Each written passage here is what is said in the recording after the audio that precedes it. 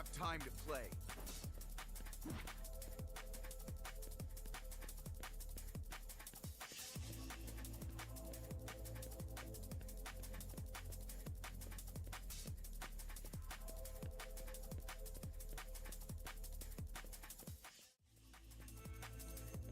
What are you waiting for?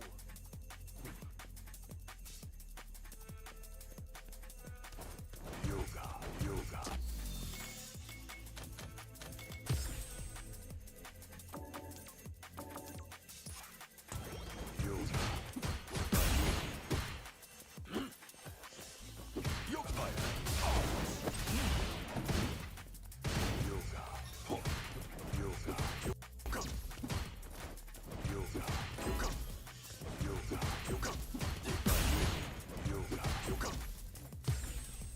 Here comes a new challenger.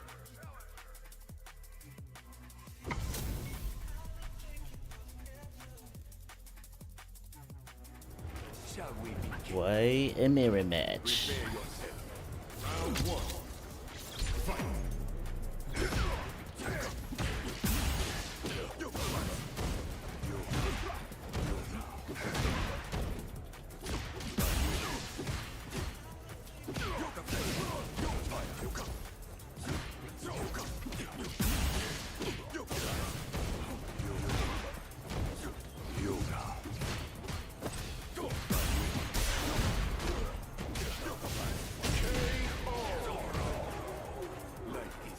Round two. Fight.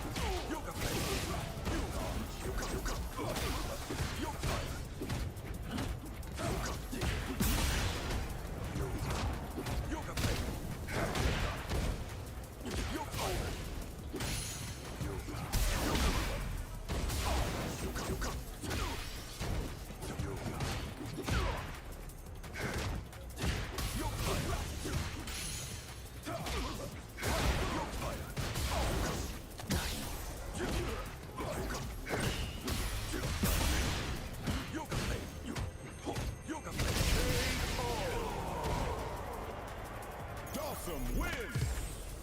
Round one. Fight.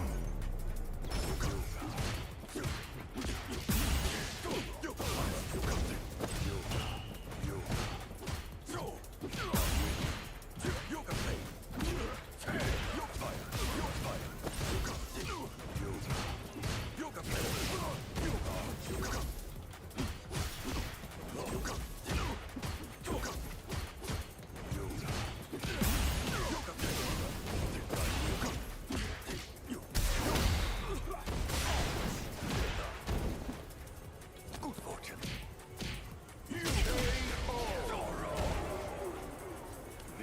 Round two. Fight.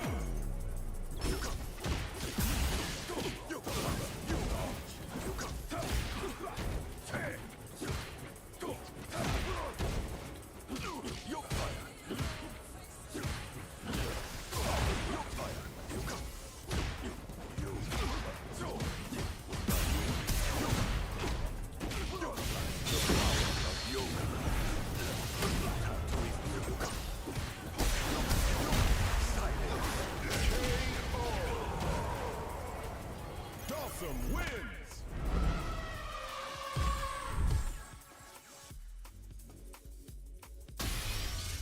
Jesus Christ, this fucking blister, man. It's fucking blister, man.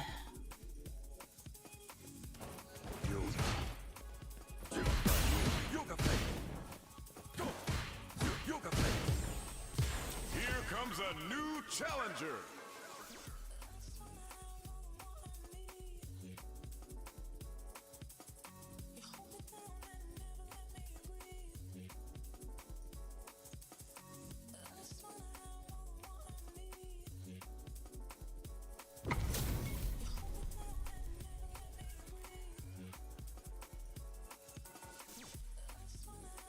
gotta do. Round one. Fight.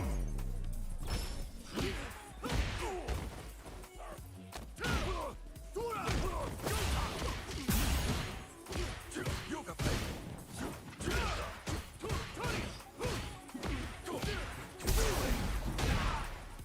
Yoga fire.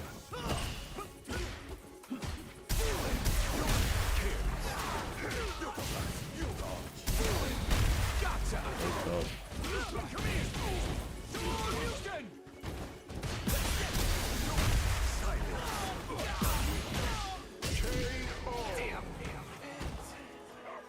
Round two. Fight.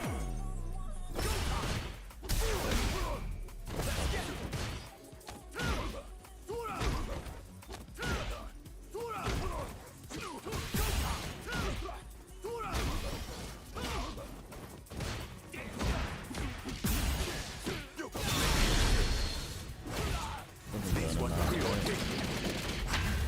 Accepting. My journey is not yet complete. Yoga play. Yoga. Go. Yoga play. Yoga fire.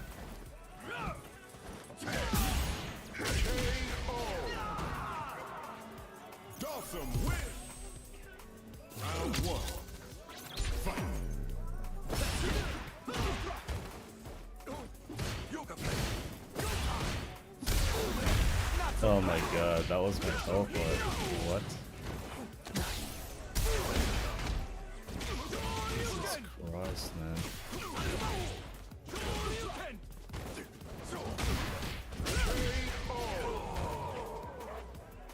Round two. Backdash is. Yoga play. Oh my god. What the fuck am I doing, dude?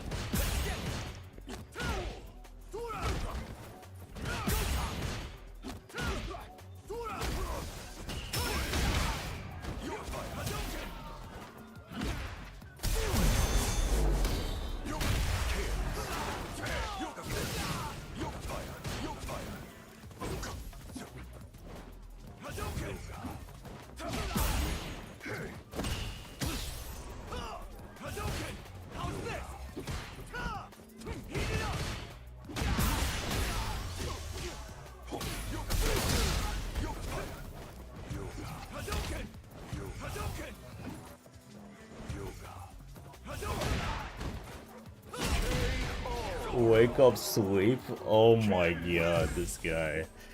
This guy! How did I lose to that?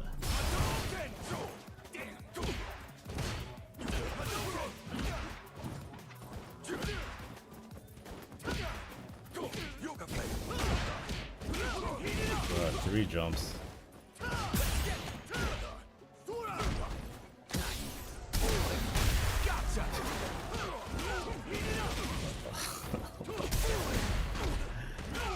He plays the shittest Ken, dude. How am I losing to this? Alright, whatever.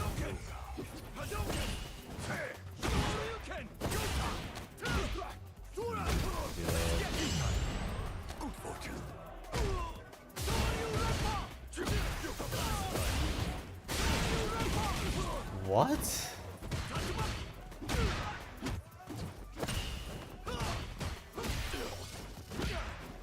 Yoga play. Yoga fire. Yoga play.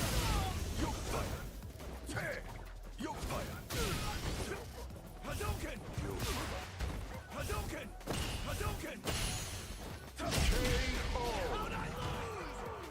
How am I losing to this, dude? How am I losing to this?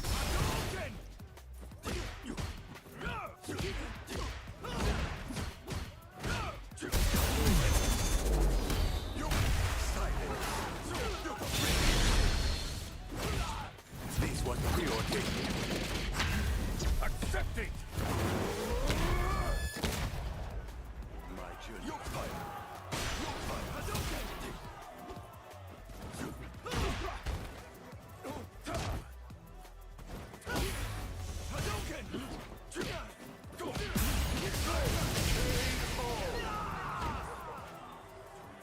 Dawson wins.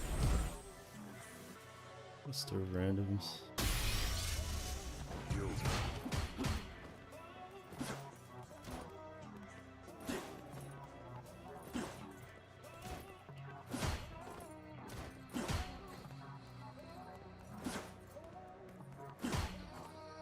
-6.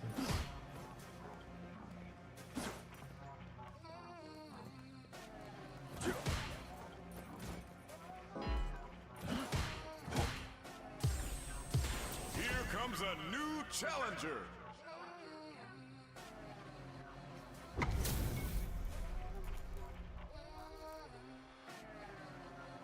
Round 1. Fight.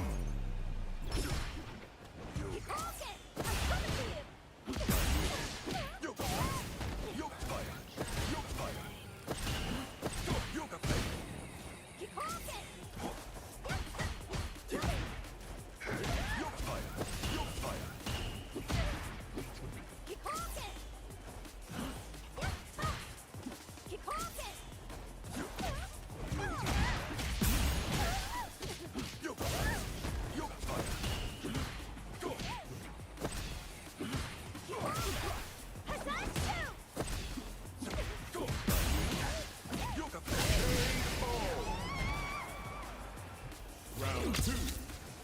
Fight.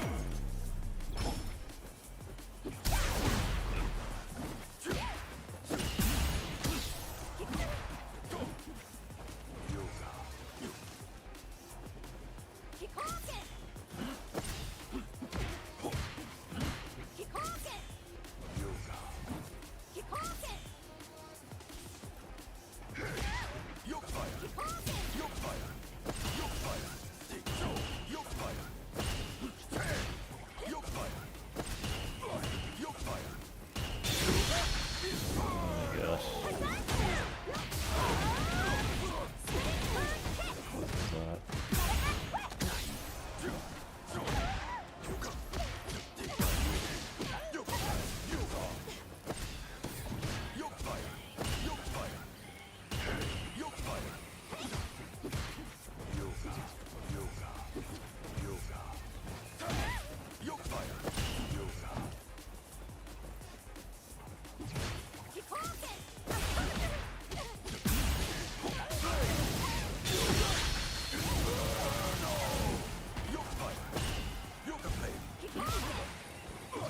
Oh shit.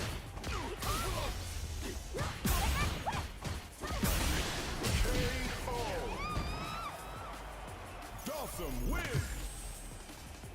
Round 1. Fight.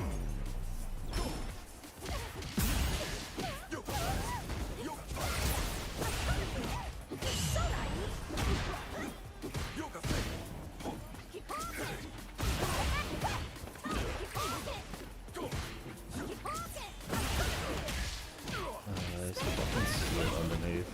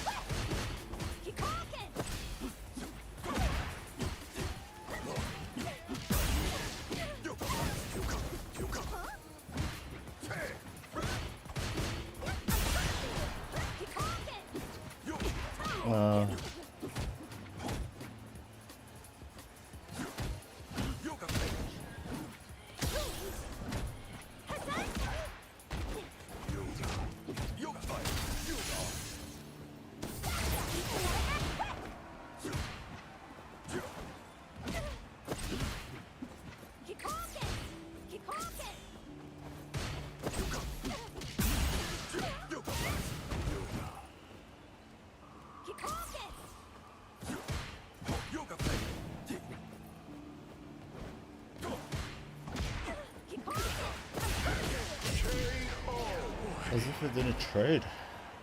Round 2. It's okay. Fight.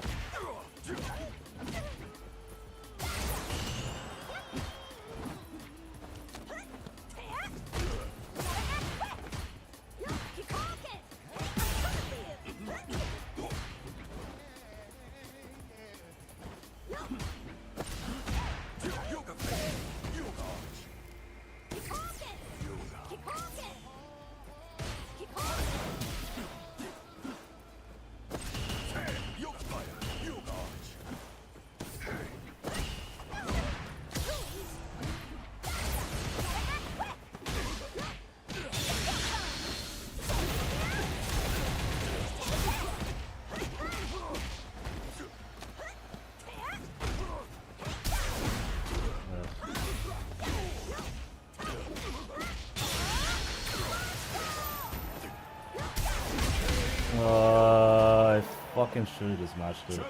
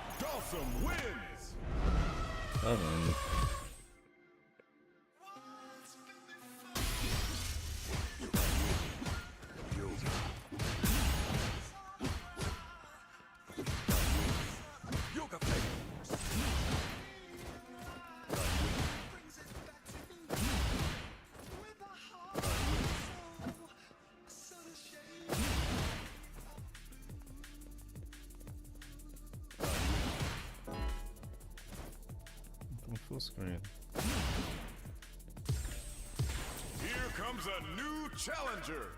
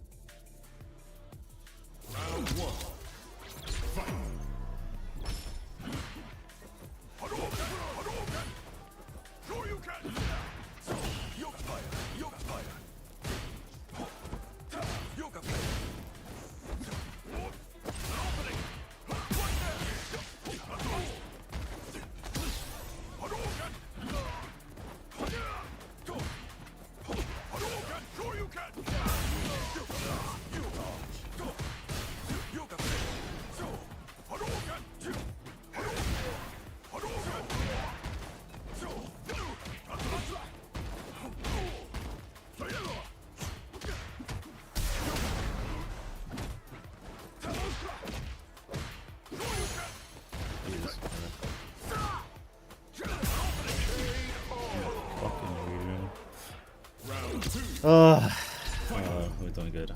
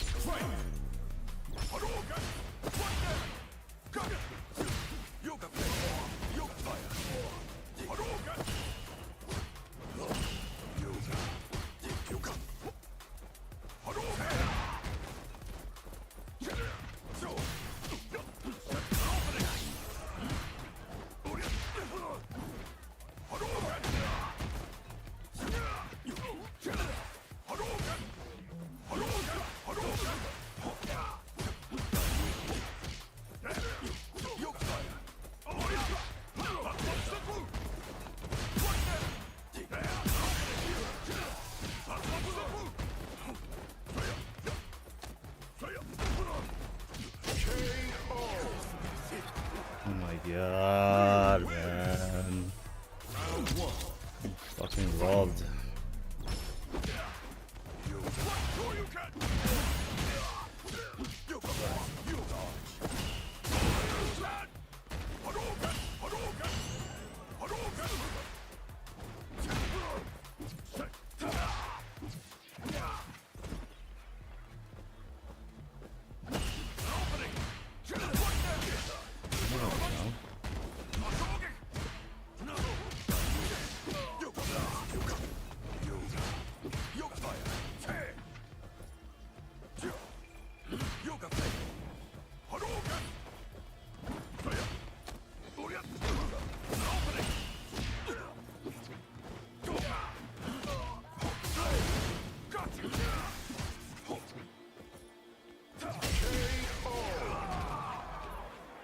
Round 2. Fight.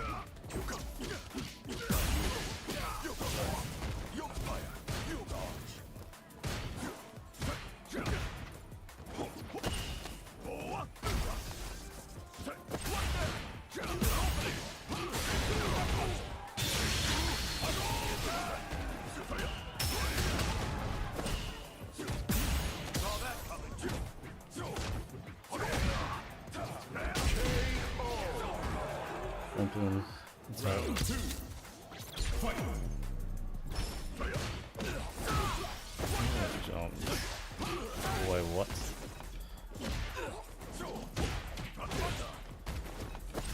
Hadouken! Shoryuken! Yoga blade.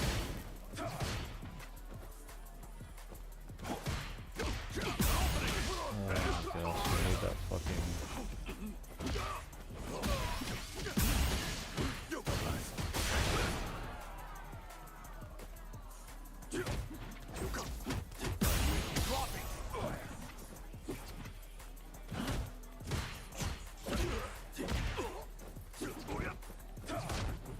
Yoga. Yoga.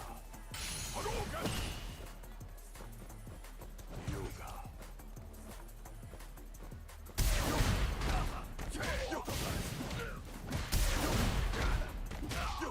Judgment awaits! Pay attention! KO! Ryu wins! I fucked it. Oh my gosh. Yoga blast. Yoga blade.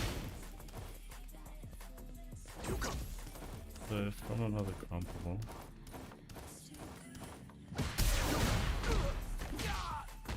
Oh, should have done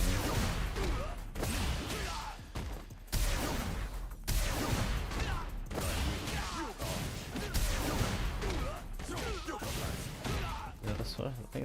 That's what I should have done. Yoga blast.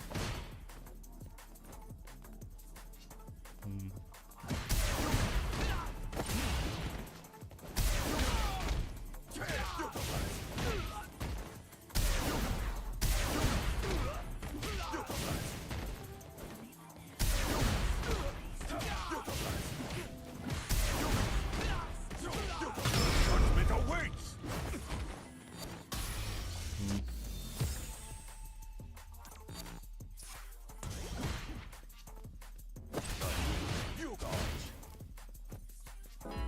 Could have done maybe level 2.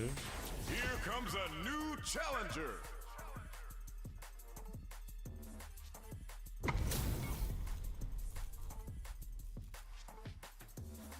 Here's round 1.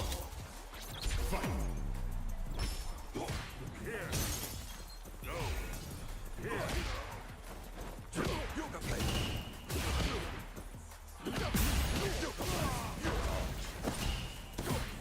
Yoga blade.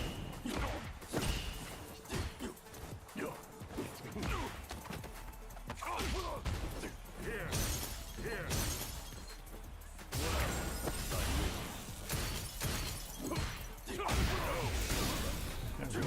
Can't really dodge that.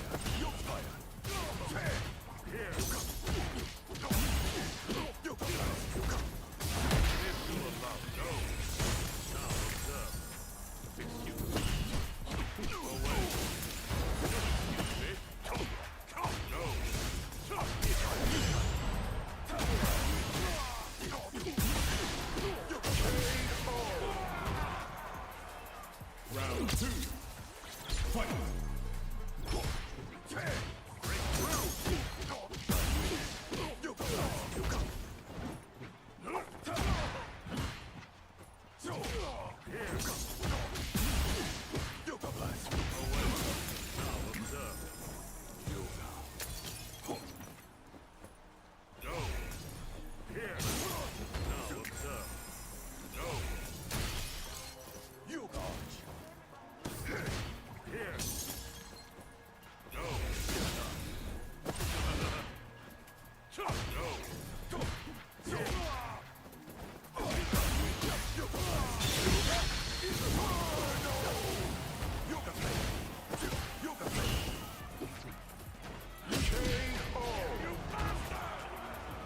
Dawson wins! Round 1. Fight!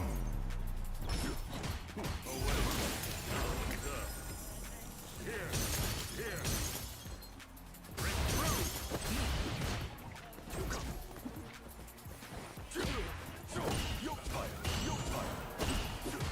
Here! Break through! Here! Go!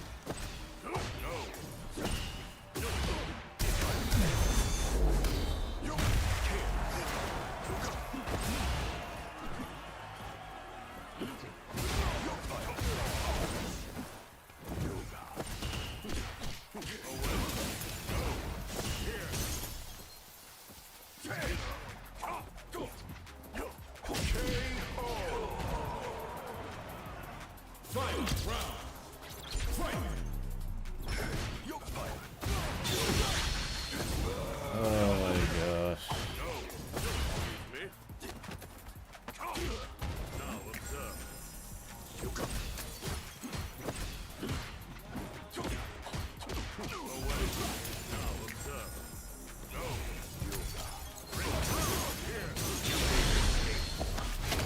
Care to hear how this ends? Just let me get to 16, please. Oh my gosh.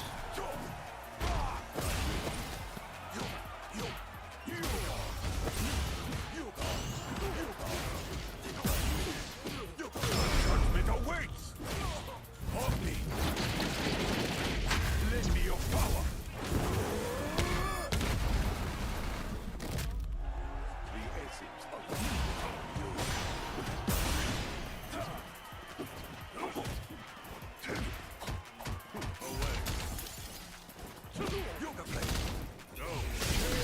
Oh my god.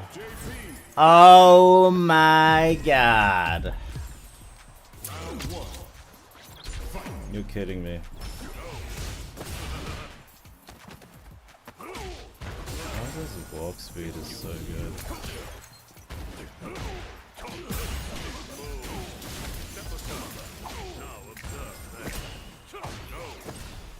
cease and desist.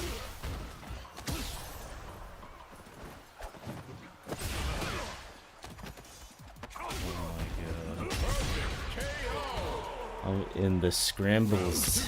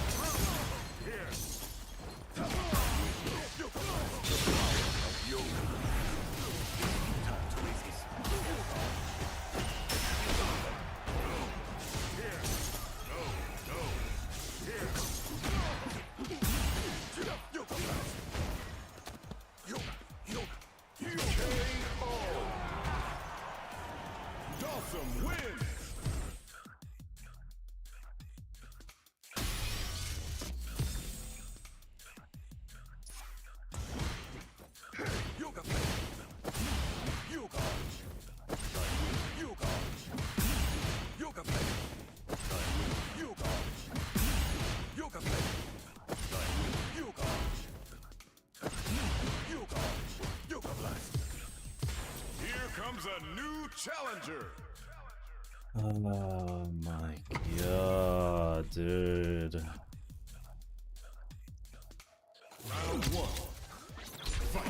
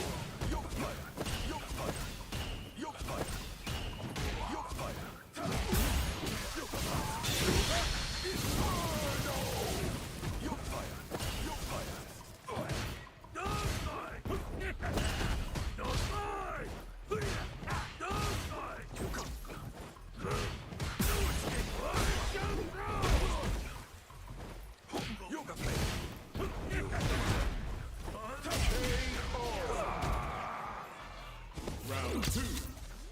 Fight.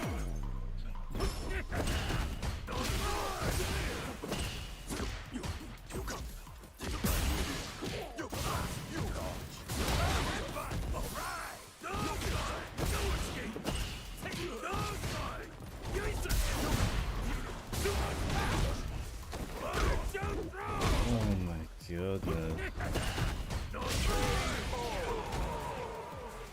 You know what? I think I need to know how to perfect parry that string.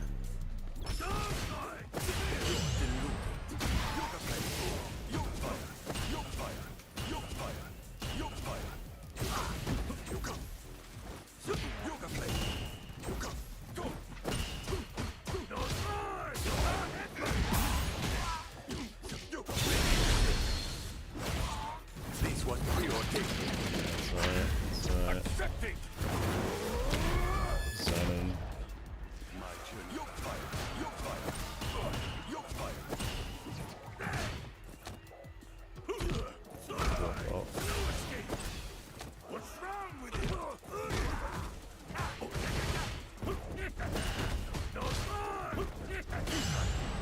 You're lost in thought.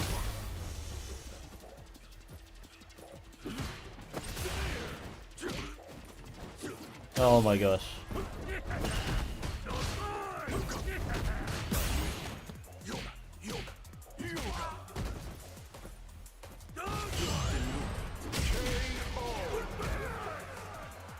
Dawson wins. Round 1. Fight. Where are you going? No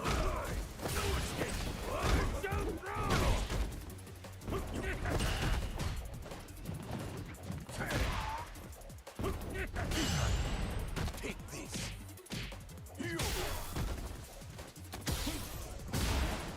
God.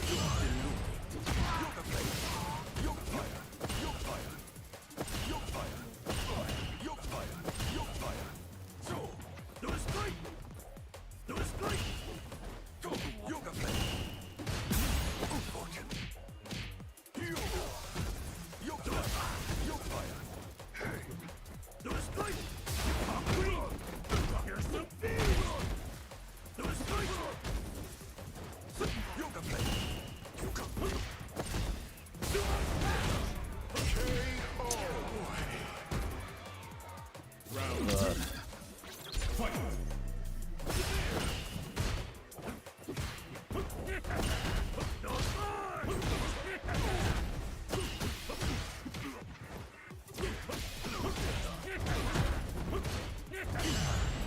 Good fortune.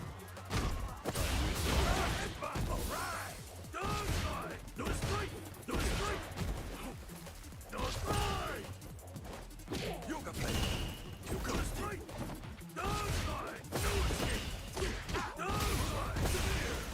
Judgment awaits.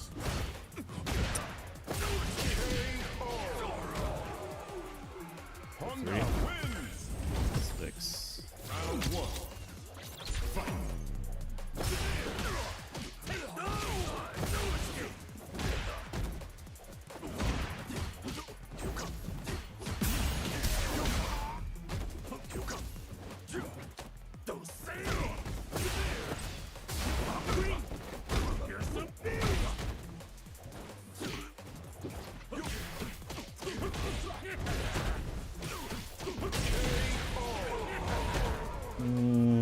Round 2.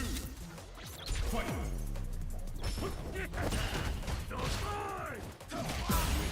Take this. Yeah, so it's doing a lot of empty now.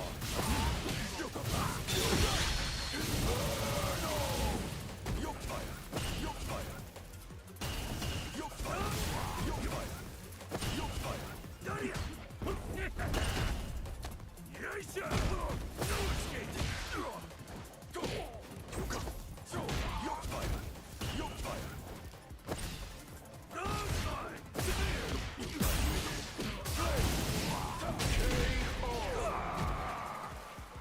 Final round. Fight.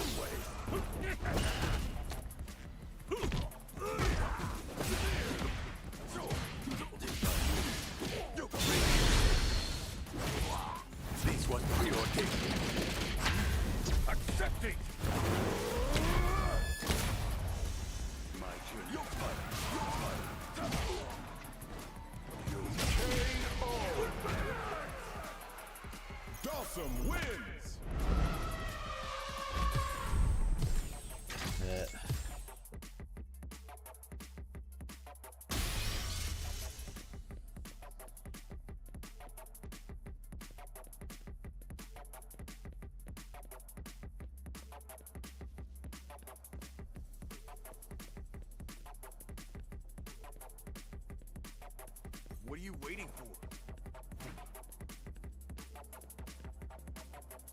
This is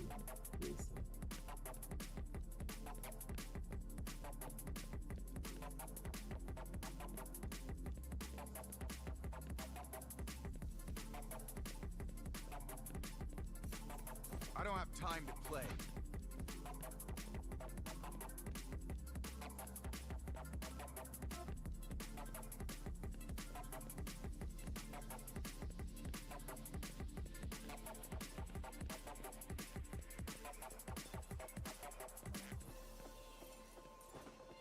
What are you waiting for?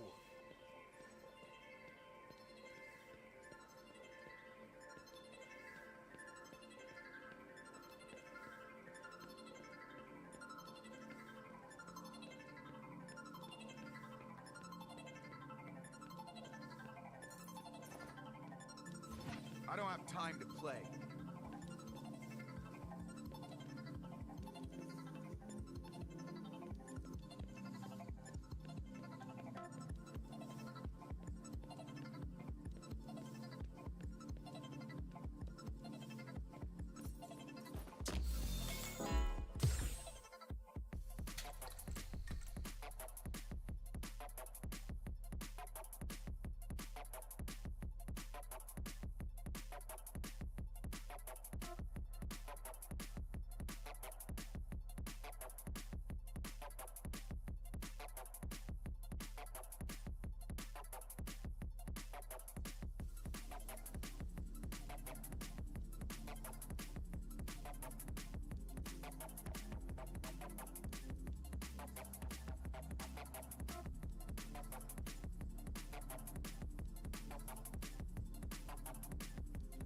Online. Custom room.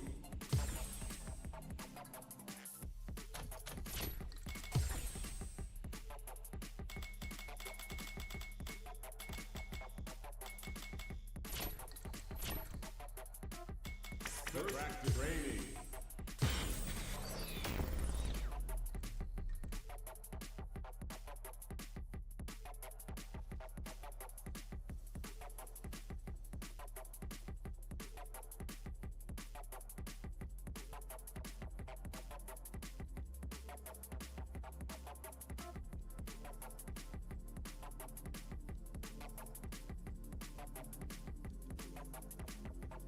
Training room.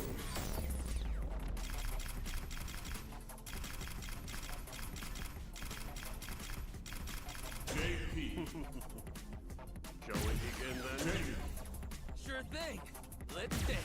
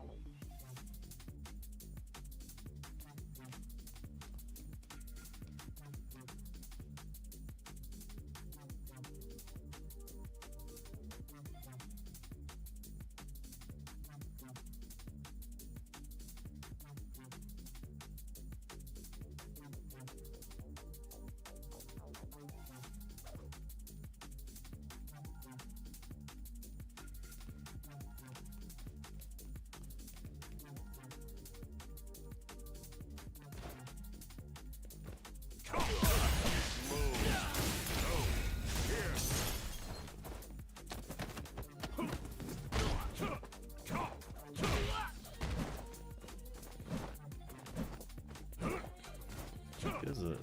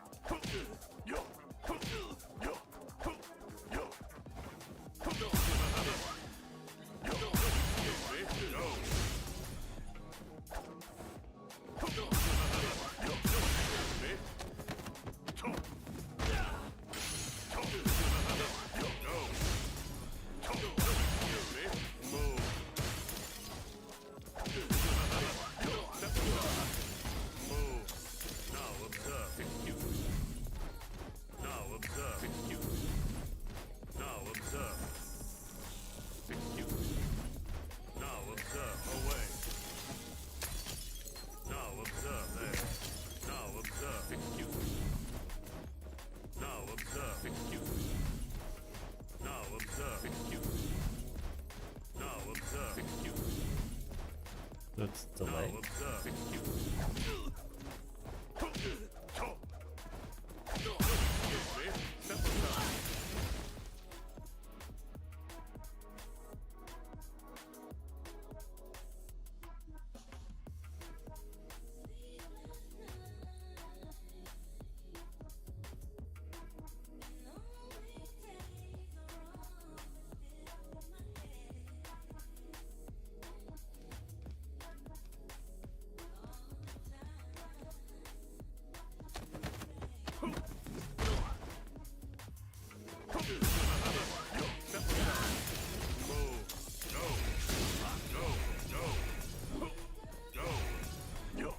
I didn't even know that fucking move. What the fuck is it?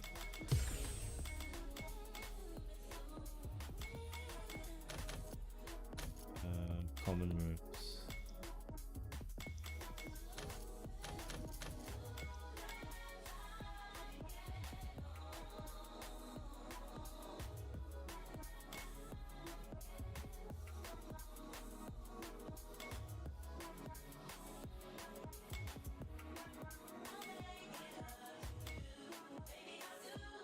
It's down? Down? What the fuck?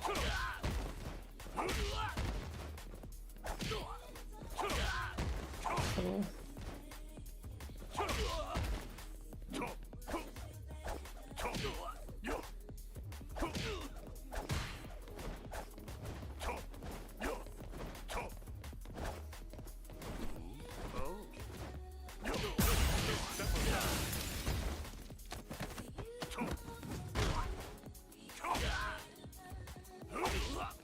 So let's see if I get a punish card.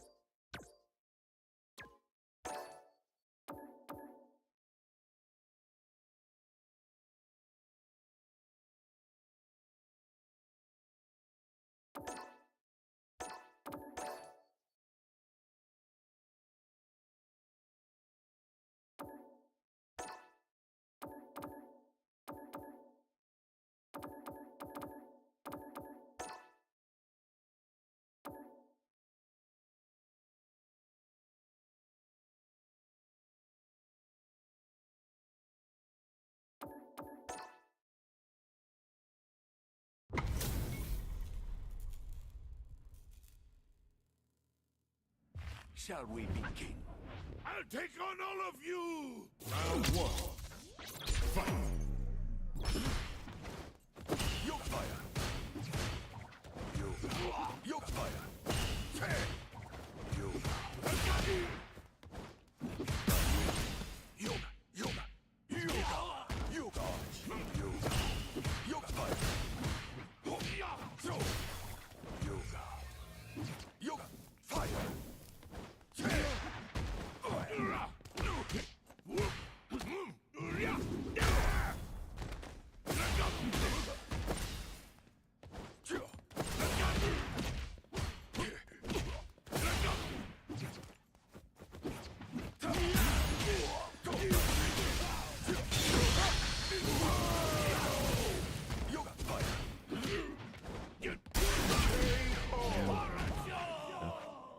This is the power of a yoga master. Round 2. Fight! Yoga fire. Yoga coming. Yoga arch. Yoga coming. Yoga arch. Yoga flame. Yoga fire. Yoga coming. Yoga arch. Yoga coming. Yoga fire. Hey. Yoga arch. Yoga coming. Yoga arch.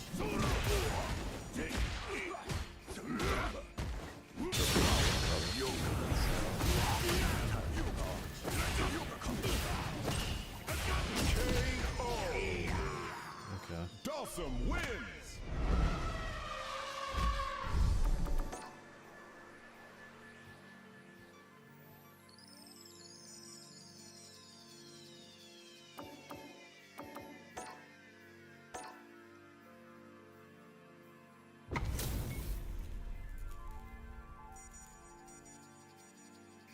Shall we begin?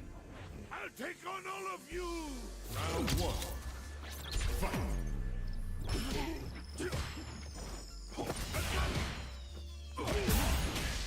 Yoga flame. Yoga arch.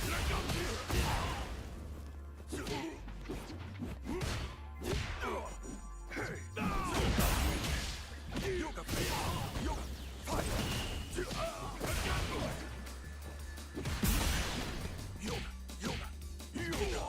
Yoga flame. Yoga fire. Go.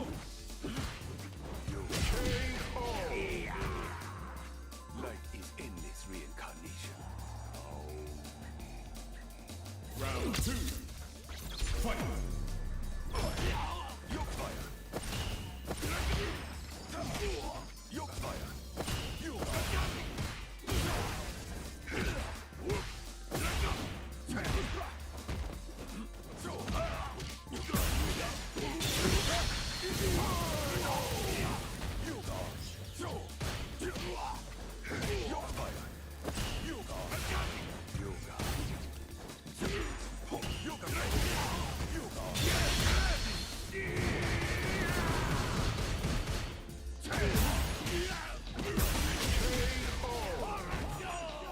Dawson wins!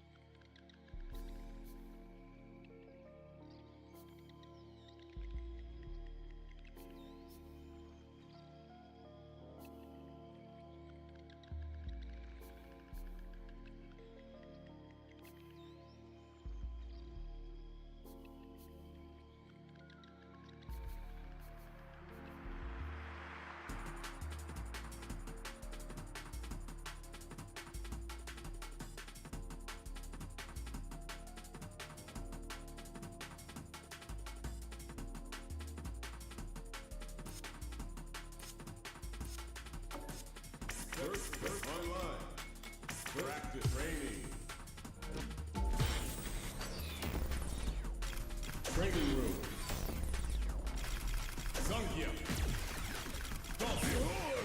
body of courage. Guide you.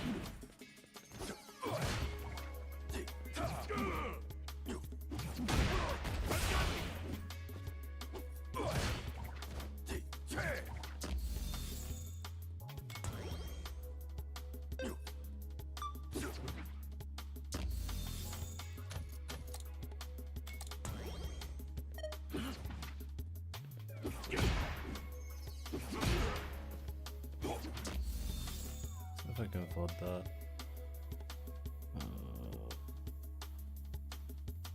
How do I afford that? How the fuck do I get into this link? How do I go to this link? Stream settings, blah blah blah blah, stream health. How the fuck do I go here?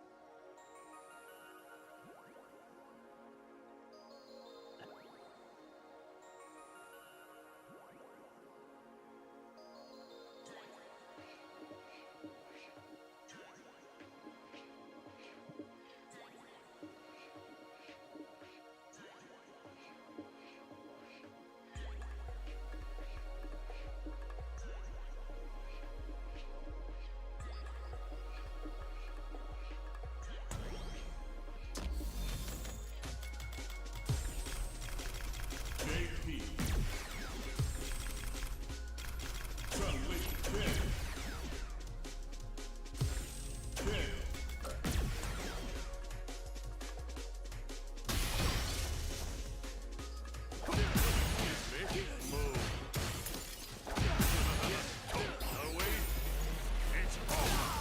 What is that?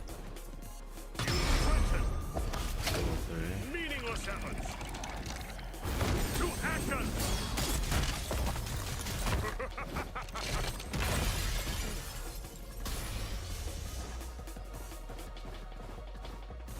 This is level 3.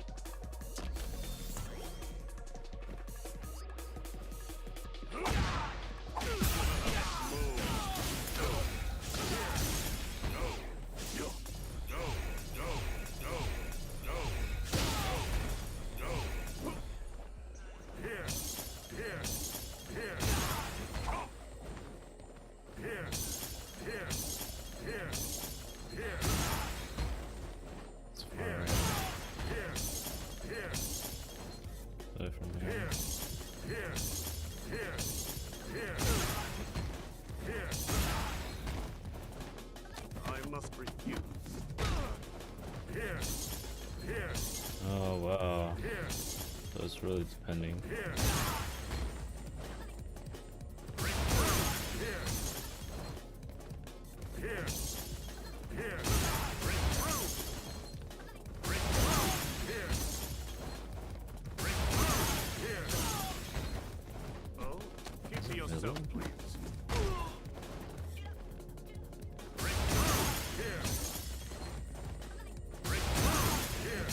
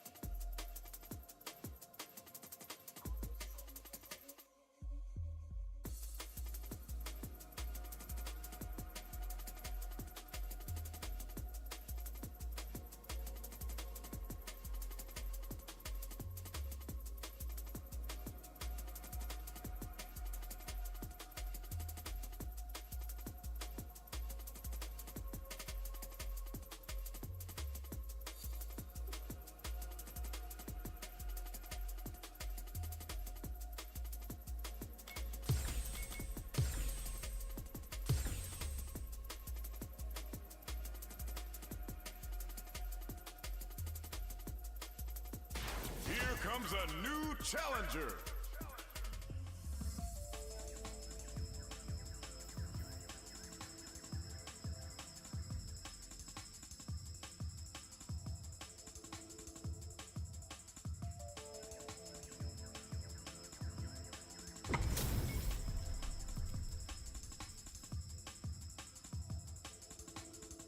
Here's round one.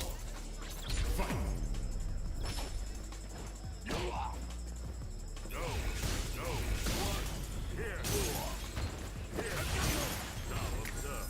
Here. Now observe.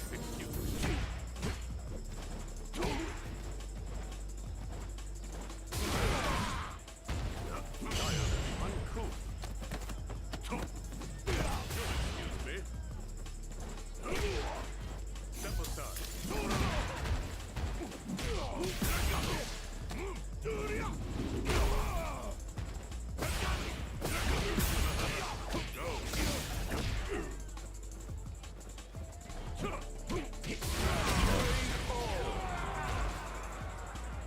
Round two. Fight. Now observe.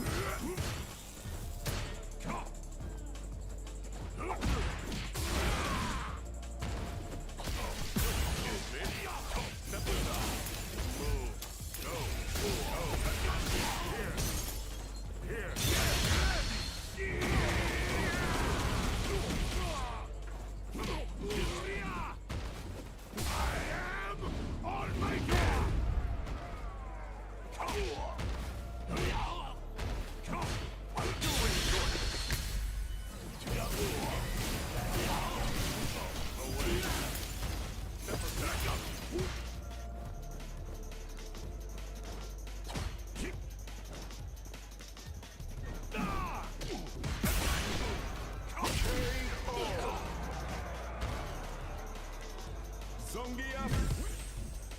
Round one. Fight.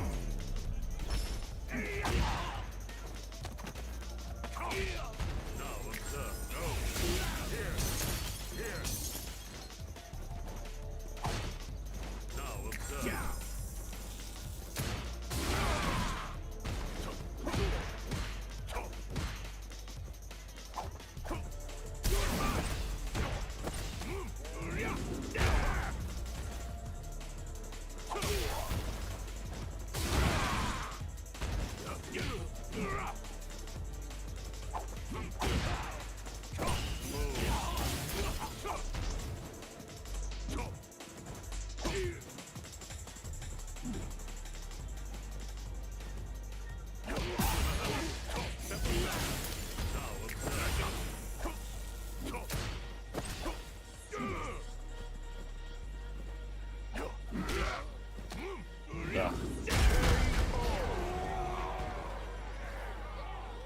Round two.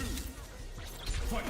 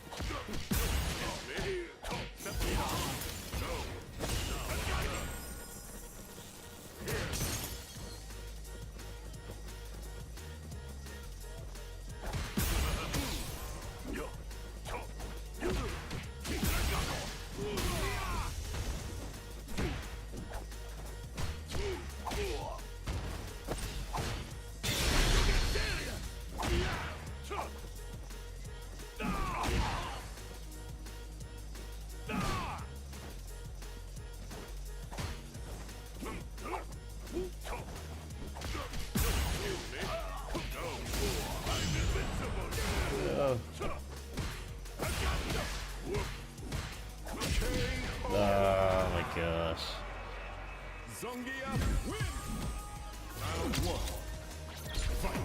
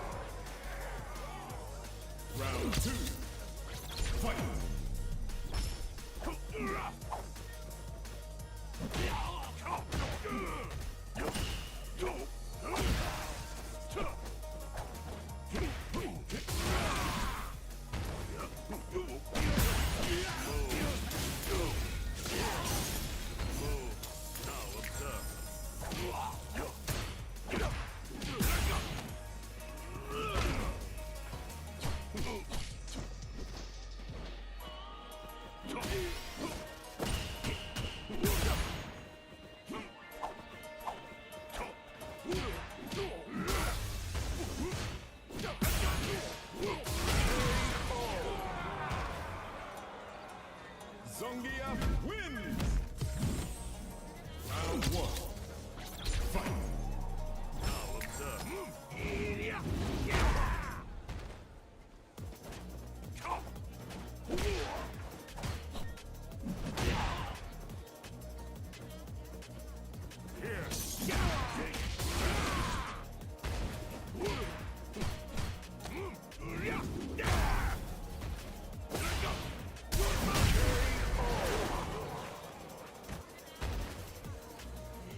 Round 2.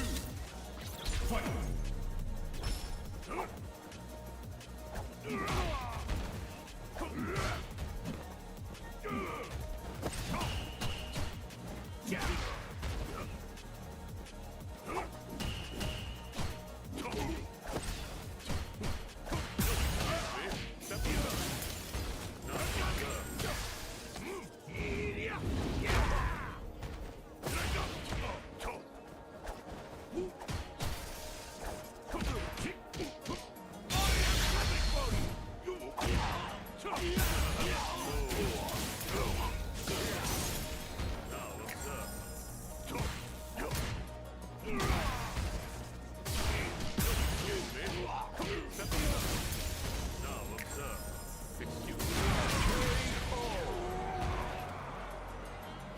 Zongia wins!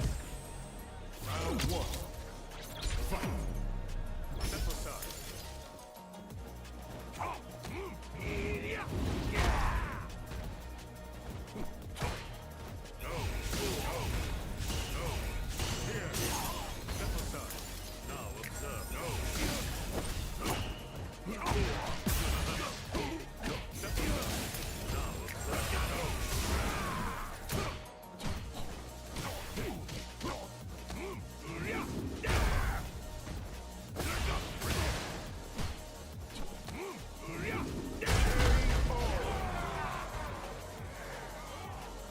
Round 2. Fight! Now observe. Now observe. No. Now observe.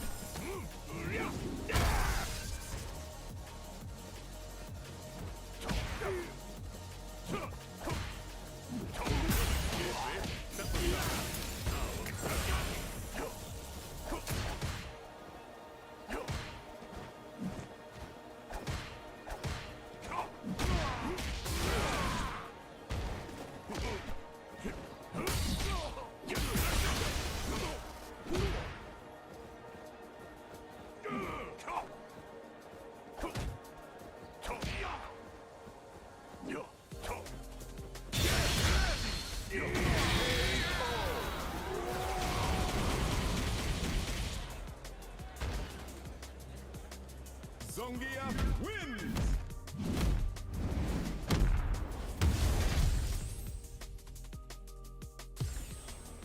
Round 1. Fight!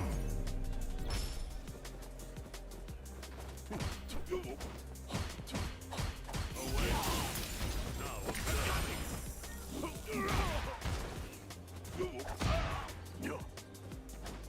Now observe.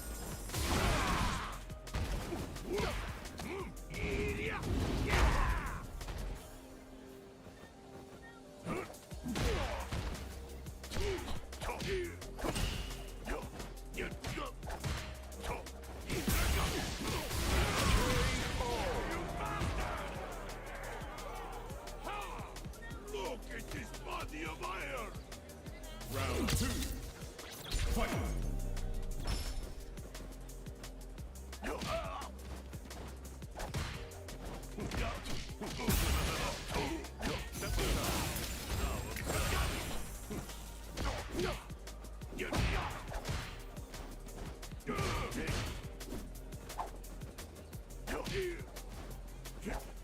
Now observe.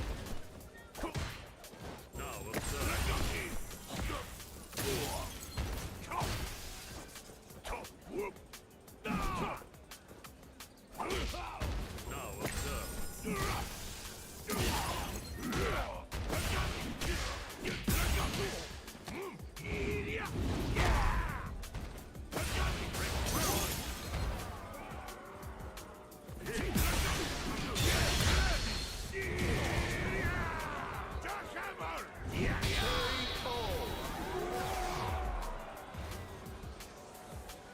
Zongia wins!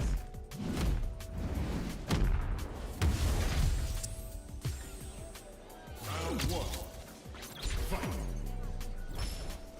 No, no, yeah!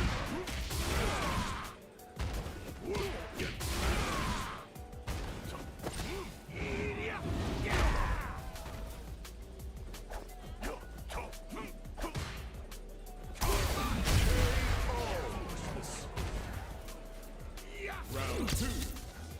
Fight! Fuck.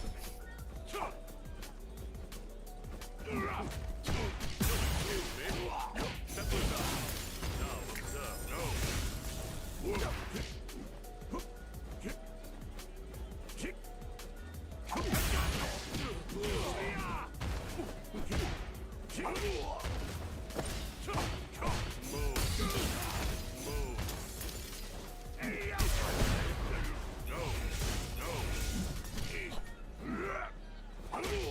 Now observe.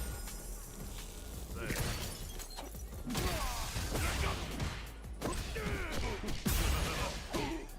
Away. It's over. Now observe. There. Now observe.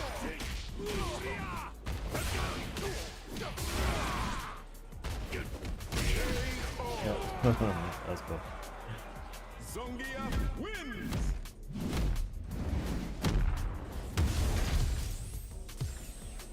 Round one. Fight! Siberian Express! Whoop!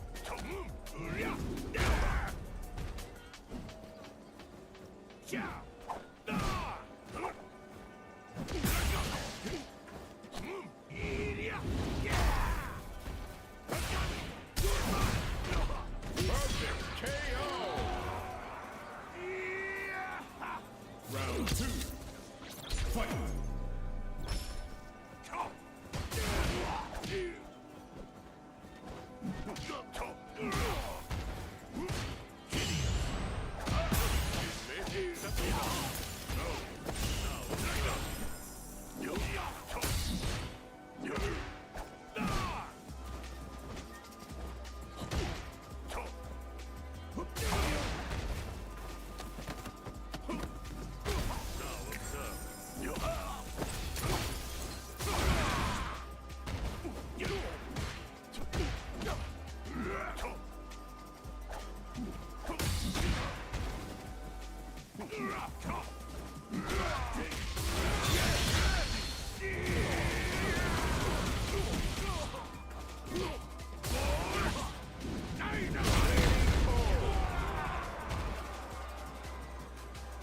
Zongia wins!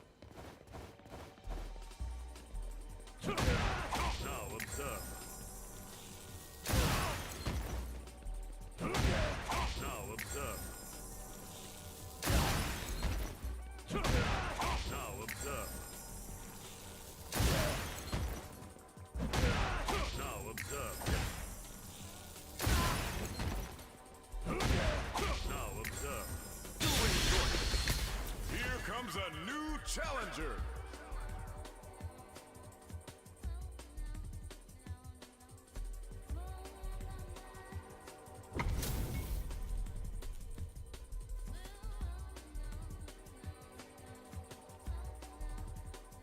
Here's to round one. Fight.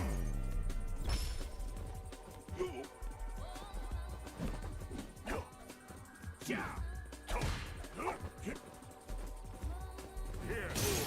Move. Now observe.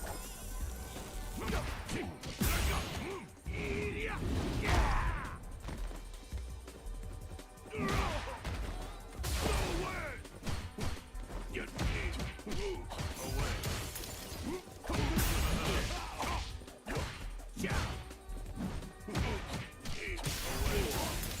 Now observe. Take.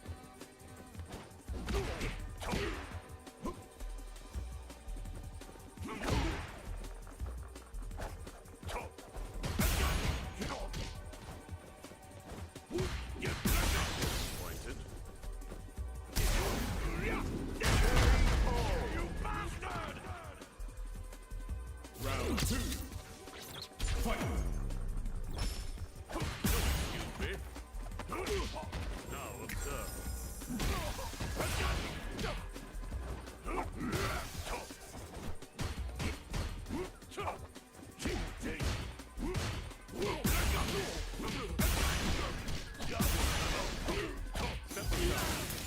Away. Brace yourself. Oh.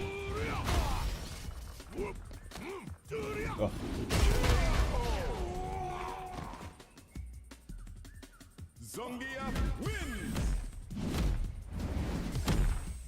Round one. Fight. Now.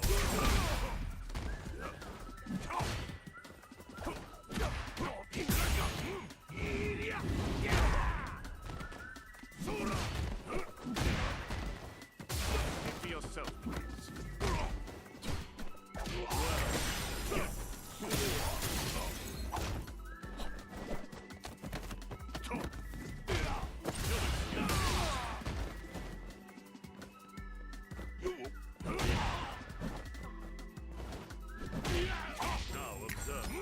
Now observe.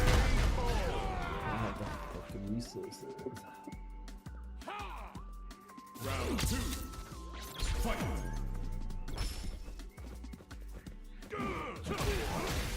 Now observe.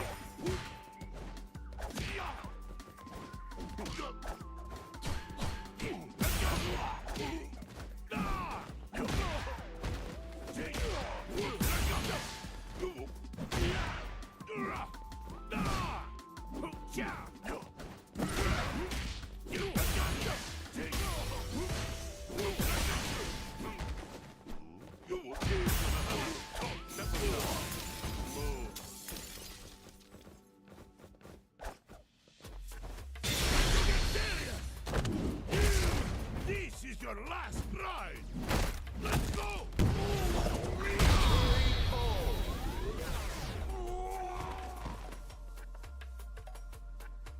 Zongia wins. Round one. Fight.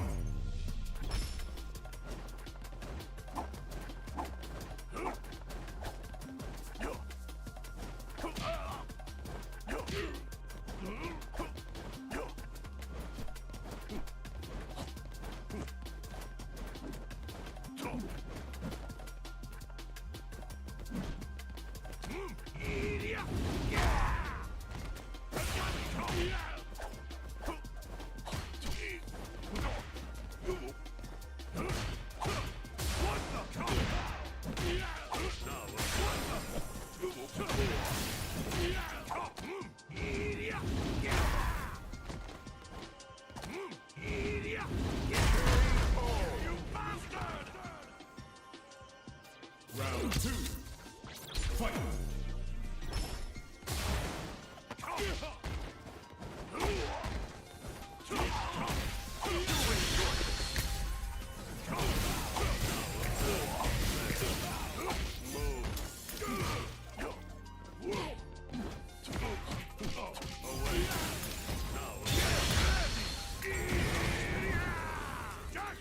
Counter! Now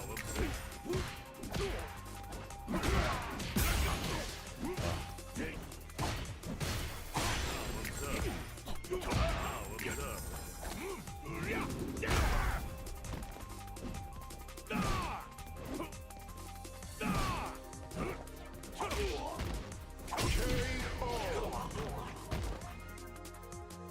Zongia wins!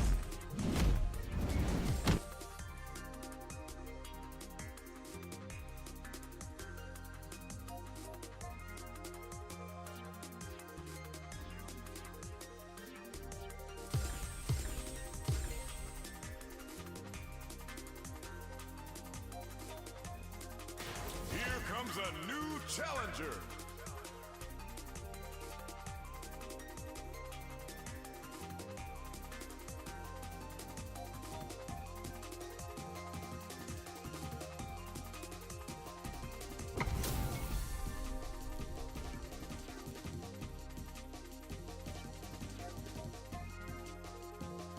Let us begin. An honor. Round one. Fight!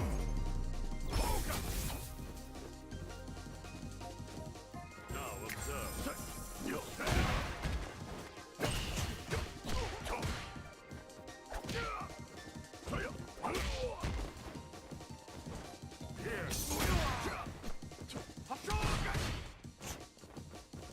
Here.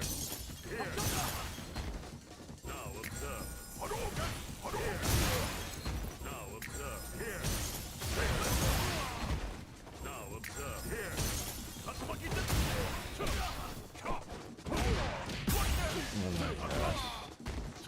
Not good enough.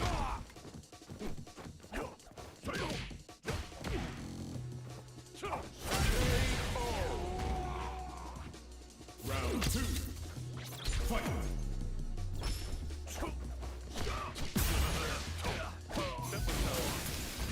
Now observe. Now observe.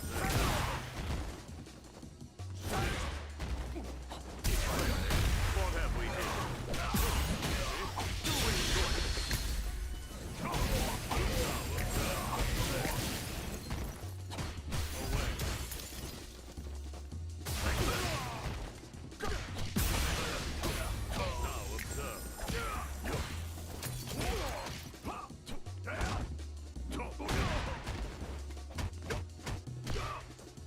Now observe.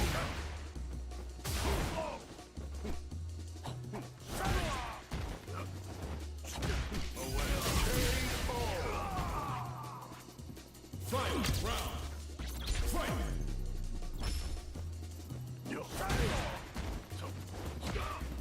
Cease and desist.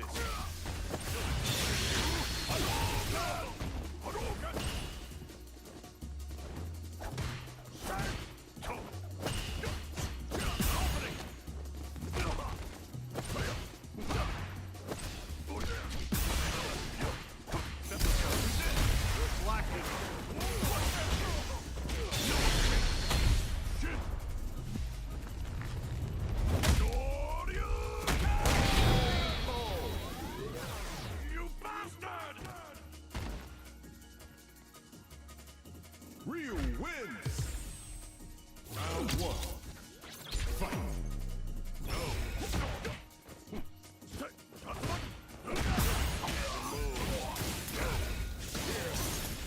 observe. Now observe. Move.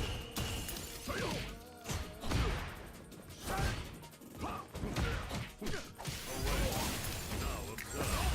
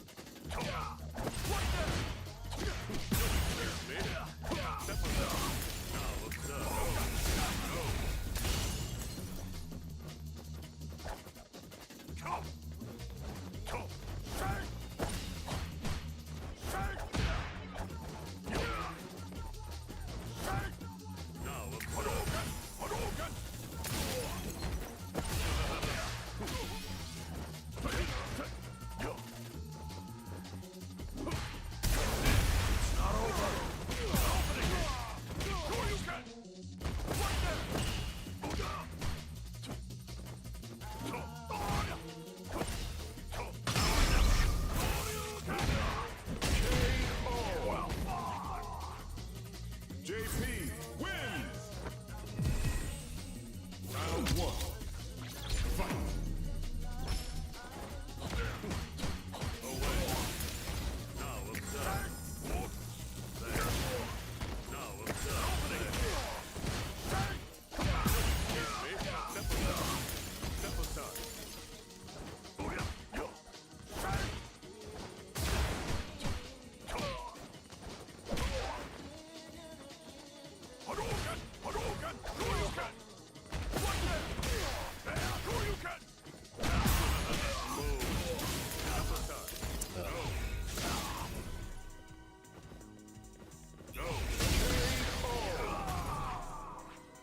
Round 2. Fight!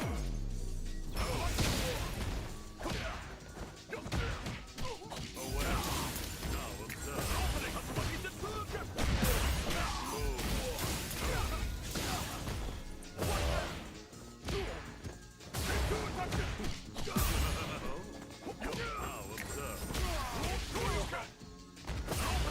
Pay attention.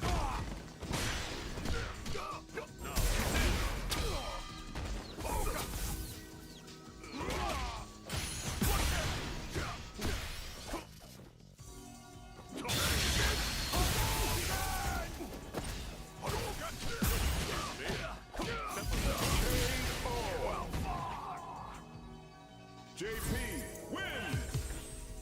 Round 1. Fight!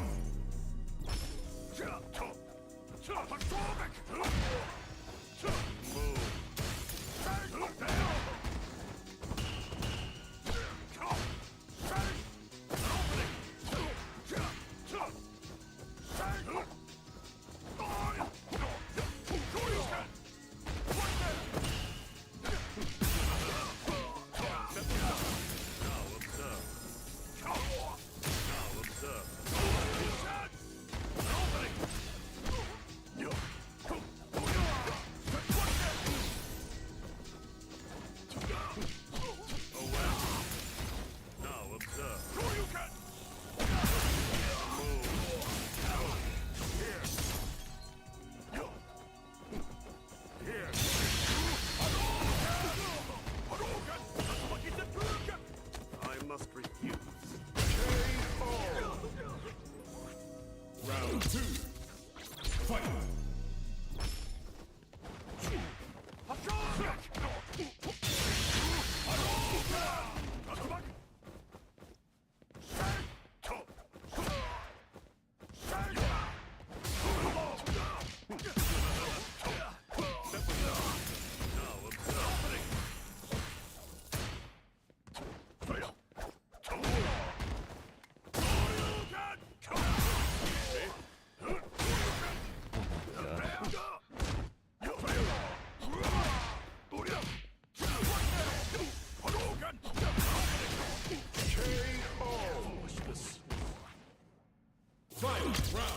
He didn't really click as much.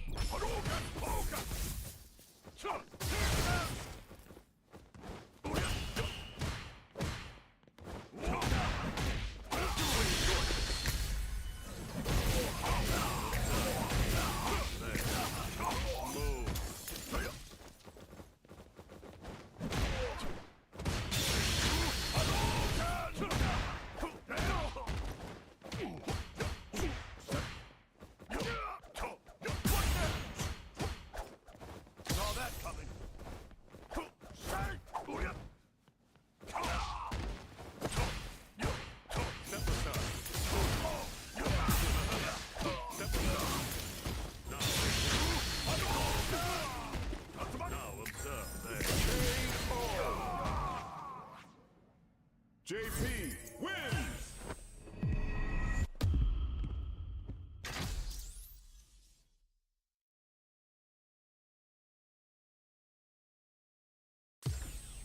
Round 1.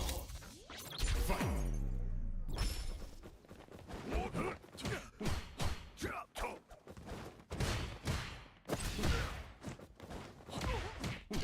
Away. Now observe.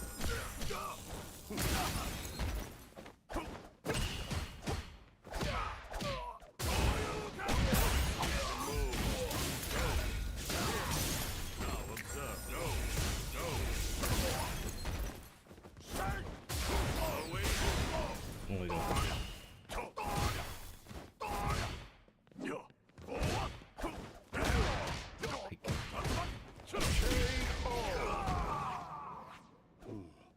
I expected your story to be. Round 2.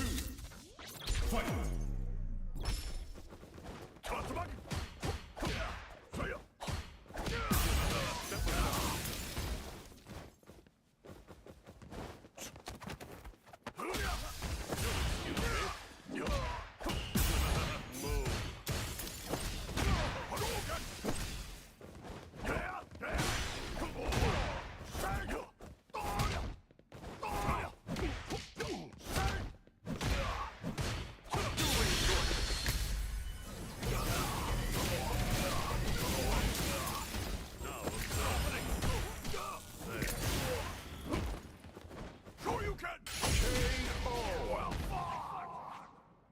JP wins.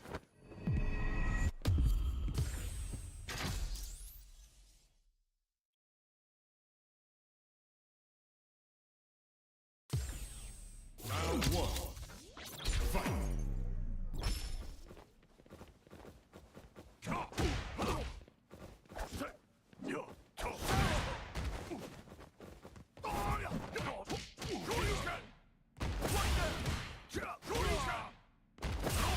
This is my chance.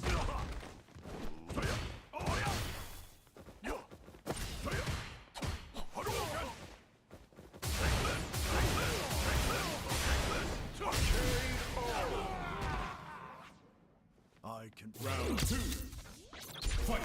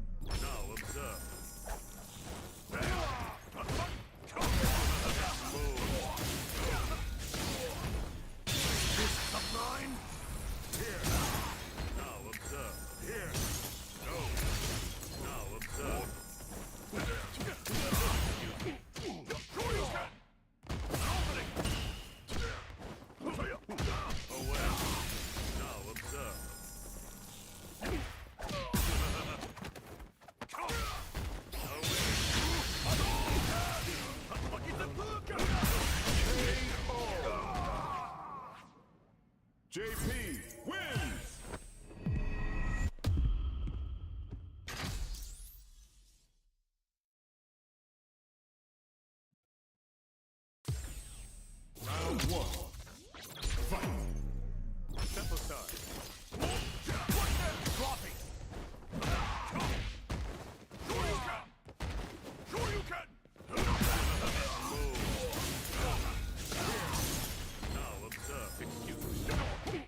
Sure you can.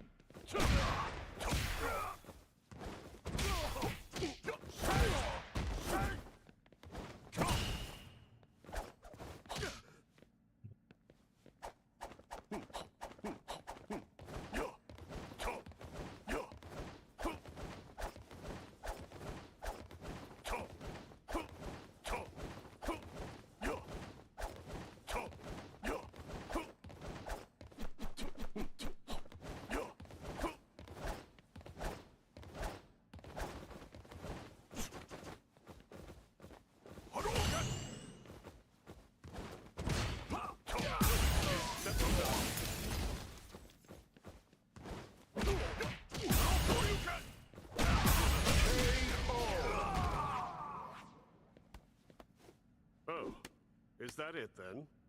Round two. Fight.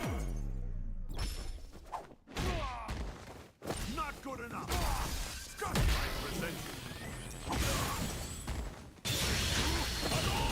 Excuse me.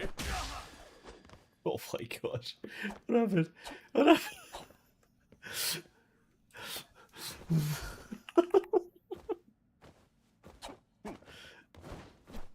What happened? Okay. There you go.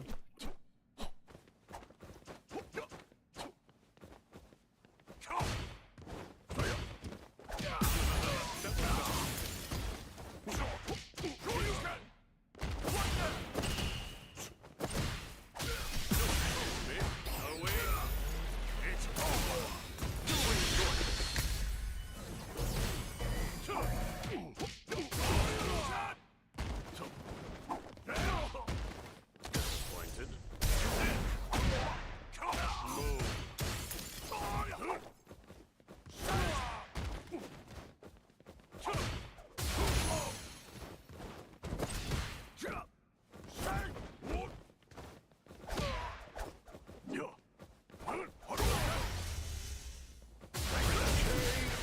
Oh, it's too slow. Final round. Fight.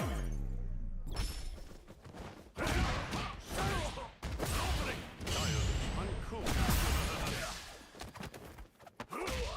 Now, what's the move? Now observe. Step aside. Now observe. Here.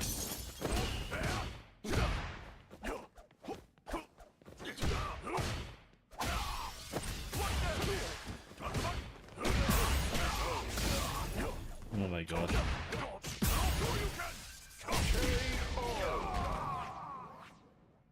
JP wins.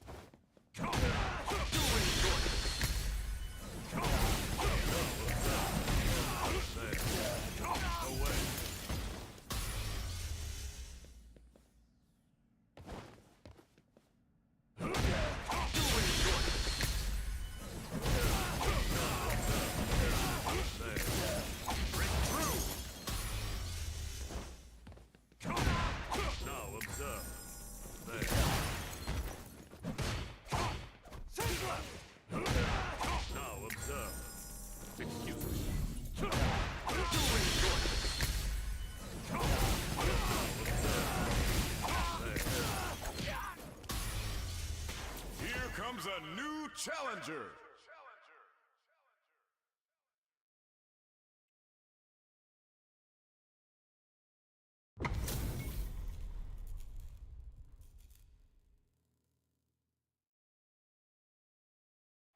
Round one.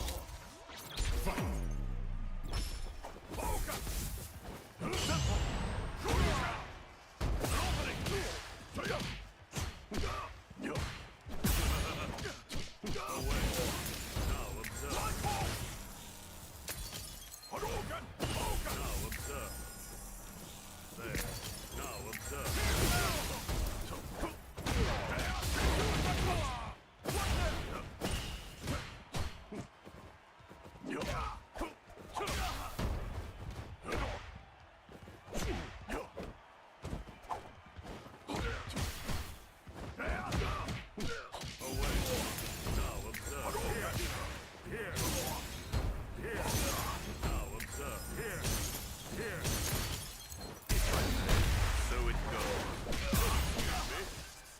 Oh my god.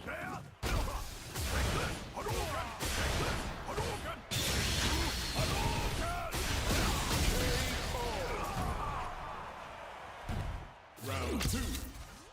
Fight.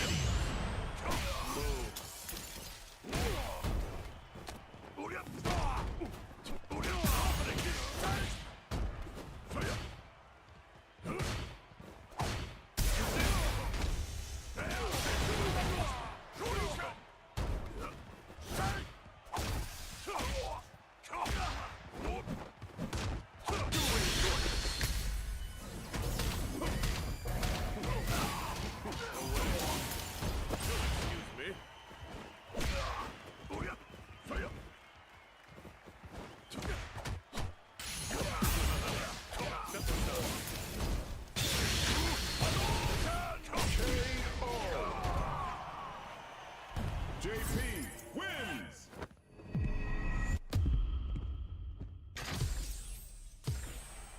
Round one. Fight!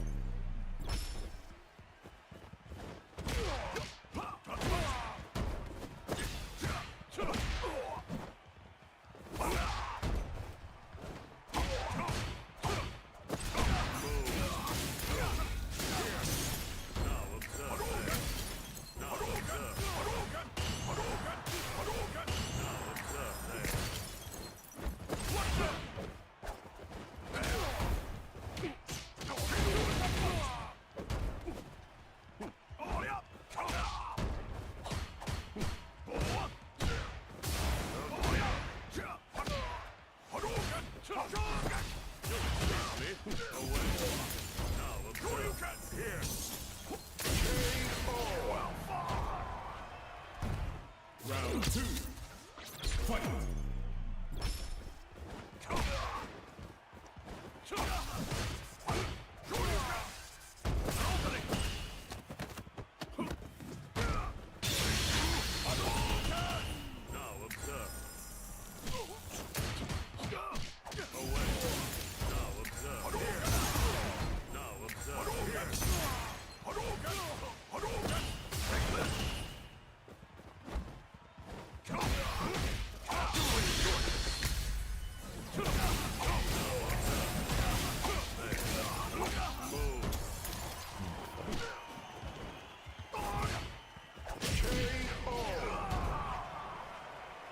JP wins!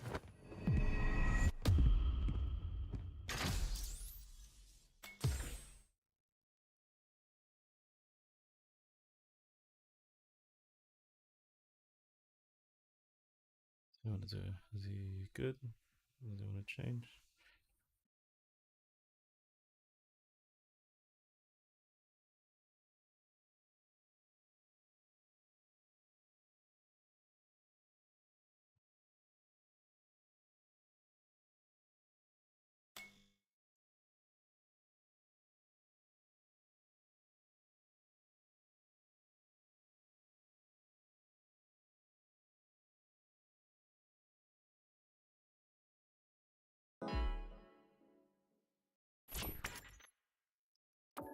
Awesome.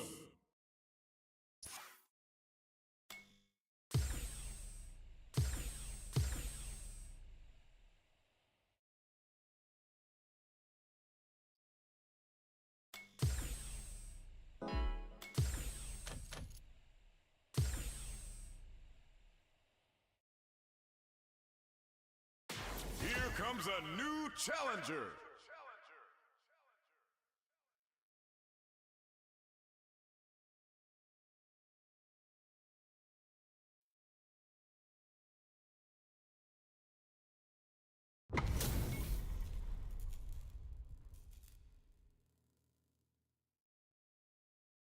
Round one. Fight. You dodge. You fire.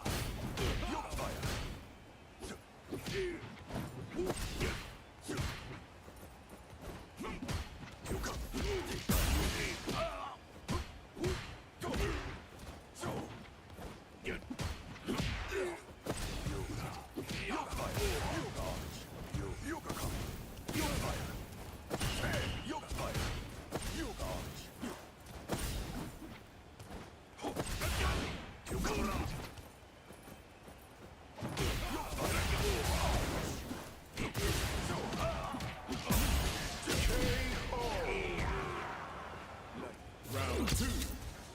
Fight. You dodge. You dodge.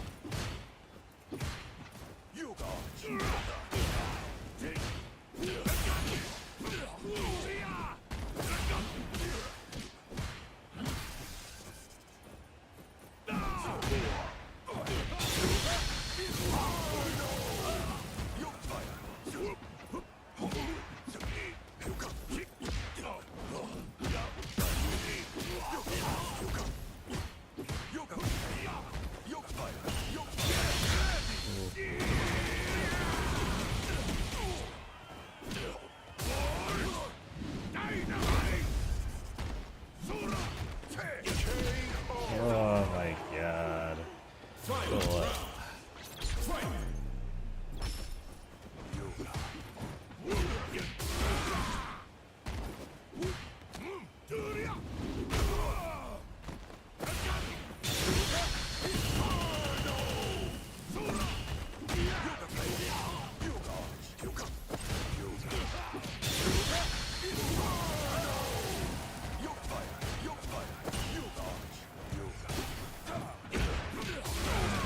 my god.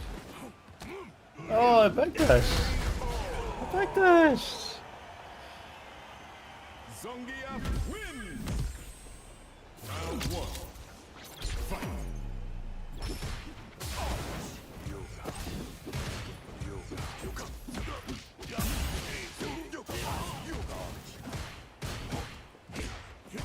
Siberian Express.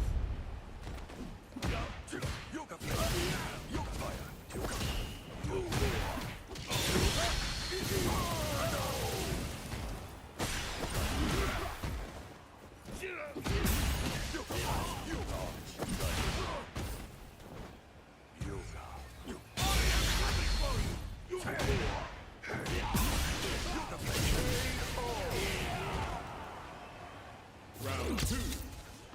Fight. Yoga fire. You dodge.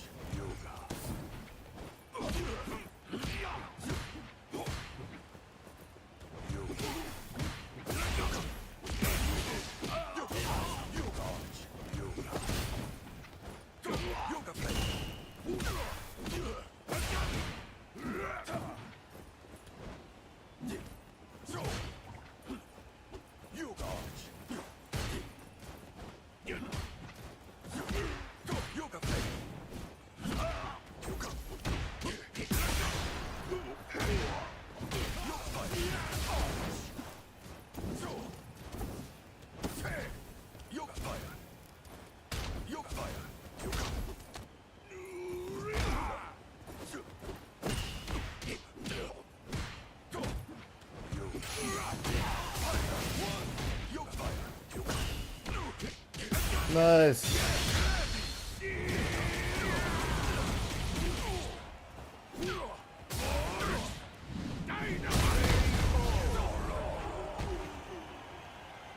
Final round. Fight! So, yoga fire. Yoga fire. Yoga.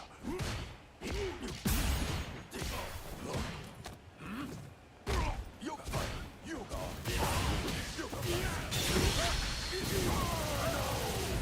Yoga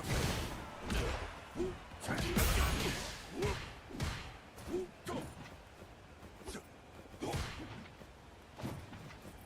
Yoga fire. Yoga fire. Yoga. Yoga.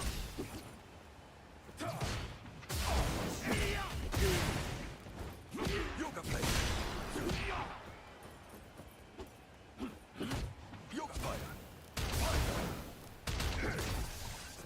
Yoga.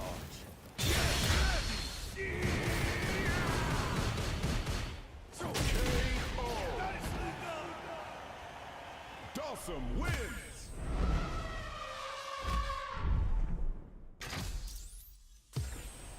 Round one. Fight! yoga. Yoga fire. Yoga fire. Yoga. Yoga. Yoga. Yoga.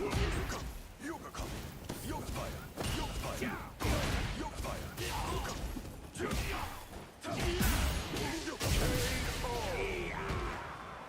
Lightning. Round two. Fight! Yoga. Yoga. Yoga. Yoga. Yoga. Yoga. Yoga. So, yoga fire. Yoga. Yoga. Yoga.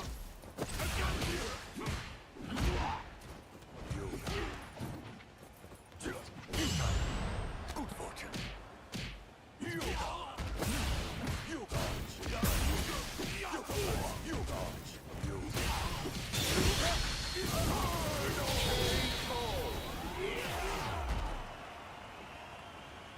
Dawson wins!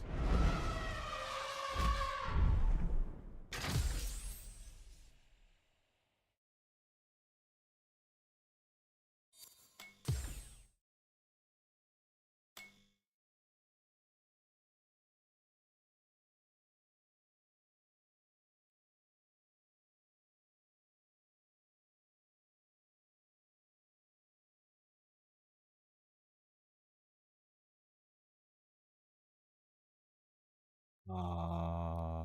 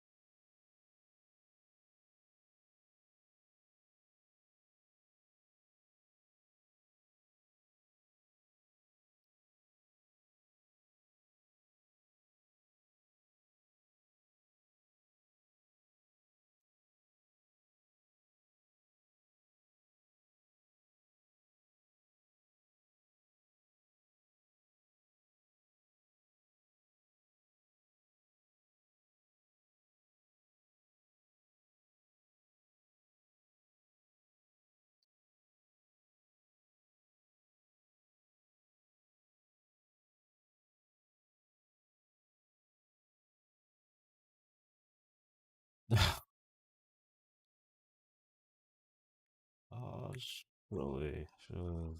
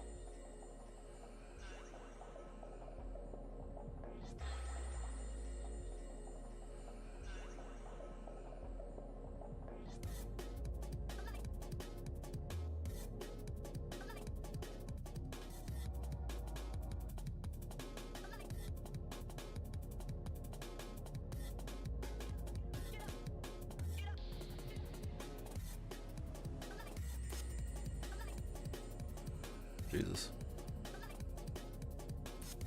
Fighting ground.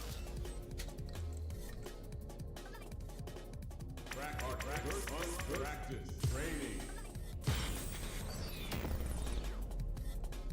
Training room.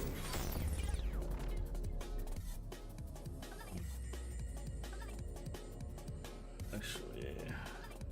I'll do that on my main account.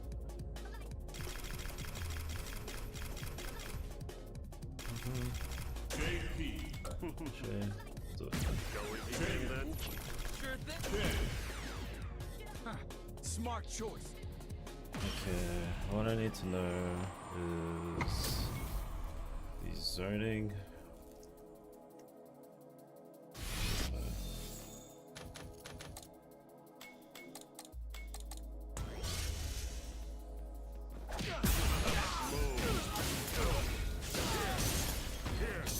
Now observe. Here. Now observe. There. Now observe. There. Now observe. Excuse me. Step aside.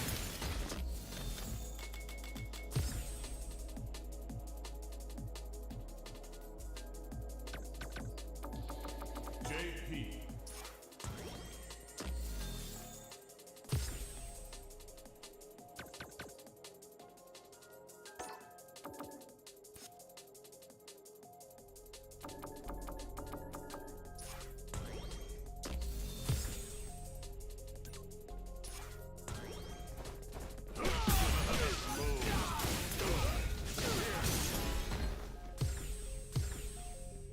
Here comes a new challenger.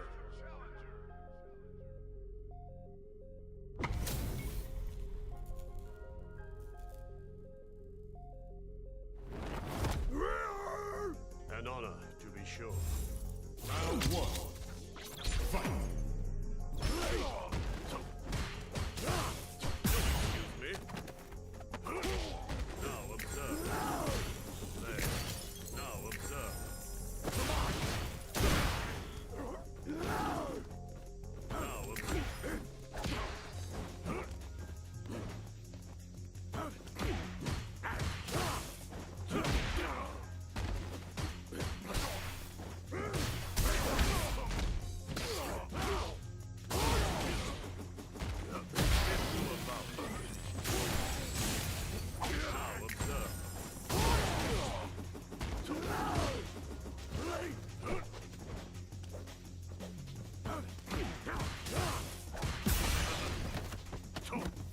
Now observe. Now observe.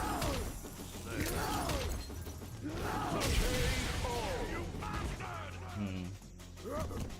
Is that Round two. forward is level 1.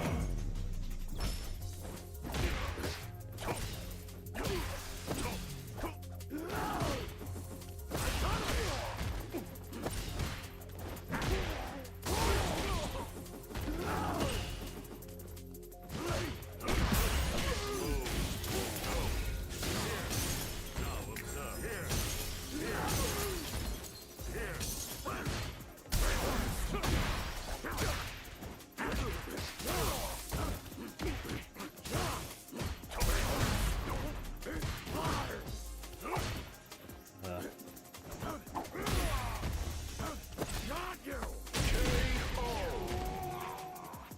Blanca wins!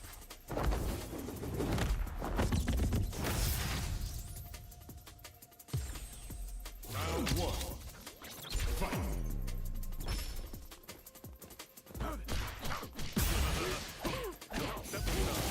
Now observe. Here.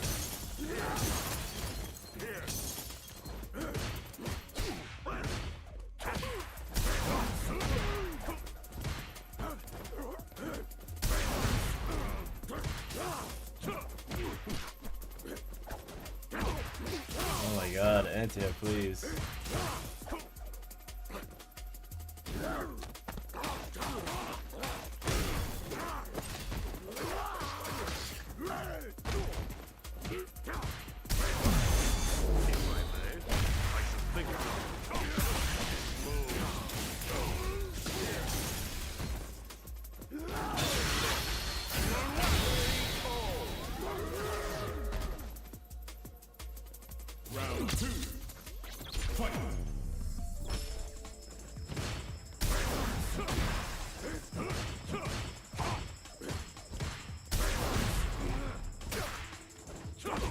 Oh my god. What have we here? Move.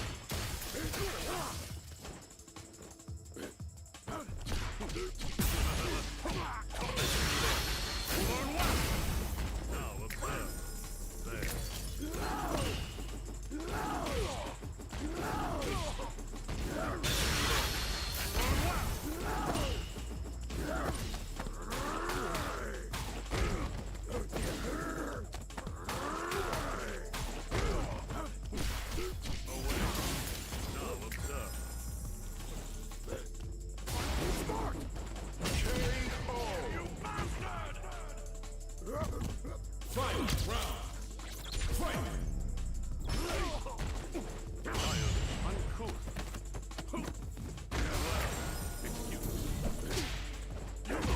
Oh my god.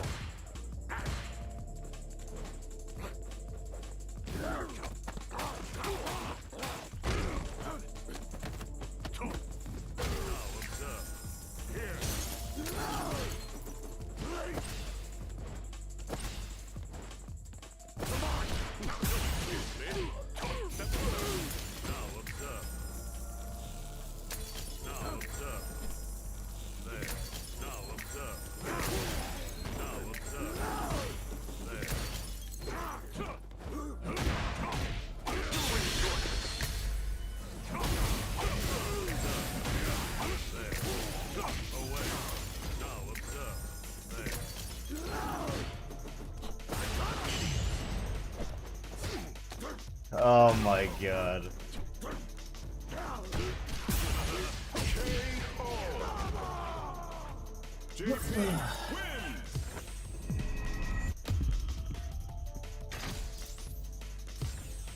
Round one. Fight.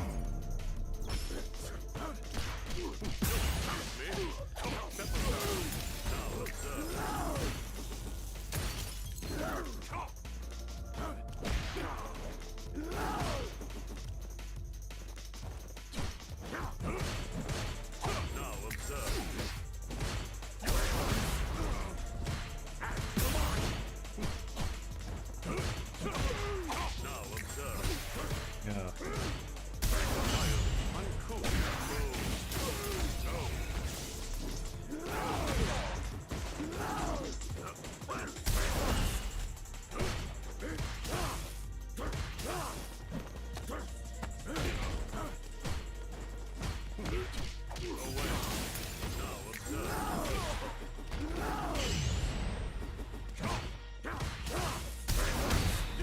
Oh my god. Think no. Now observe.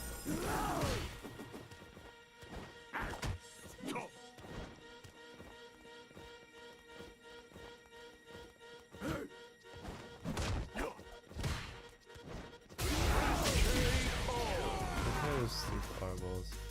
Okay. Round two. Fight.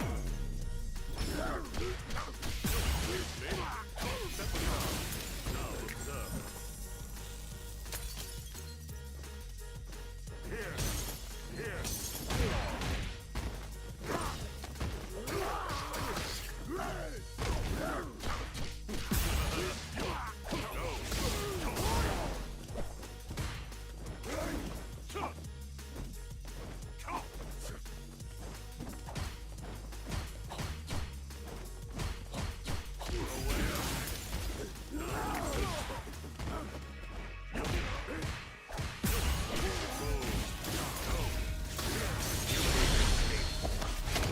Care to hear how this ends? In ruin.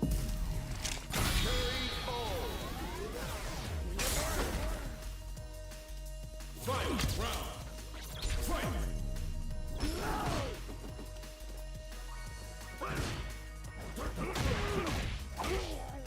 Step aside.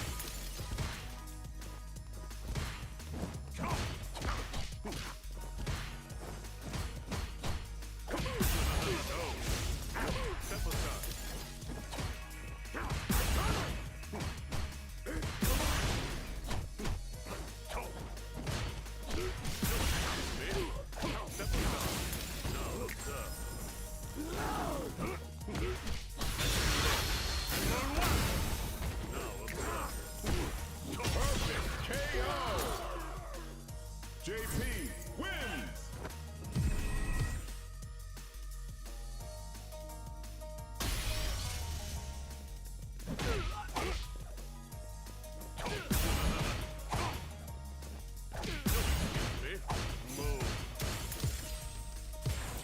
comes a new challenger.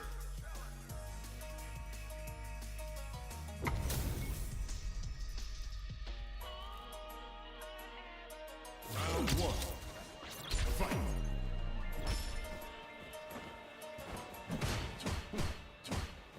Hadouken! Hadouken! Here.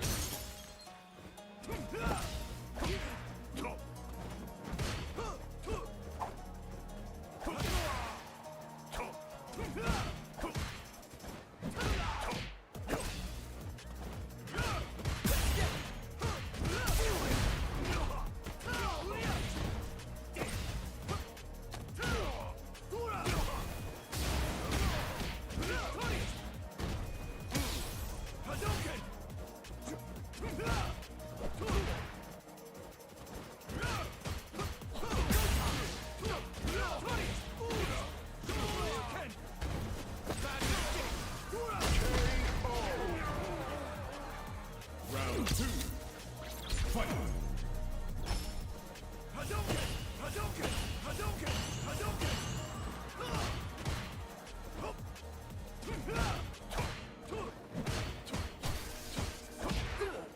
Hadouken! Hadouken!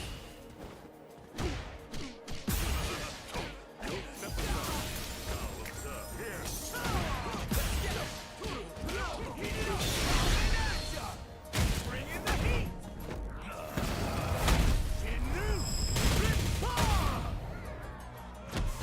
Bet that hurt.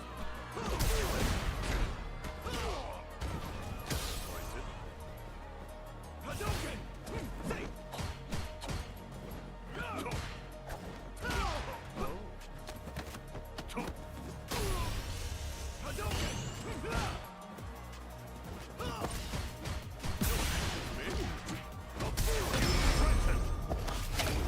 Meaningless efforts. To action.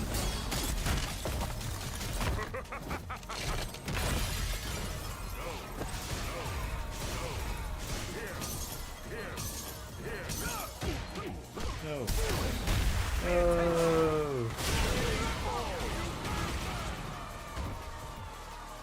Ken wins. Dude. Oh, that's right. Round one. Fucking, Fight. that's the one. Now observe here. Now observe.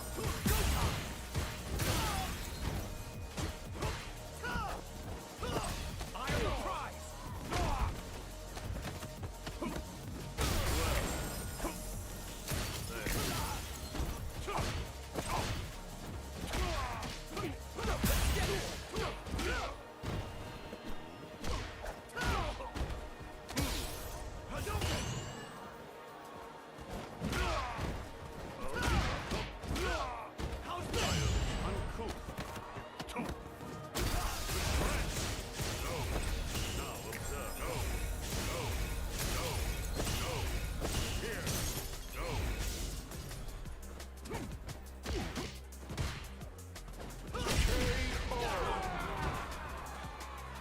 Round two. Fight. How's this?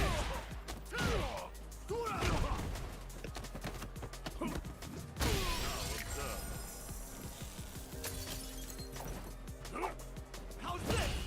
Up and over!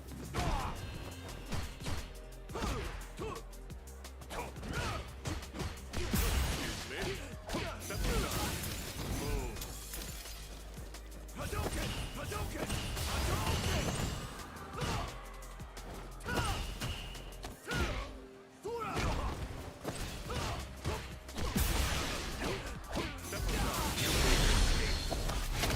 Care to hear how this ends? In ruin. No. Hadouken! Move.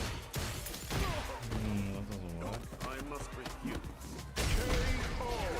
It must be medium. Fight. Round. Fight. Yo, I'm trying this cunt out. Why not?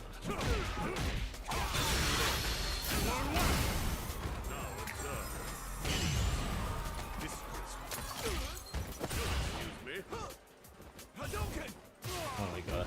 high neutral jump.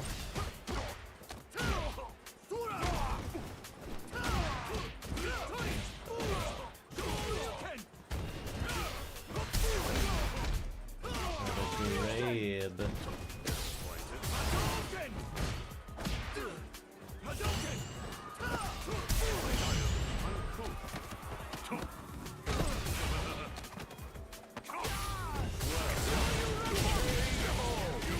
Oh, I thought I'd be fast enough to. Okay. Crouching medium kicker. Yeah, you're right. I keep fucking doing this. Okay. Here comes a new challenger. It doesn't cancel, so that means that I can whiff punish. Okay, alright, let's see. Round one. Let's see.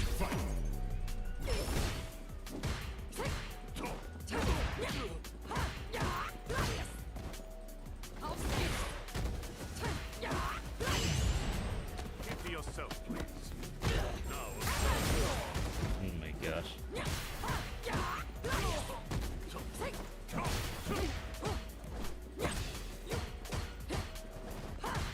Where are you going? Right.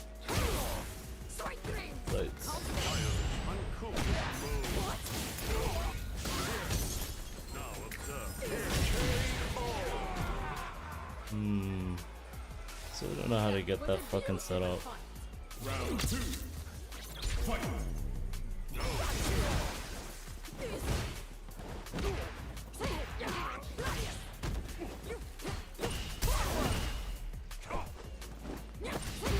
Oh, that was a grab? Why did I parry there?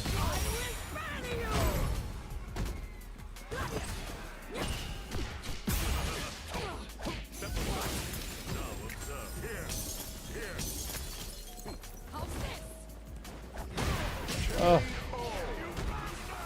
Marisa wins. I don't know. I don't know how to fucking to do the spacing for this guy.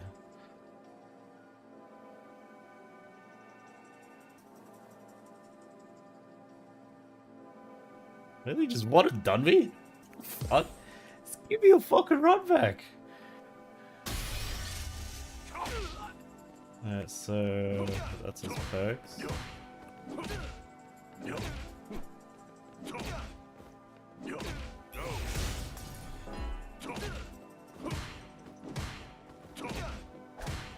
Here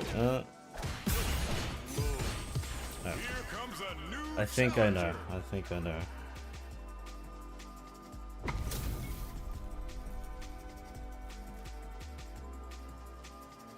Round one. Fight.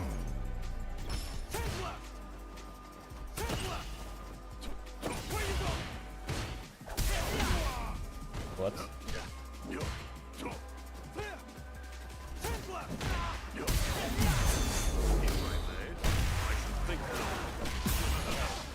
Oh my god. I don't know.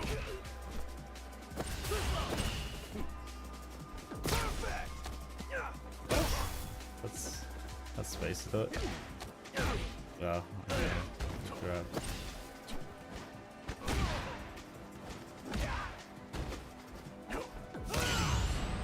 I must refuse. Here. Here. Here. No. Here. No. Here. Okay, so to do a fireball spike, forces him.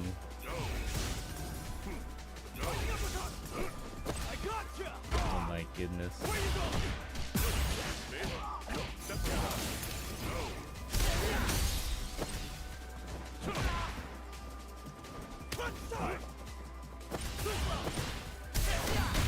Oh, where?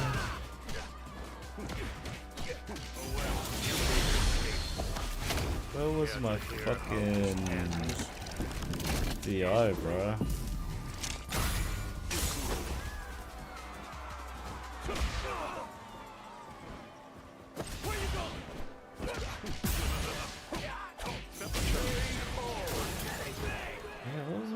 fine. JP wins. Round 1. Fight. Take left. Where you going? Excuse me. Step aside. Go to sleep. Okay. Front side. Not done yet. Just like DI as well.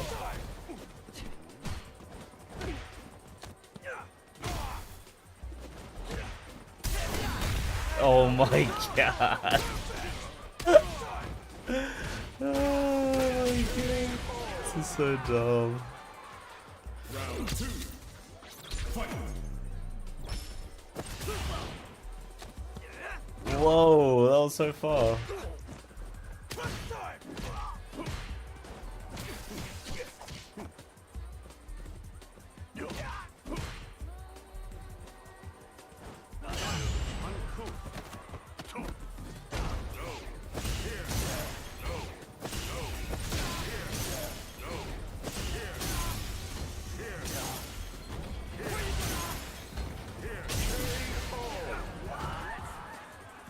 Final round. Fight.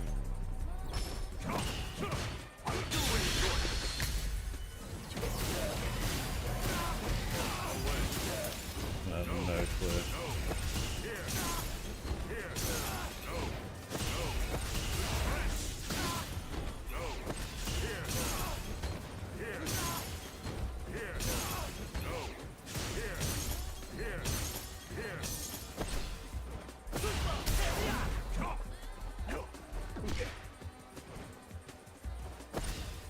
Where you going?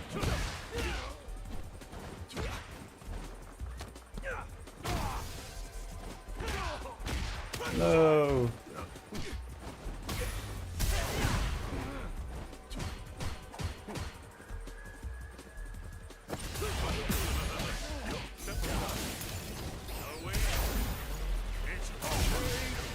That was not the super that I wanted, but whatever. I'll take it. I'll take the wins.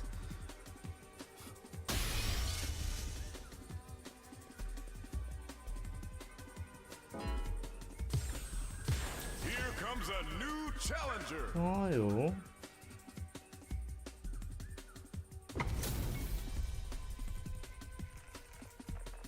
Justin Bieber's. Round 1. Fight.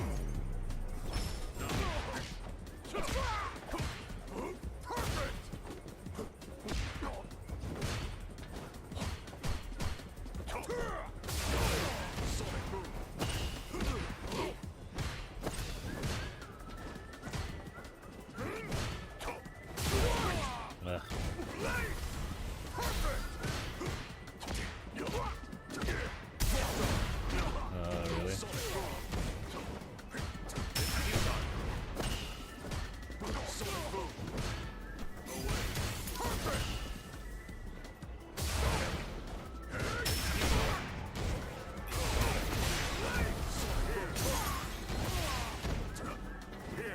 Oh no. That's right, I could fucking zone. Why am I not fucking zoning?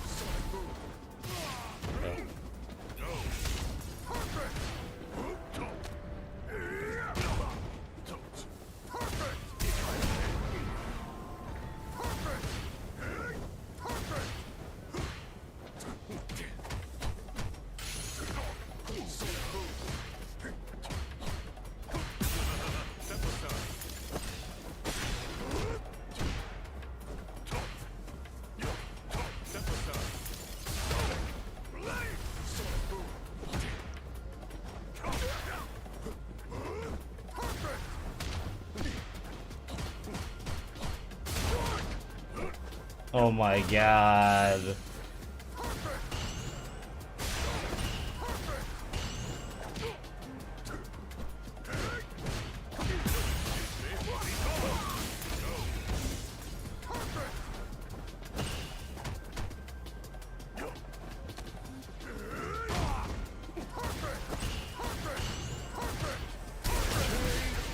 Oh, that's right. I don't have any fucking thing.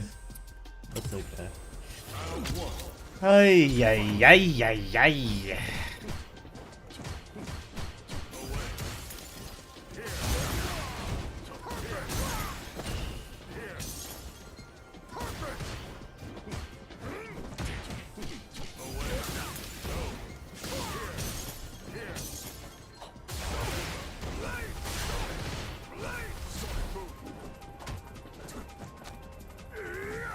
Why kick, man?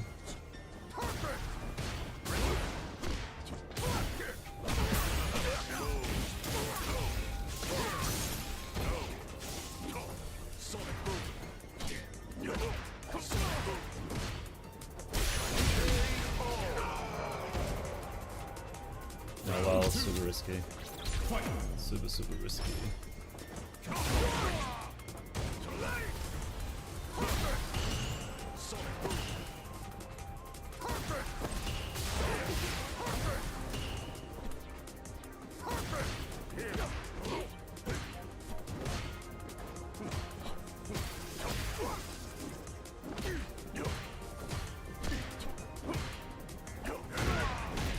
Oh, sorry. Alright, I can do it.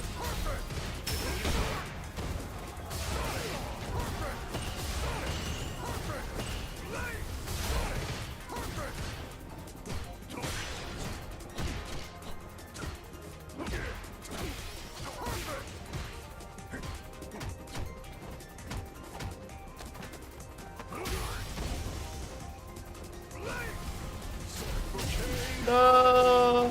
That was my super! But I shouldn't do it anyway.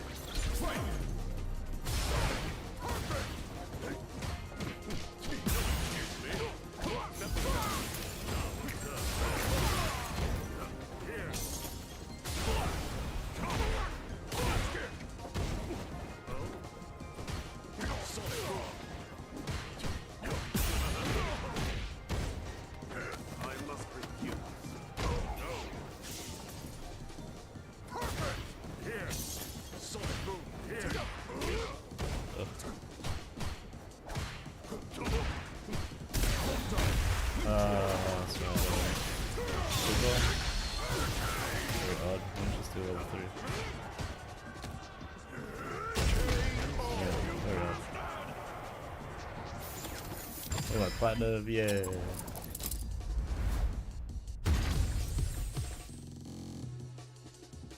Just give me more.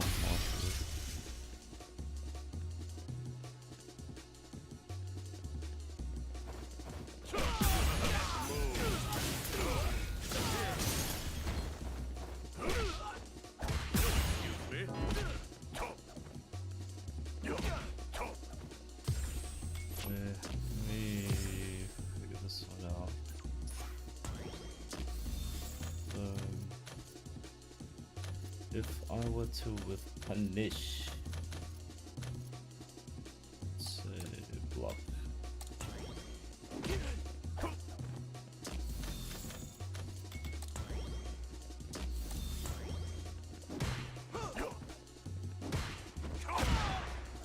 Oh.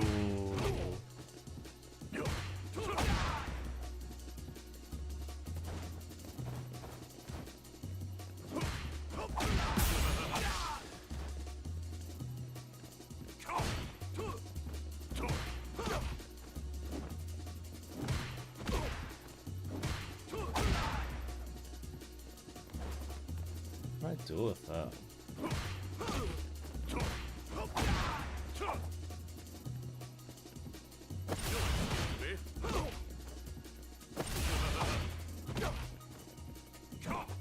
Low frames, top frames. Okay.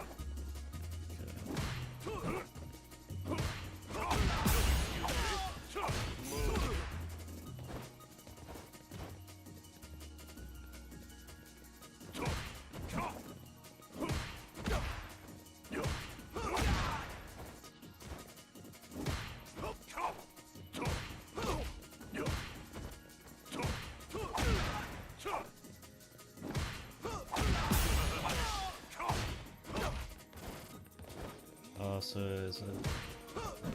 Oops.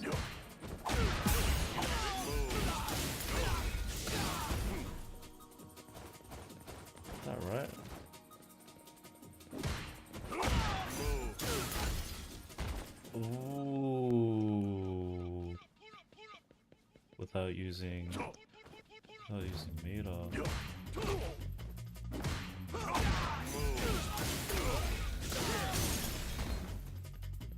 Oh, that's just bully. That's a bully. Alright.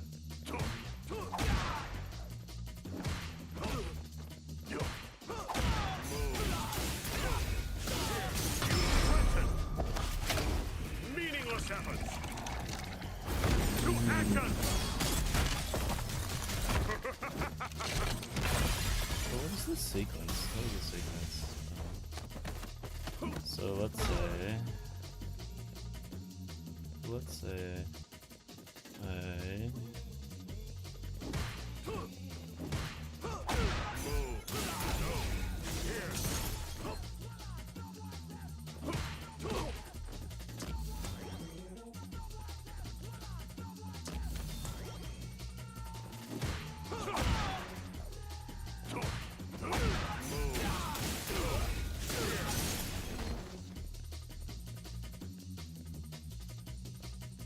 so I should be doing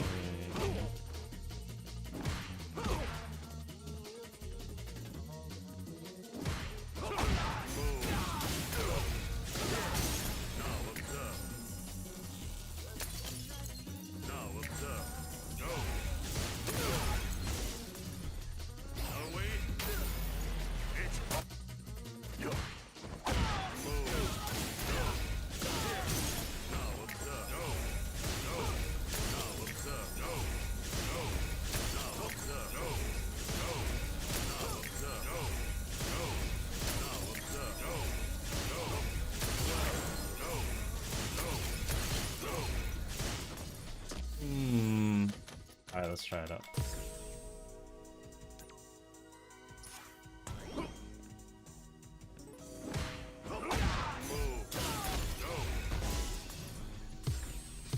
Here comes a new challenger.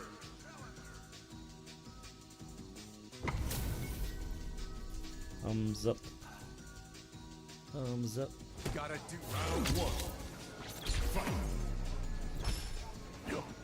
I must refuse.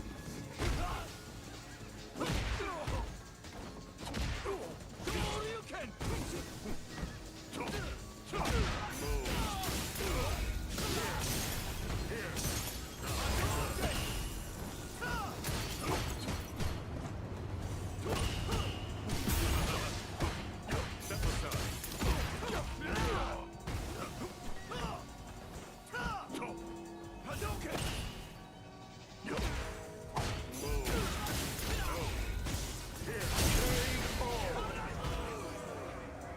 Round two.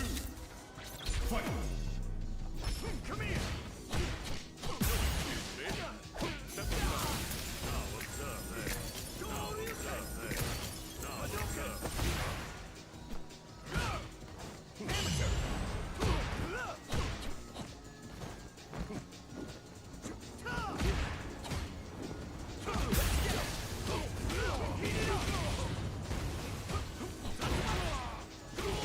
The fuck? Now observe. Here. Oh, it's not. You can.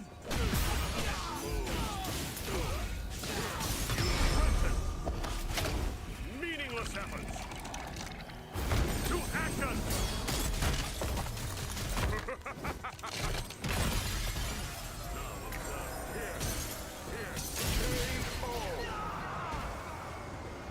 JP. Round one. Fight. How's this?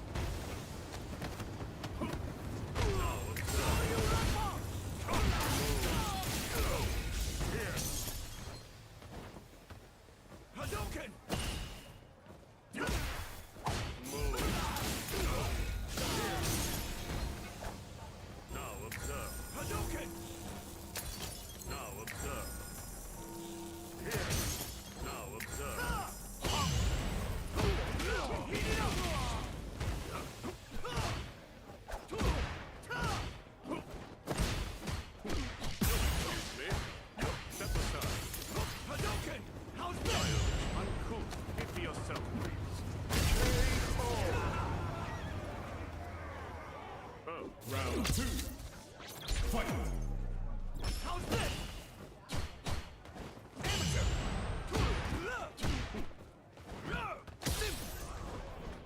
Hadouken! Ta!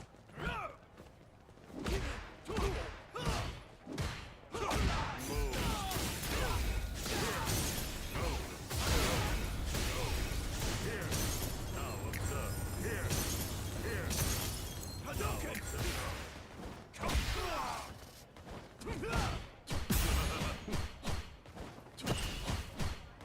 Shoryuken! What?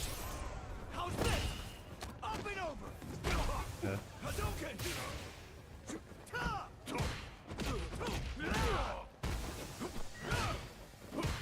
Let's get it! Now observe. How's this?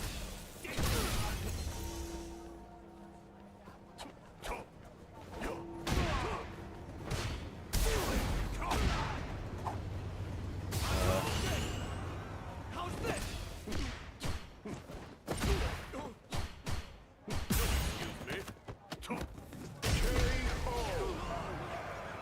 JP wins.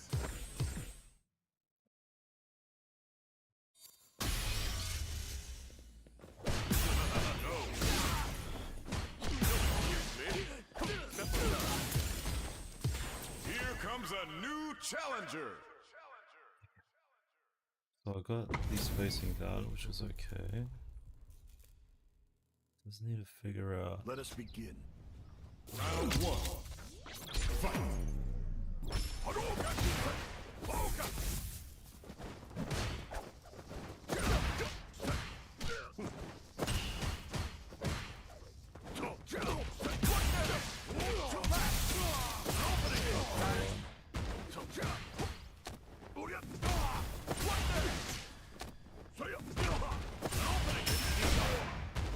Now observe.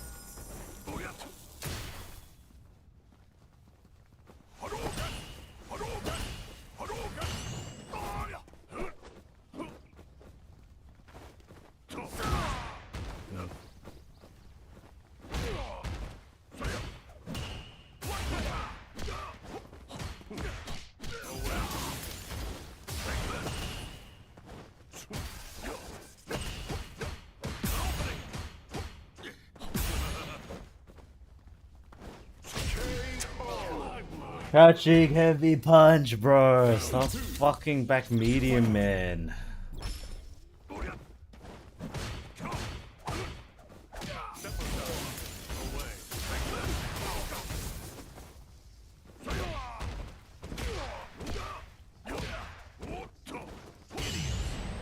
Cease and desist. Now observe.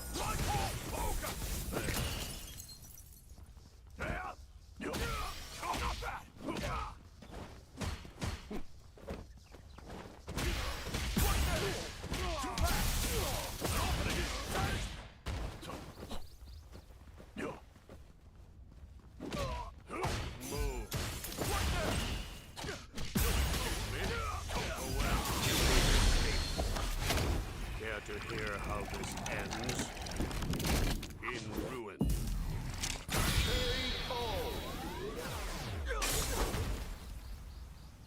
Final round. Fight.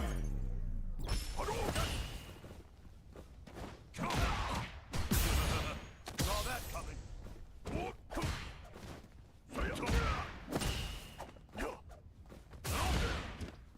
Childish, uncouth.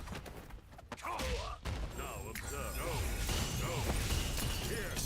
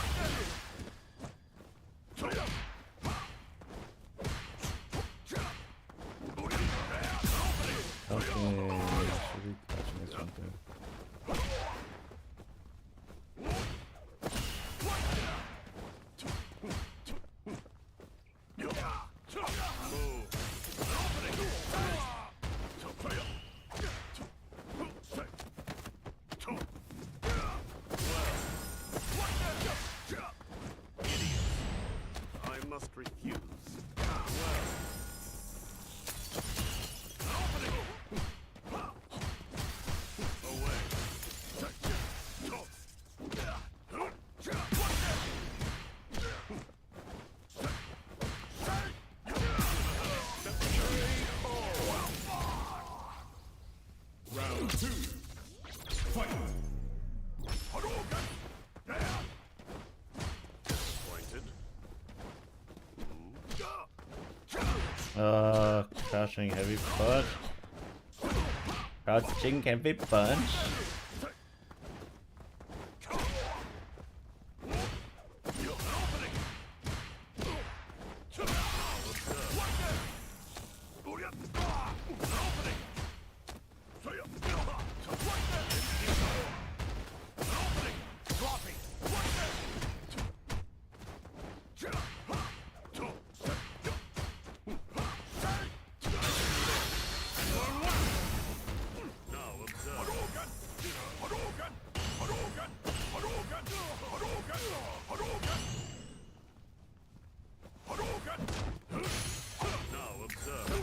No, where was my super?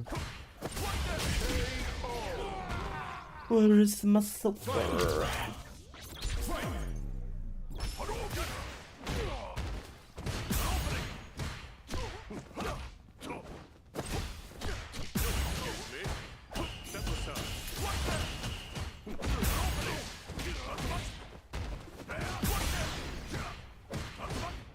Keep to yourself, please. Now observe.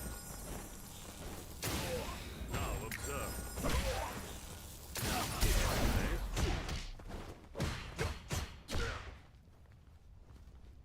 Hadouken! Shoryuken!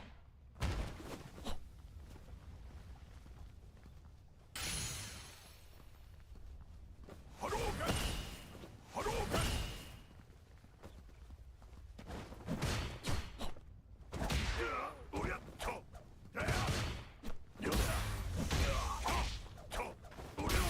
No, I died. Yay, I didn't die. JP wins. I'm 30, girl. It's early. What time? You say that, but you wake up at 8:30, so.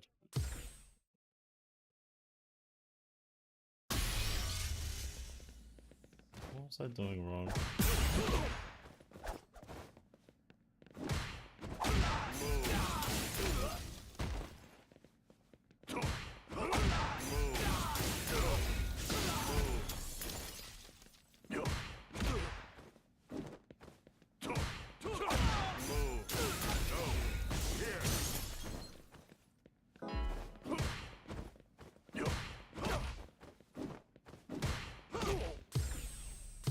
Here comes a new challenger.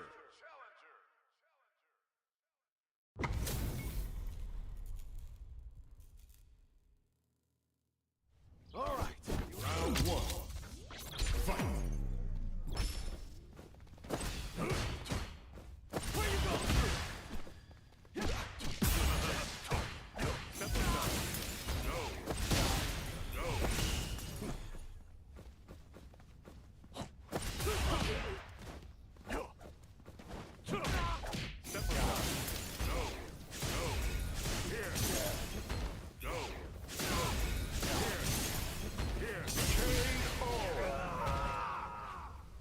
Round two.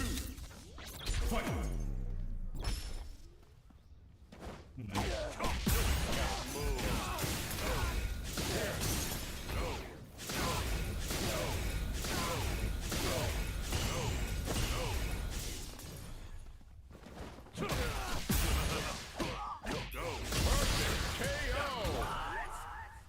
JP wins.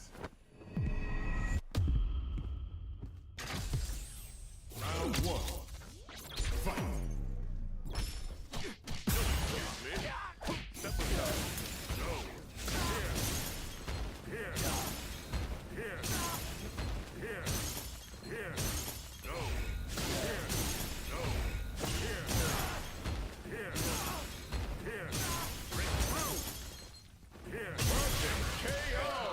You just give up. What the fuck is Round this two. guy, bro? Fight.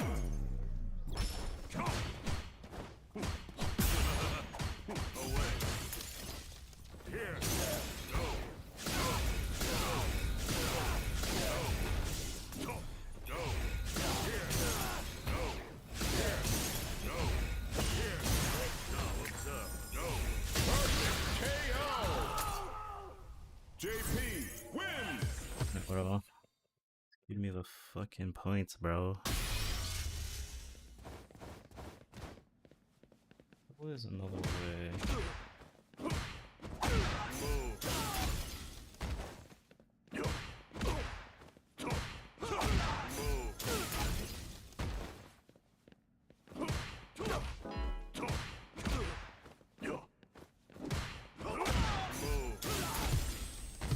Here comes a new challenger.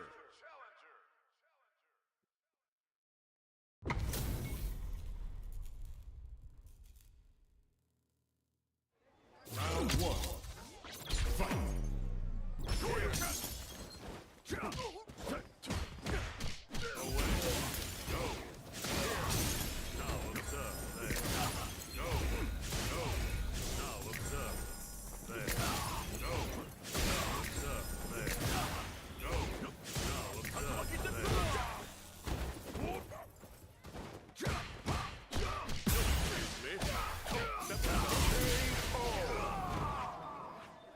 Round two. Fight. Hadouken!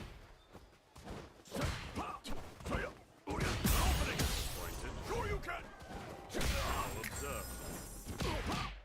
Hadouken! Sure you can! No!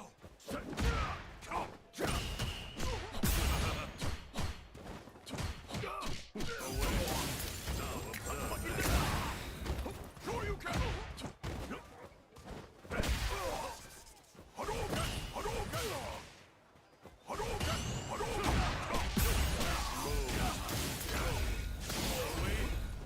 Oh my god! Just give me the level 2, bro. Please. I did it the wrong fucking way, man. Round one. Fight.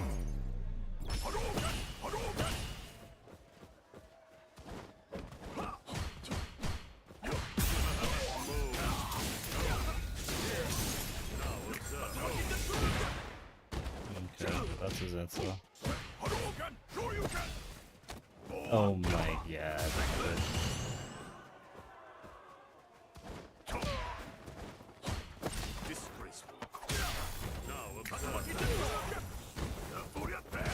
Okay, I'll just pay it.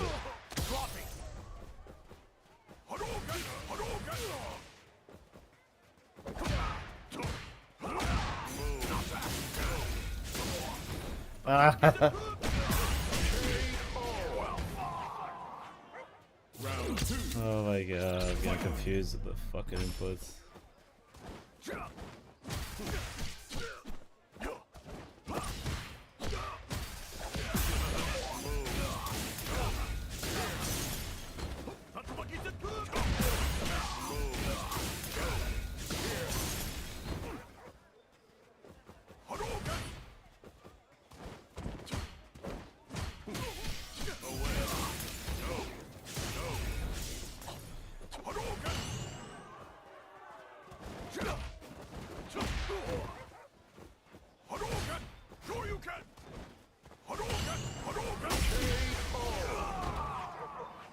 JP wins!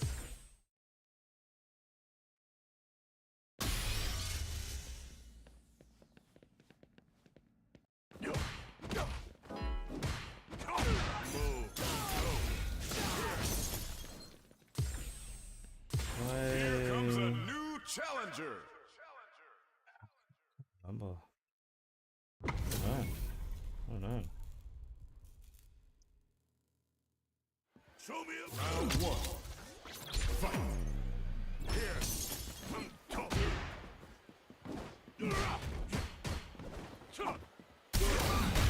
That wake you up.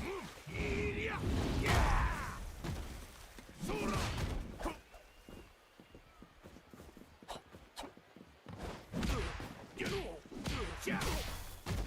I am almighty. You bastard.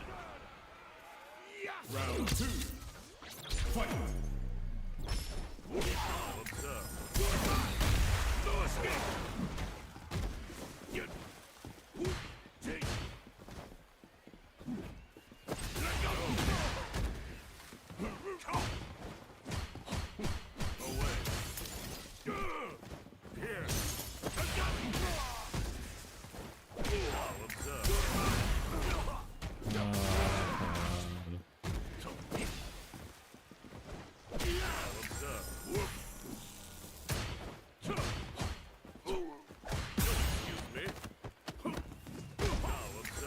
Now observe that. Now observe. No. Now observe that.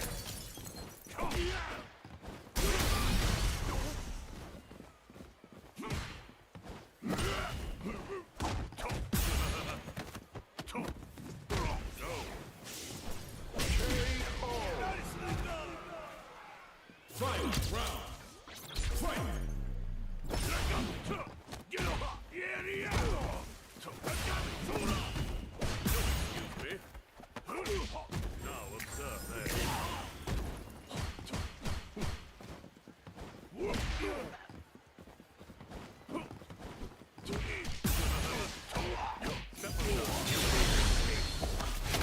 Care to hear how this ends?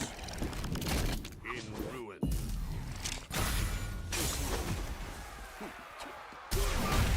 I jabbed. I jabbed once. What? Oh my gosh. Now observe.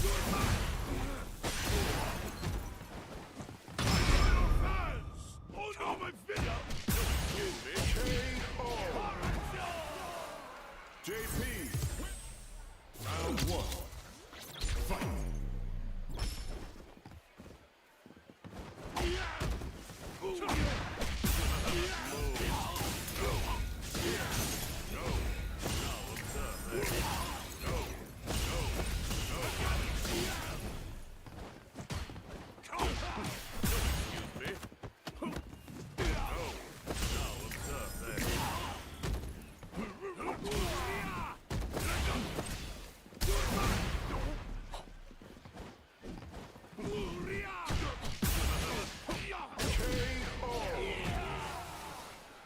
Round 2.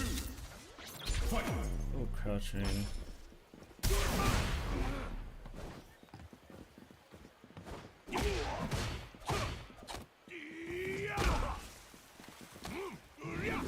Oh, that's pretty cool. Keep to yourself, please. Now observe. Now observe. Now observe.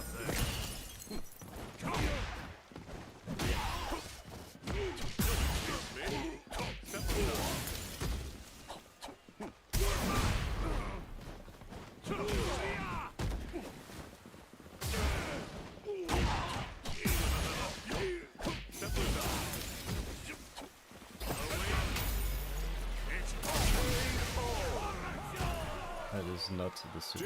What did? Whatever. Whatever.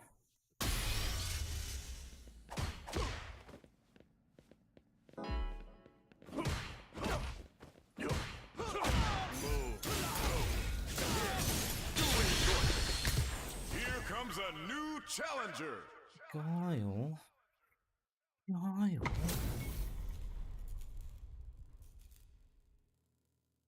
Here's to round 1. Okay, that's what I should do.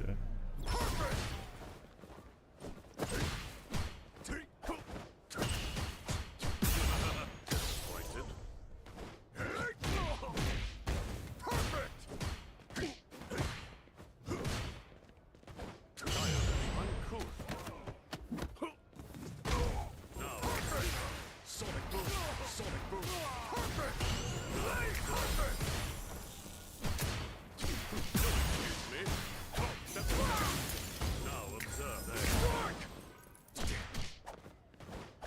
Oh my god. Oh my gosh. I can't. It's fucking lag, dude.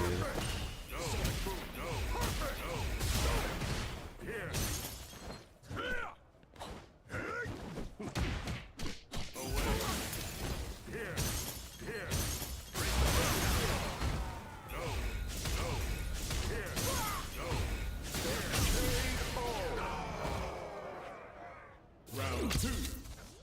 Fight.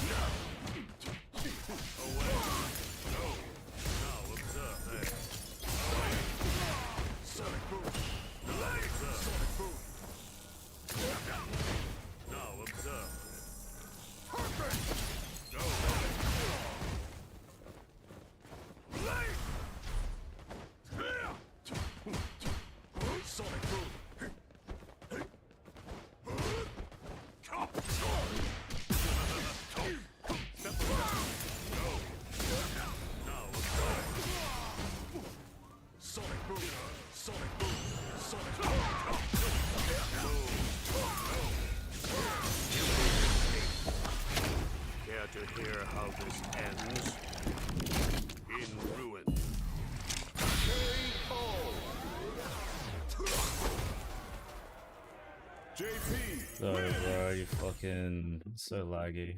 I can't, bro. Actually, I want to actually skip. I want to actually work on some shit.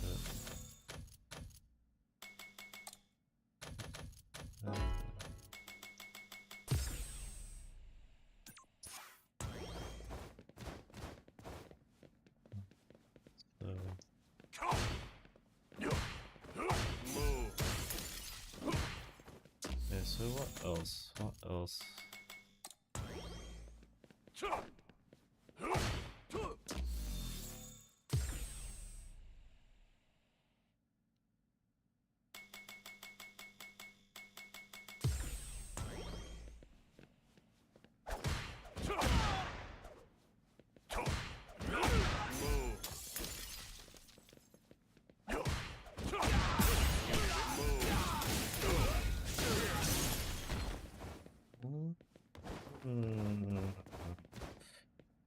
Oh my god.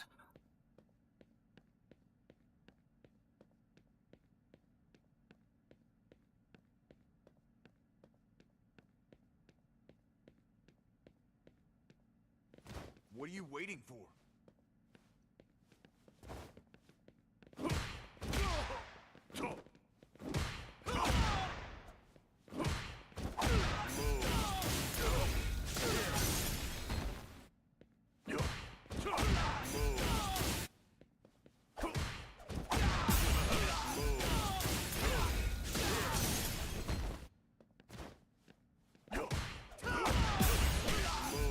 Oh my god. What?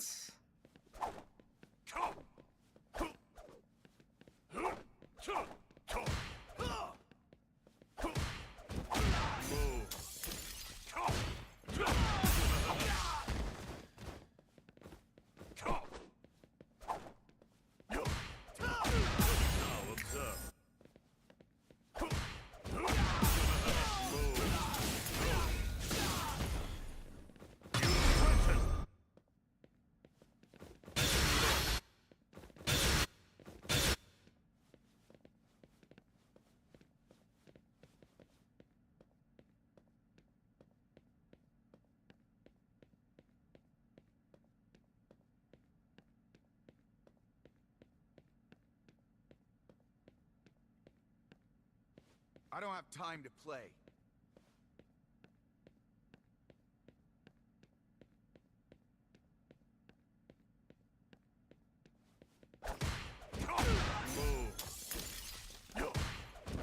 Step aside.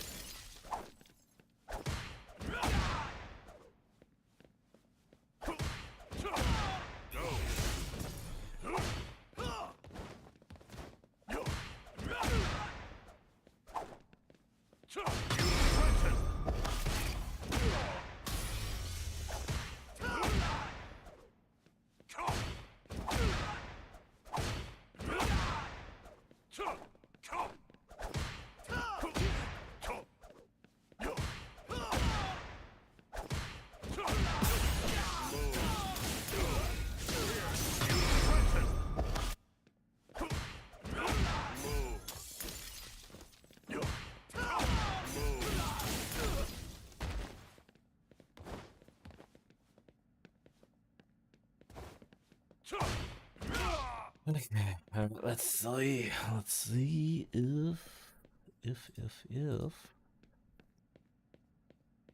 got some fucking JP BNB What are you waiting for? listener comprehensive. Hello and welcome. This is Dark Synth, and I'll be bringing you the only JP guide that you need for Street Fighter 6. Grab your snacks and your anime body pillows because JP is one nutty character. Starting off with JP's game plan. He aims to keep you full screen and shoot projectiles at you constantly, making you not able to move and just not have fun, with moves ranging from instant ground spikes to low and overhead shadow clones. This character is bound to make people upset and cry. Down plus punch is JP's Psycho Spike that he summons from the ground.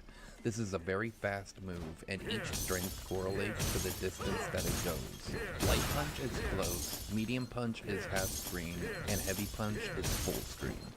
Of course, this can be enhanced by pressing 2 punch buttons. Light plus medium will give you a close range EX spike. Heavy plus medium will give you a full screen EX spike. Light plus heavy will give you a half screen EX spike. Quarter circle back plus punch will make JP summon a sky tank. Just like his spike summon, each strength correlates to the distance that he summons it at. Light is close, medium is half screen, and depending on the range, heavy can make it behind your opponent. This move has multiple properties. If you just let it sit there, it'll eventually break with a spike bursting out of it. However, there are more options off this move. If JP inputs quarter circle back plus punch, either medium or light, this will teleport him through the rift, with light and medium teleporting him different distances. Inputting quarter circle back plus heavy punch while the rift is out will make it instantly explode with a spike. The EX version is much similar to the Psycho Spike. Light plus medium will summon 2 portals close to JP. Heavy plus medium will summon 2 portals far away. And light plus heavy will summon 2 portals mid-screen. The EX version acts the same as the regular, however, there are now 2 portals out on screen. The opponent now has 2 portals to worry about, which is 2 tears breaking, as well as JP being able to teleport out of one of them. With 2 portals out, performing quarter circle back plus light punch will teleport JP to the closest tear to him. Quarter circle back plus medium punch will teleport him to the furthest portal from him. And quarter circle back plus heavy punch will make both tears burst. Quarter circle forward plus light kick, medium kick, or heavy kick all summons a different sort of shadow. Light kick summons a mid shadow, medium kick summons a overhead shadow, and heavy kick summons a low hidden shadow. Combining these with having rifts in the air is very scary. The EX version will send out a shadow swiping at the opponent twice. These will be one of JP's best zoning tools next to his spike summon. Down plus kicks will allow JP to do a parry. This move is very strong as it's frame 1 and the EX version can parry level 3 supers and command grabs. What? That's not fair. I don't have time to play.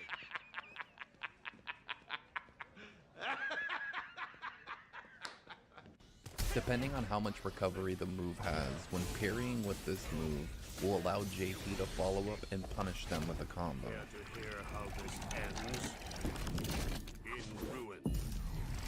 What are you waiting for? Quarter circle back plus kick will make JP summon a full screen command grab. Yeah, that's right. A full screen command grab.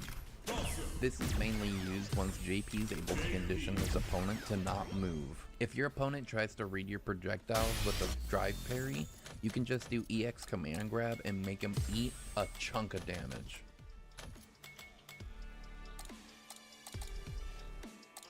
Now with JP's notable normals. Standing medium punch is a great poke. However, it's very slow on recovery, and if your opponent happens to drive impact while in the middle of it, you will eat the drive impact. It has great range, however, this is not special cancel. Crouching medium punch is a great close range poke tool, as it is special cancelable and drive rush cancelable. Standing medium kick is an okay button, however, it is special cancelable and you can go into drive rush. Crouching medium kick is a great poke tool to keep your opponent from walking in or trying to catch them walk back. Standing heavy punch is a great whip punisher tool, as well as a good pressure tool. If you happen to poke them with a standing heavy punch and they block it, you can go into an EX shadow or ground pound. Pressure sequences we'll get to in a bit. Standing heavy kick is a great poke as it's +2 on block and allows JP to frame trap with crouch light punch. This can also go into a target combo with standing heavy punch afterward. Crouching heavy punch is JP's anti-air. It's also good in combos, again, I'll go over that. At a range, stand heavy kick can be a great anti-air tool. However, don't use this if they're close by trying to cross you up. Back medium punch is a fairly decent fast normal, as well as it going into another medium punch forward medium combo. This can be drive rush cancelled and special cancelled. Forward plus medium kick is JP's overhead. He doesn't get anything off this unless he's in drive rush.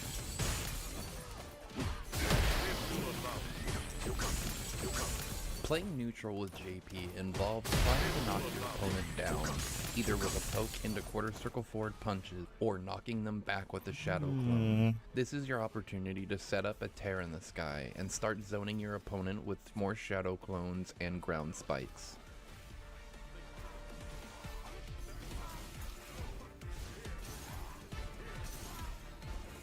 Well, that's it for the basic JP part. Now here's some combos, and at the end of the video, I'll have a match so you can have a good idea on how he plays.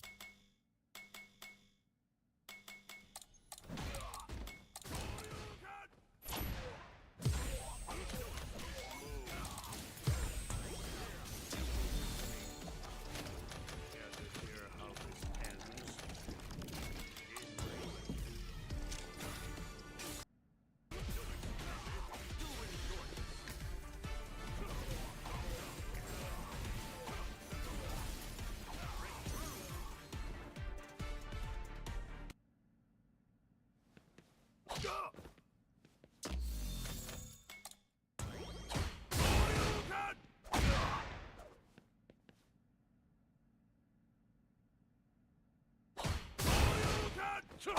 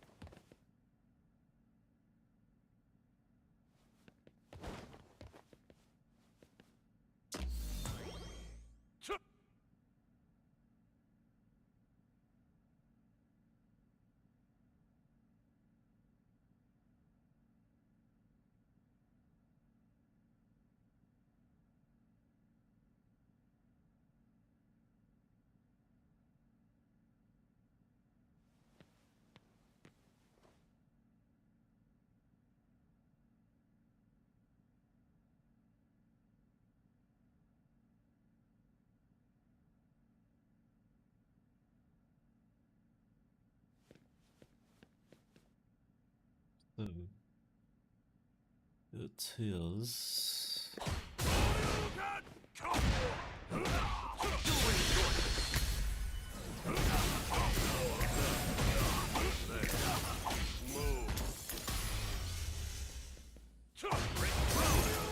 Not like that. Oh.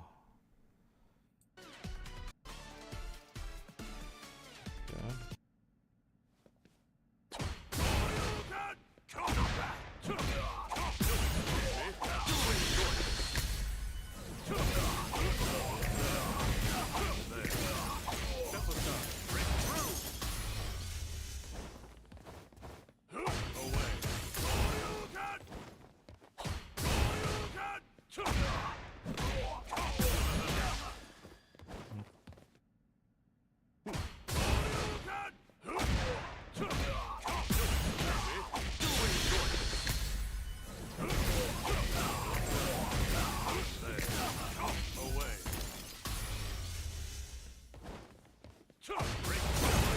I think it's that, right? Is that right?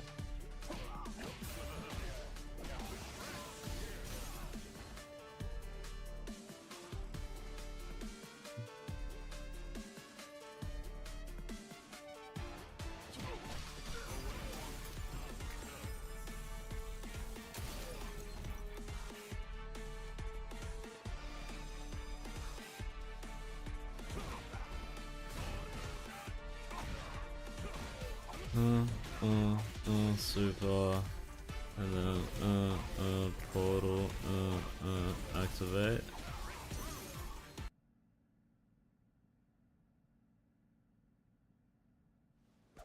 Oh, so you don't activate it, you just wait. Okay, let's try again.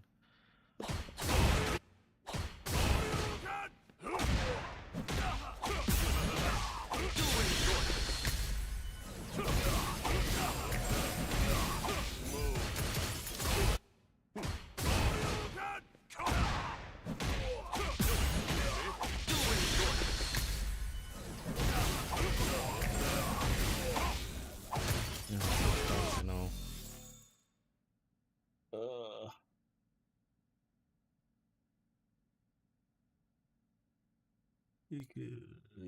You can push, but you never can.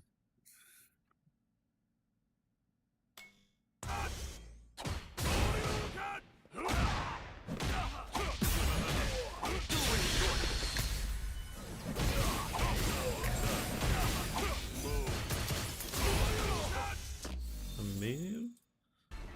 Is that a medium? Maybe medium, that's what I'm missing. Yeah, alright, let's try that.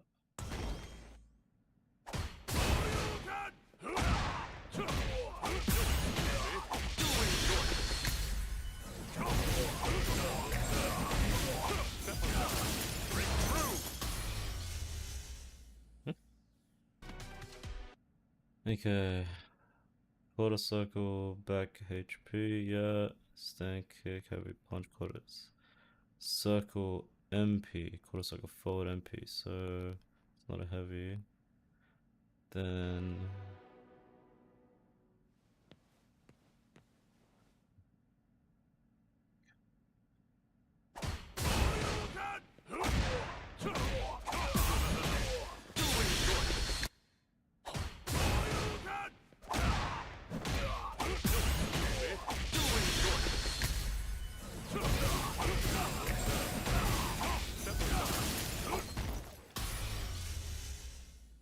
is that like a...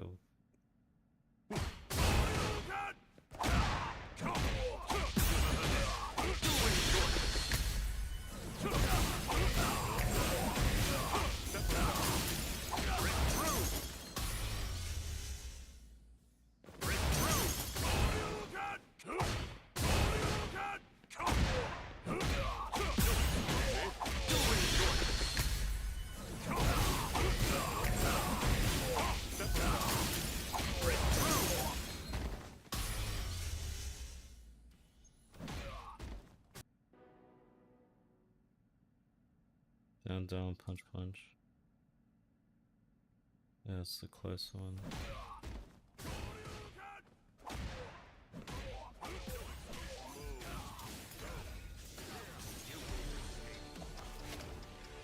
That's wide. Here.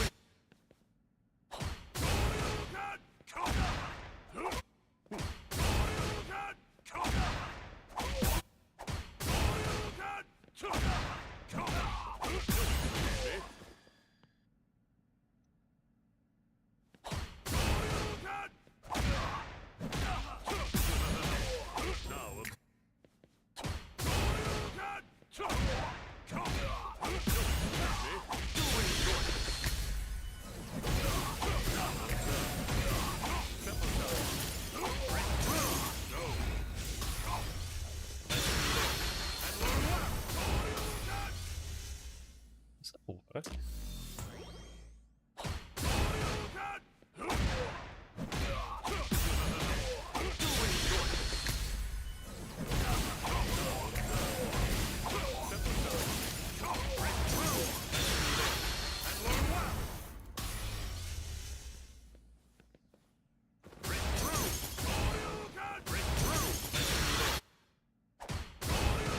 Maybe. You know what it is? I think it's in corner base. Oh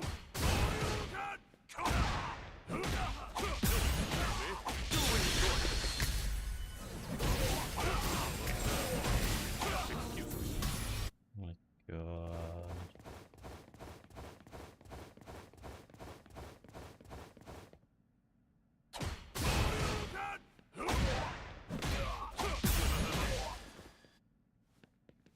Fuck.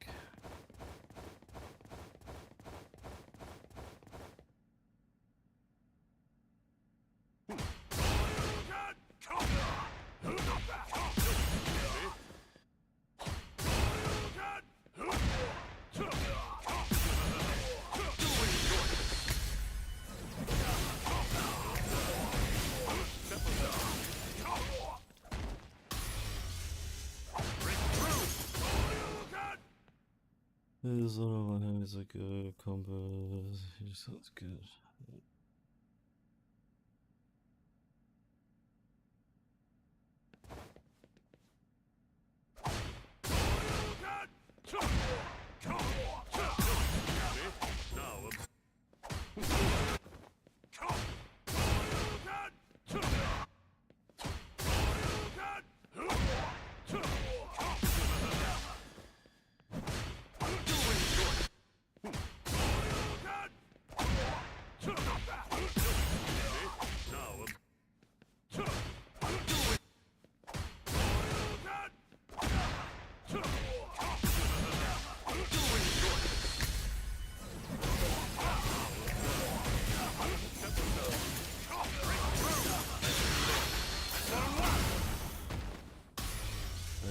Scaling, fucking hell, man.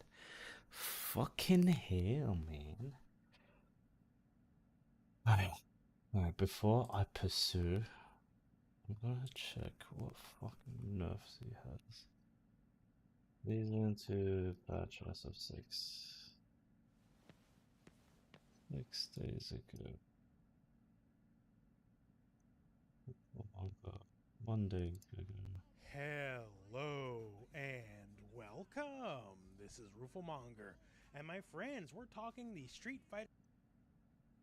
Now, how about one of the great villains of Street Fighter 6, JP, right? Will he be eating some nerfs? Will he be getting some buffs?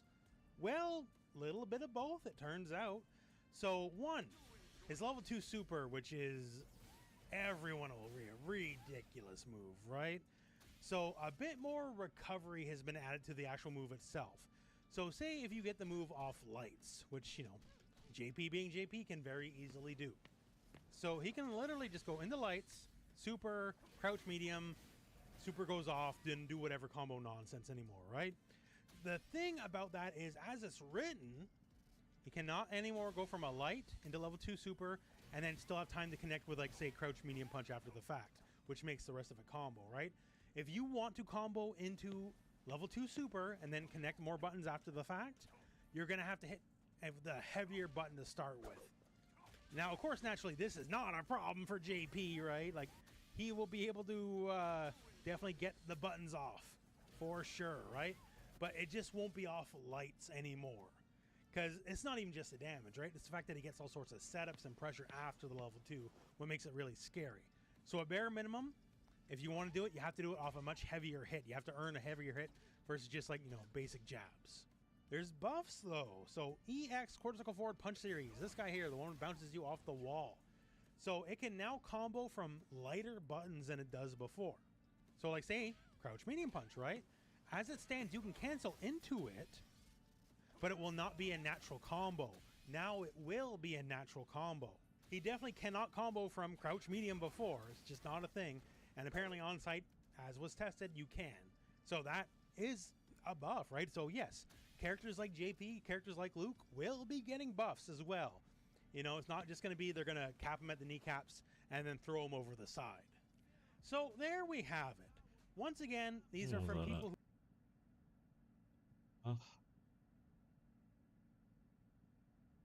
Enough. After a few more days of testing in a secret real-life battle hub in Japan, it looks like several more changes were discovered. I covered the majority of them, and thanks for watching.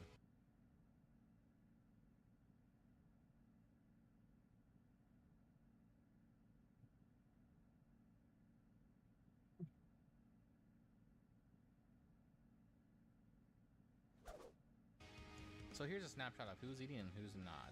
Let me know what you guys think of the changes in the comments. Are you zooming or are you dooming? I don't know what to tell you. Thanks for watching.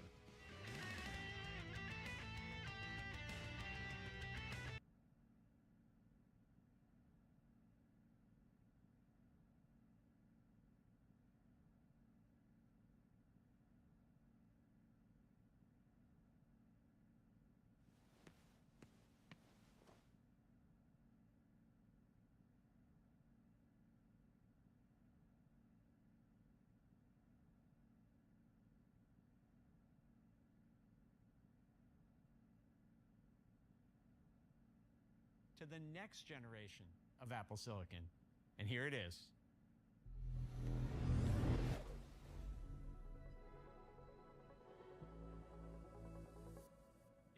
Introducing M4. That's right, the new Pro jumps from M2 all the way to M4 to enable its amazingly thin design and game-changing display while delivering a huge leap in performance. And to tell you more, here's Tim Millay.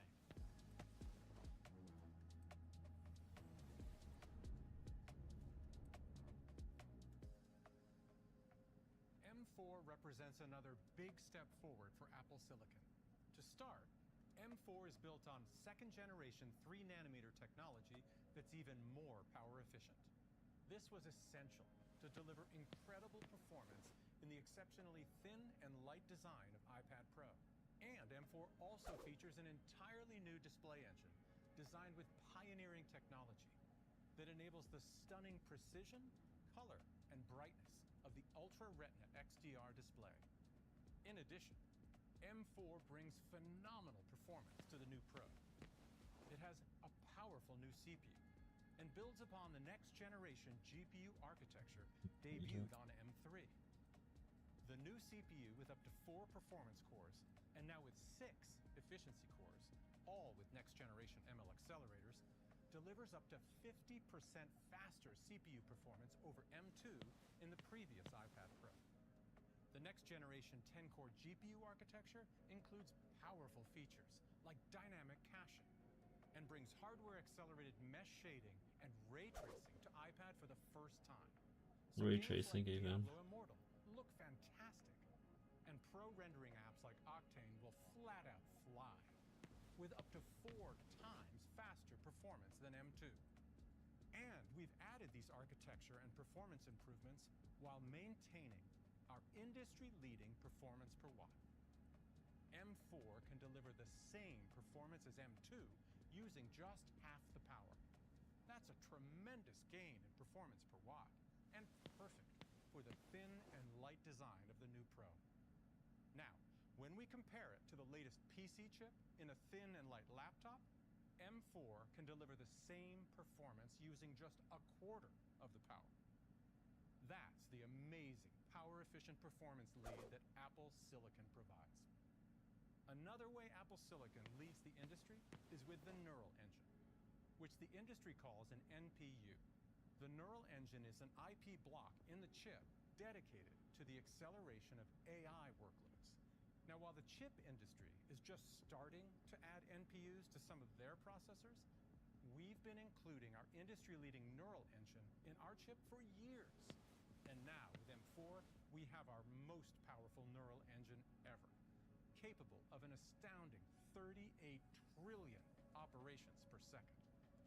That's a breathtaking 60 times faster than our first Neural Engine in the A11 Bionic.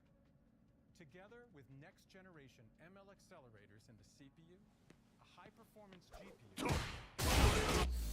the Neural Engine makes M4 an outrageously powerful design. It can do amazing things First online. like easily isolate a cell Custom room. in 4K video with just a tap in Final Cut. In fact, with this level of performance, the Neural Engine in M4 is more powerful than any neural processing unit in any AI PC today. So that's M4. It's built with cutting-edge technology that enables the breakthrough design and stunning display of the new Pro, and delivers a giant leap in performance. With M4, iPad Pro widens its lead as the most powerful device of its kind. Now back to John. The new iPad Pro wouldn't even be possible without M4. And despite its much thinner and lighter design, we've also substantially improved its thermal performance. By incorporating graphite shades into the main housing and copper in the logo, we've been able to improve thermal performance by nearly 20%. And Here comes a new challenger. M4 means the new iPad Pro is up to 4 times faster than the previous iPad Pro with M2. And up to an astounding 10 times faster Here's than the to a original. fair round one. Bringing iPad Pro to life is iPad OS. With a number of advanced features, more on iPad. With reference mode, iPad OS precisely matches color requirements. Task rating where accuracy is extremely critical.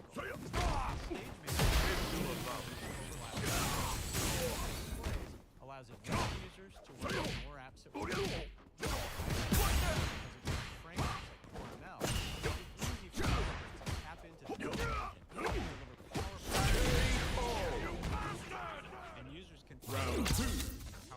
Fight. On the App Store. The incredible capabilities of iPad Pro. Users to design Apple Pencil or ZBrush, which brings game-changing 3D modeling. This is my chance.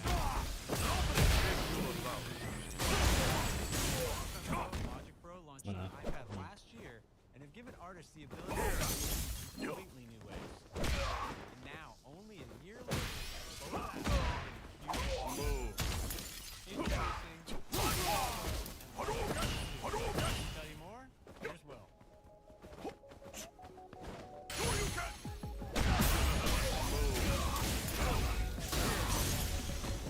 Final Cut Pro and Logic Pro for iPad were redesigned from the ground up for touch. Mac users extending their workflows and next generation iPad users to get even closer to their content. And today, take creativity to the next level. Final round. With Final Cut Pro, which lets you record, Too close. with the new iPad Pro up to 2 times faster than M1. The latest introduces an incredible new feature to called Live Multicam. Now observe Your this. iPad into a multicam production studio and puts you in a director's Live Multicam enables connect and produce 4 cameras I must all refuse. at once. Now observe. Creators can remotely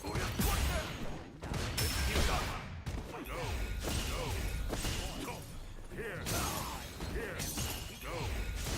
new app for iPhone and iPad. Call it Final Cut Camera.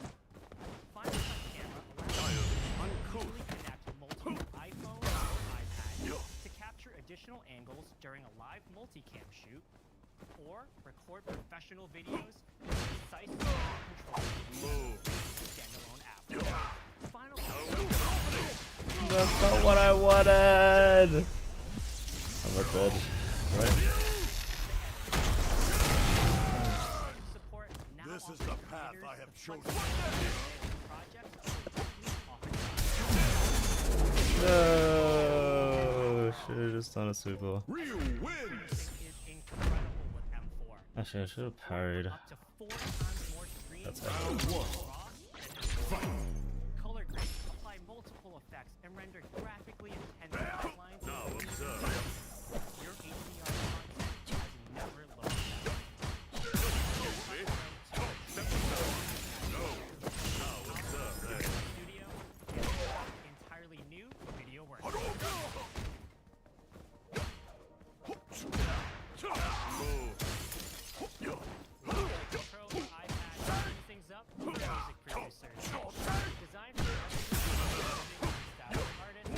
For iPad entire studio experience with the simplicity of touch. Logic Pro 2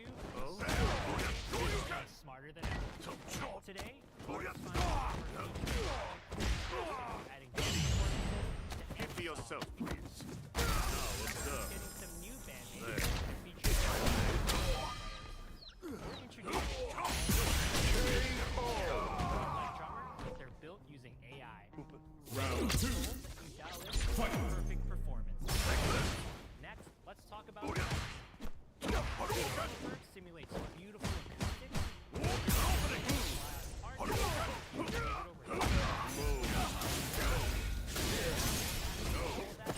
observe this. Away. Now observe. We use machine learning to model sound in amazing detail. Now observe this. iPad Pro users can listen to tracks just like a recording studio. Finally, let's talk producing. When a producer wants to sample drums, vocals, but doesn't have the original tracks with them, Logic Pro provides a great solution. Pay attention. Pointed. Any recording and quickly extracts 4 distinct parts: bass, drums, and others. And with the power of M4, it all happens on device. Super fast, so you can Pro 2. Faster and more intelligent than ever. Back to you.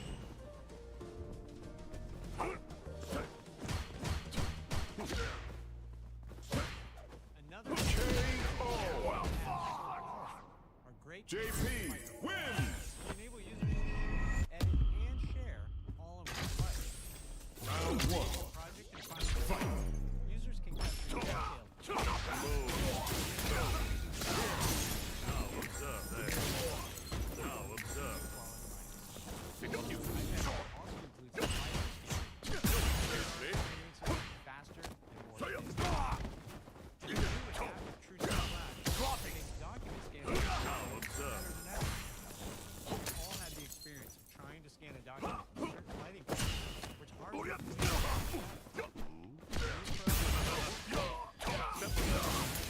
observe there. Now observe there. Now observe. Uncouth. frames are stitched together and the Now result observe. because this feature is built into iPadOS, files, notes, and third Round 2. Fight. Finally, we have big news for the front-facing camera. The 12-light camera is the landscape edge, just like iPad Air. It's also a new feature for Face ID and a completely new charging and tracking system. These easy accessories work with iPad Pro. We have exciting news here too. To complement the incredible streamlined design of the new iPad Pro, we're introducing an all-new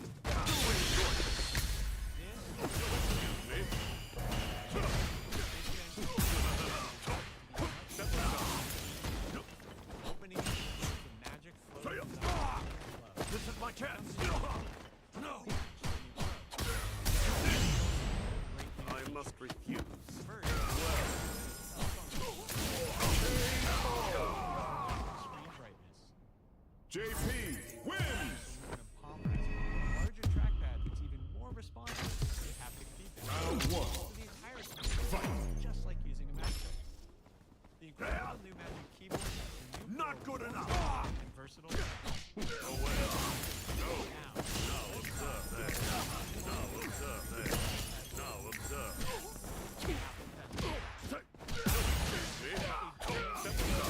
Now observe. Excuse me. all these advanced features. Oh. Introducing an entirely new Apple Pencil. I reacted to that.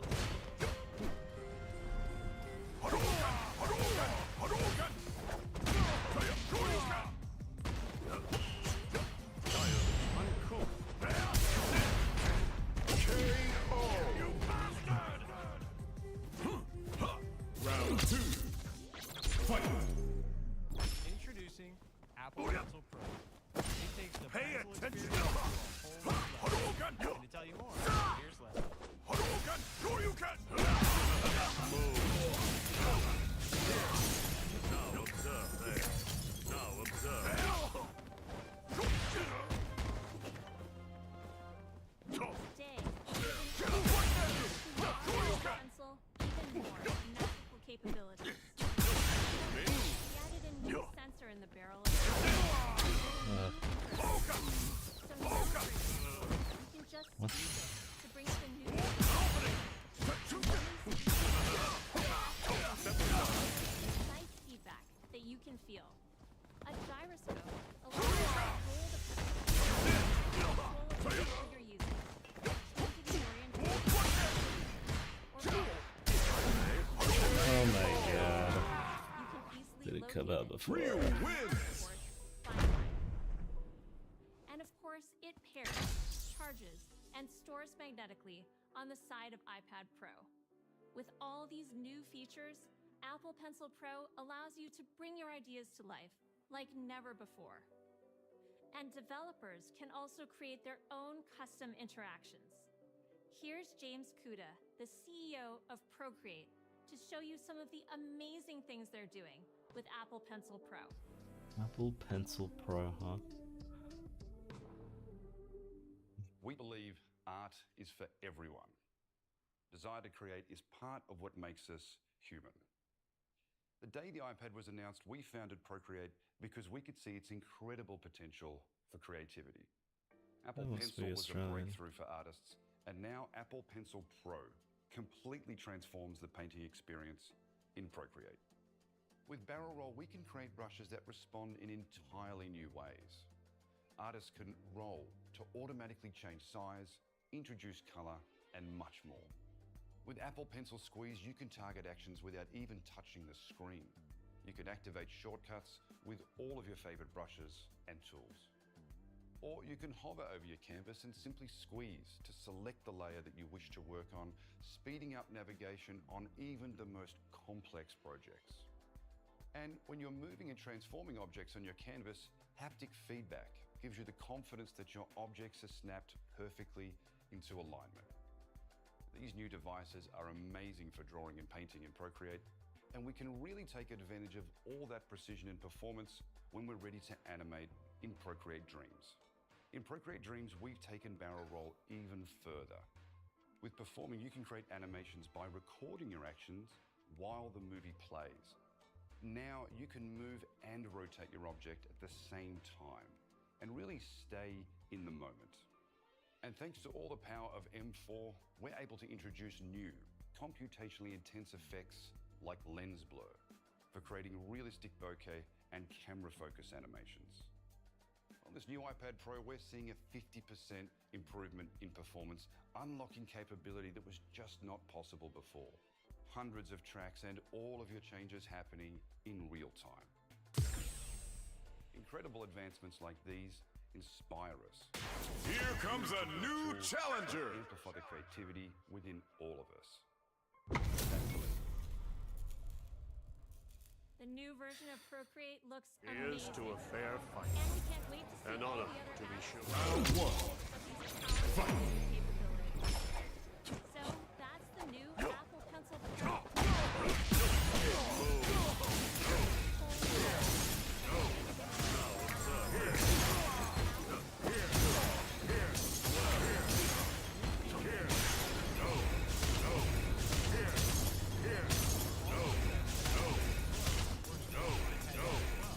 Even area users, yeah, that means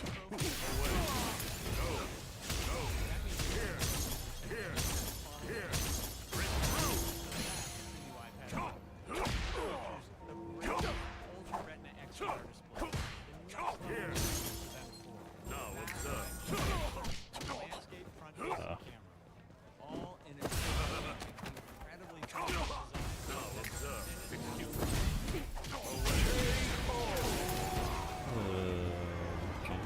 Actually, I could just grab.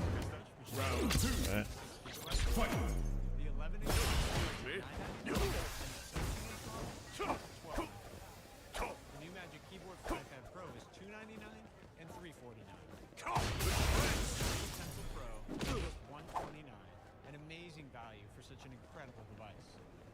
Customers can order the new iPad Pro, Magic Keyboard, and Apple Pencil Pro today. They'll be available next week.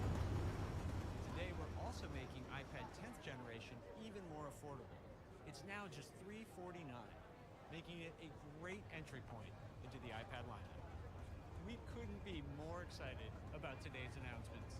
They take iPad further than ever. Now, back to Tim.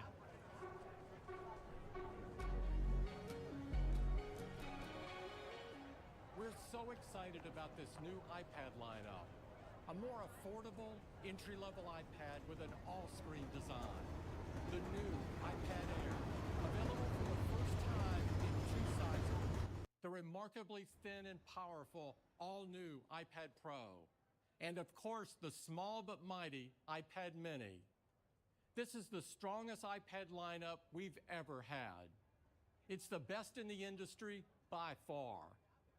With these new iPads and the introduction of the powerful M4 chip, the big upgrades to Final Cut Pro and Logic Pro for iPad, along with the new Apple Pencil Pro and new Magic Keyboard, it truly is the biggest day for iPad since its introduction. From consumers to pros, iPad enables people to take their ideas, their work, and their creativity to new heights.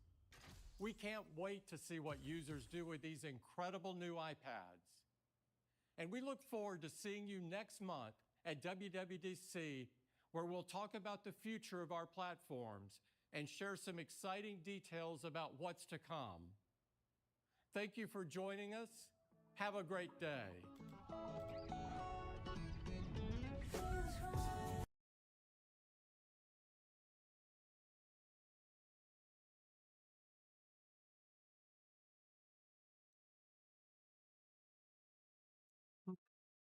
Hey everybody, Adam and Norm here in my cave. In every Jedi's education, the receiving of their first saber is a seminal moment. It's true, and well, you know, Adam, for this saber, you don't receive it. You got to take it. You gotta take it. That's right. That's what makes this saber unique. This is in here is the dark saber. Yes, it's a replica dark saber from our friends at Saber Bay. They're the ones who supplied you with the core for your lightsaber build. Oh, right. Amazing, amazing. I had lots of fun with that, and we've known about this for a few weeks now. Well, months. It's been, I think, in development. There's an RPF thread, of course, as there is. They've been working on this for a long time. They're finally ready to get this out to interested parties, and we're an interested party. This is one of my favorite kinds of runs, because when you do a project run like this and you're doing it via the RPF, it can take anywhere from like a few months to a couple of years or more. And if you're in constant communication with the people who've invested, there's not an issue with taking a long time. But what really happens in that crucible is that the RPF membership just helps you crawl over every single detail. So I know, like with Manny's crossbow and with something like this, I know when I receive it, like every detail has been thought over, and if something doesn't match a piece of reference I have, there's a reason for it, and someone has discussed it. So I really love these kind of builds. Yeah, even though maybe the first run of this, it's like in their minds, V4, V5, V6, they've already iterated with all the tiny details. Input it back. And you know, the saber building community, Input it they back. want to infuse it with as much tech as possible. Yeah. What's really funny is when that first Kyber Crystal Luke reveal saber came out, I paid like real money for the first one of those. And I thought, this is like such a unicorn, and now this is part of so many people's regular working saber builds for their cosplay. It's spectacular how the lowered threshold of electronics and miniaturization has made that all super possible. And I'm very curious how that's going to be implemented in a blade that's not a cylinder. I know. Yeah. I'm really Okay. curious. All right. There's a Let's move this ladder? open. Yes. Okay. This is from Justin Marshall, who's been our contact at Saber Bay. Okay, it's an honor to collaborate with you. I've been following the site and channel since day one. The Tested Live event in the Castro was one of the last things we did before moving from the East Bay to Portland. That's a while back. Yes. Thank you for your patience. That's everything, right? Yep, and the rest are instructions. So there'll be some light assembly, a little bit of prep, a little bit of 3D printing, but why don't we break open the box? Okay. There's a... All right, what do we got here? So before what's my stands super? that we'll be assembling together. Excellent. I got lights and electronics here. Adam, here's a blade. Ooh. I think that might be it. Okay. So already you can see there's going to be some, because there's some decal work, right? Darksaber, as it appears not only in an animated show but in The Mandalorian, it's like a CG effect, right? You know, it's glows black. Right. So how do you get that glowing black effect with some type of illumination? Oh. Okay. It looks like they've got some vinyl decals. Yep.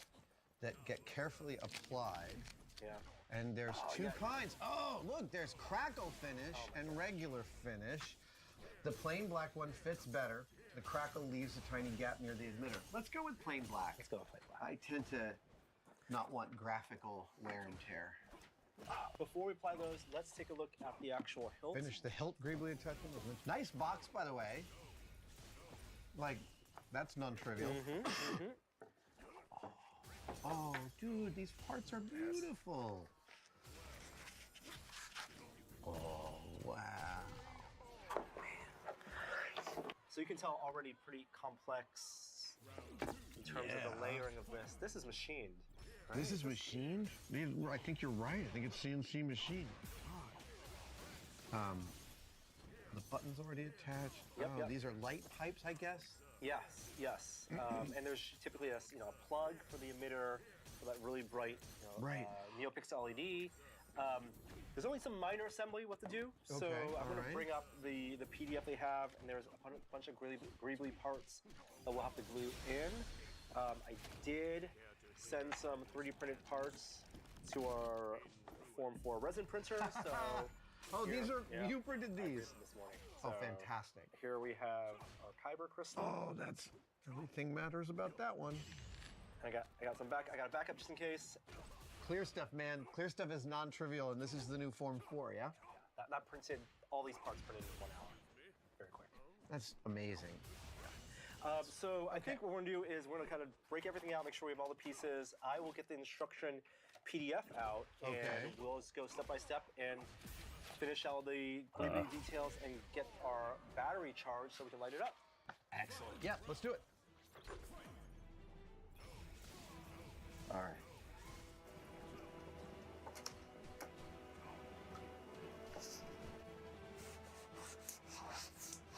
This. You really want to never be touching the actual sticker if you can avoid it. That's where it will peel. That's where it will not adhere well. And so doing this, allowing this to peel off, is accepted best practice. Look at this transition right here. It's really nicely done. Get the fucking I also anti-air in. appreciate that. I believe that what they've got here is That's the plug. yeah, that's the plug that allows you to troop with this. Yes. But this is what you get to. Exactly. Yeah, that's really cool. Yep. So that plug comes out and that comes back in. Amazing.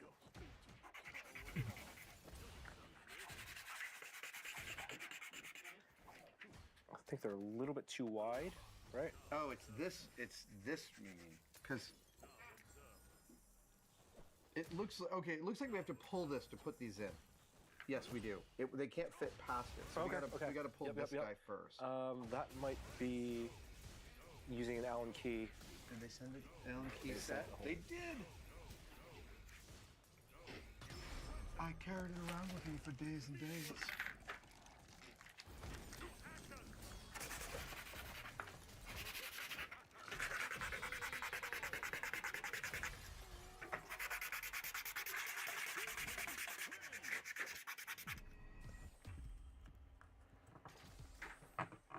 Oh, mine. This one goes in. They're all ready, They're ready. but they can't stay in while. Got it. Okay. And then we have some greeblies on the pommel. So there's a vented and a display one. Ah, I like the vented. I like the vented as well. All right, so then this guy goes in there. So these, I believe, are just super glued on. Oh, nice. That's a real press fit.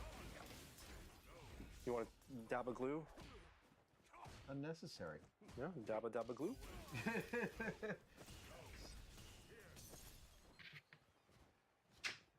Nice. Yeah, that was it. These are called the Suba greeblies. Suba greeblies. Yeah, it looks like there's one on each side. Mhm.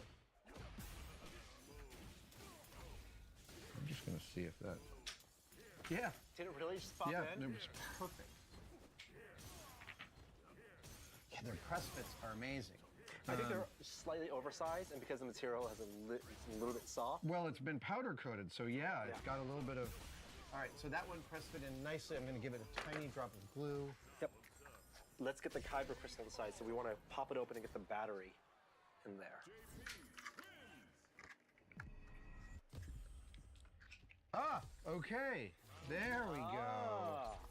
That's beautiful. Wow. Whoa.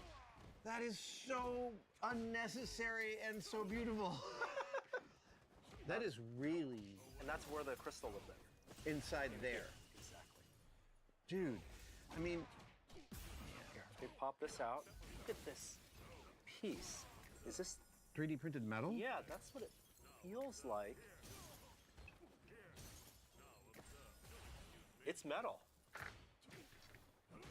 Wow. Wow. I really appreciate the dedication to detail on that front. It totally feels Star Wars canon. Well, look at the engineering. It's really, yeah. To have it show on both sides, and then have it fit the electronics here with lights and the button controls. The switch. Already a battery. Okay, well let's And get they've dressed the battery. I know. They've dressed the battery to look Empire correct. And look, perfect fit for a speaker right here.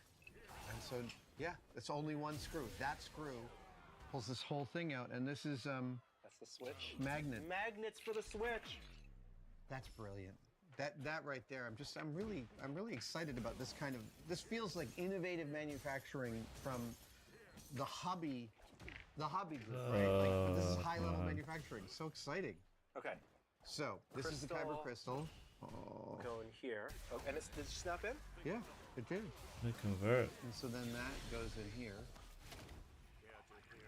Should we power it on? Yeah.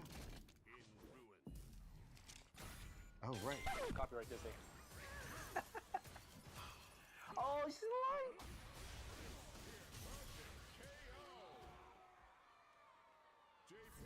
light? I mean, I'm charmed.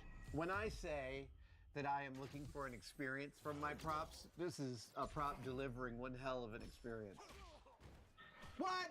Wait a second. Hold on. You got to see this. Here we go.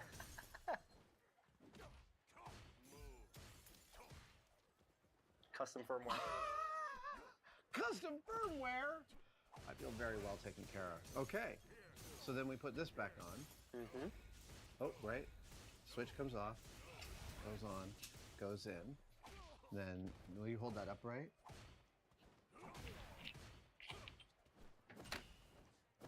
Okay, so this comes in like this.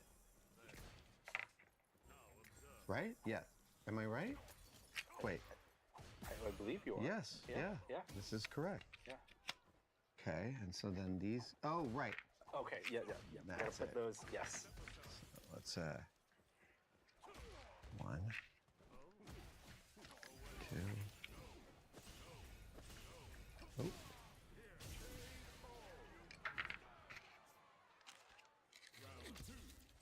3,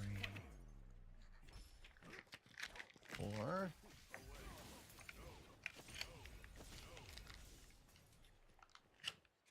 Okay.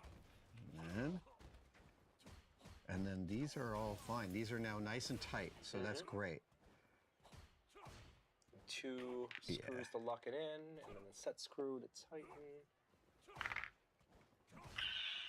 Ooh. Whoa, watch out. Watch your fingers. We didn't see anything. Nothing happened. So we have greeblies, we have greeblies, we have greeblies, we have greeblies, we have light pipes, we have dark saber. You ready? I'm ready. All right, let's turn this puppy on. Okay, wait.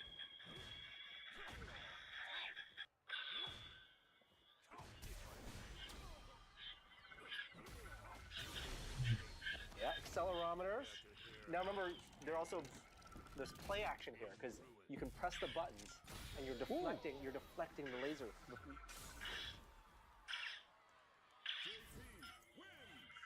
That's so cool. Why not? You got RGB.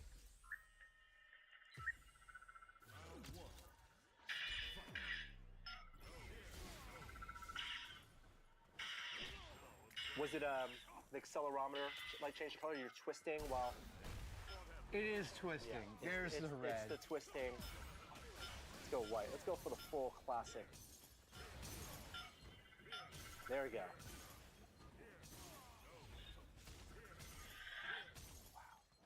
Wow. That's you. Please, please. Heavy as the hand that rules Mandalore. The vibration of the speaker gives it that feeling, that heft. It's a really nice. And then, of course,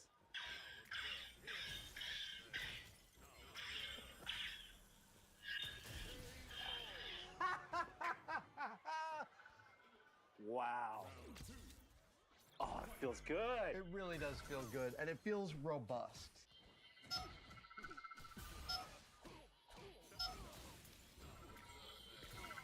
Oh yeah, I can do this. There you go.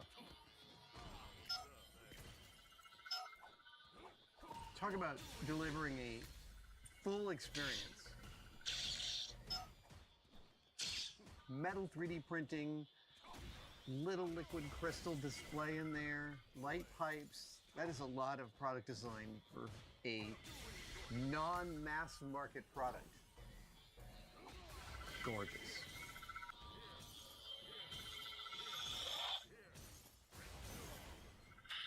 Yeah. Detection, yeah.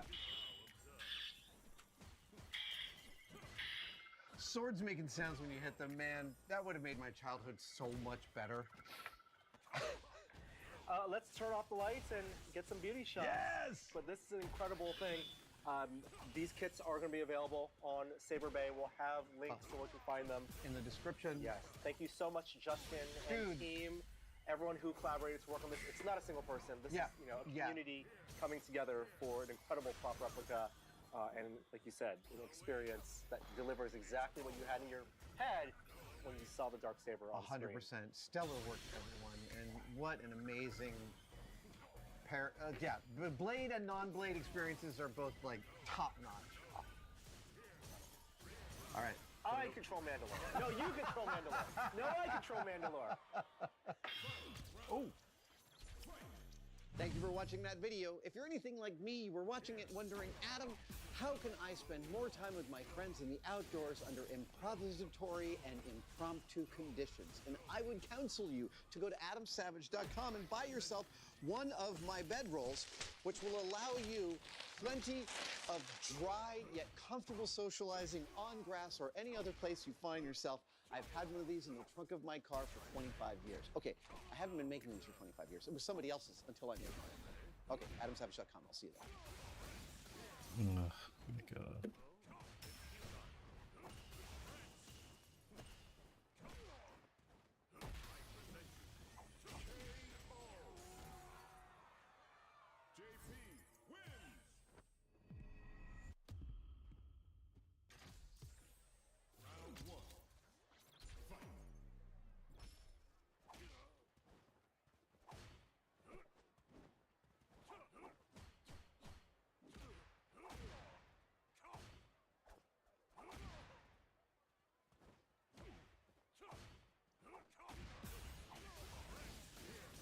So do it after.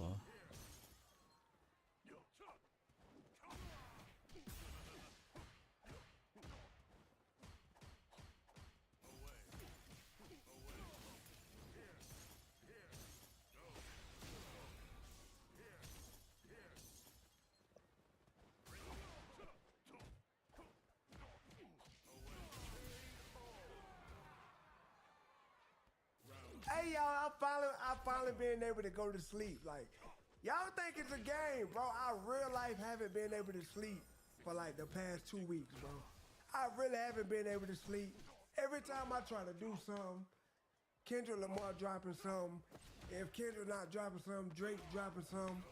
I'm just getting spammed 24/7. People that I don't even know exist talking junk to me, telling me, hey, B-ass nigga, hey, take your to that computer and do that video. People been telling me that for 2 weeks, bro. Real talk. Real talk. But look, y'all, I think it's finally over, man. I think it's finally over. On Drake's last track, Maybe I he need to get sounded like a he was faster defeated, button. bro.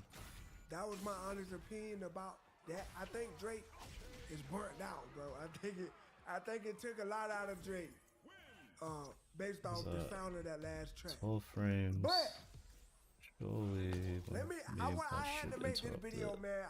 I wouldn't be able to live with myself. I wouldn't be able to get a good night's rest. I'd be conflicted if I didn't say this.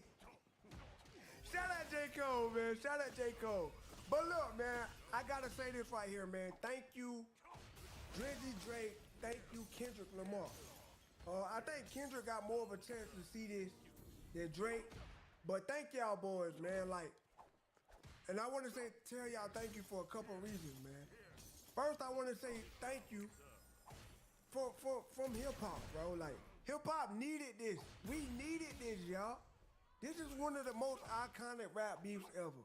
When you think about rap beefs, you think about Eminem, MGK. You think about Ice Cube with No Vaseline. You think about Ether with Nas. You You think about Hit 'em Up with Pop. You think about all those. And this one right here is right up there with those. And I say that because we got multiple tracks from two great artists, bro. Multiple. We didn't get one, we didn't get two, like most of the rap beefs do.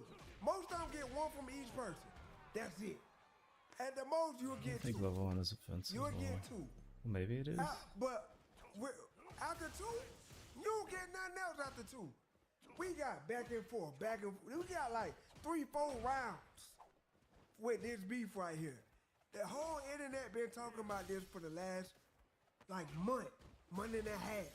That's all been going on. That's all you've been seeing everywhere. Kendrick and Drake. Fans from both sides going at each other. It was beautiful. It was beautiful. And the main thing about it, nobody got hurt, y'all. Nobody got hurt physically. Nobody, it didn't end in a tragic way. Everything was through the music. We need more of this. We need more artists getting on wax and talking man. We needed this for hip hop. That's why I say us fans won with this right here. Hip hop won with this right here. But the main part of this video and me saying thank you is Kendrick Lamar. What you just did, bro, you might have changed the whole game for the reaction community. Now, I'm finna show y'all this picture right here.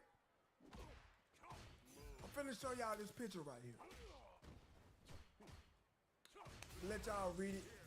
But basically, what Kendrick Lamar did, he removed all copyright claims from all reaction channels. Whether they big, small, everybody. This is a big deal right here.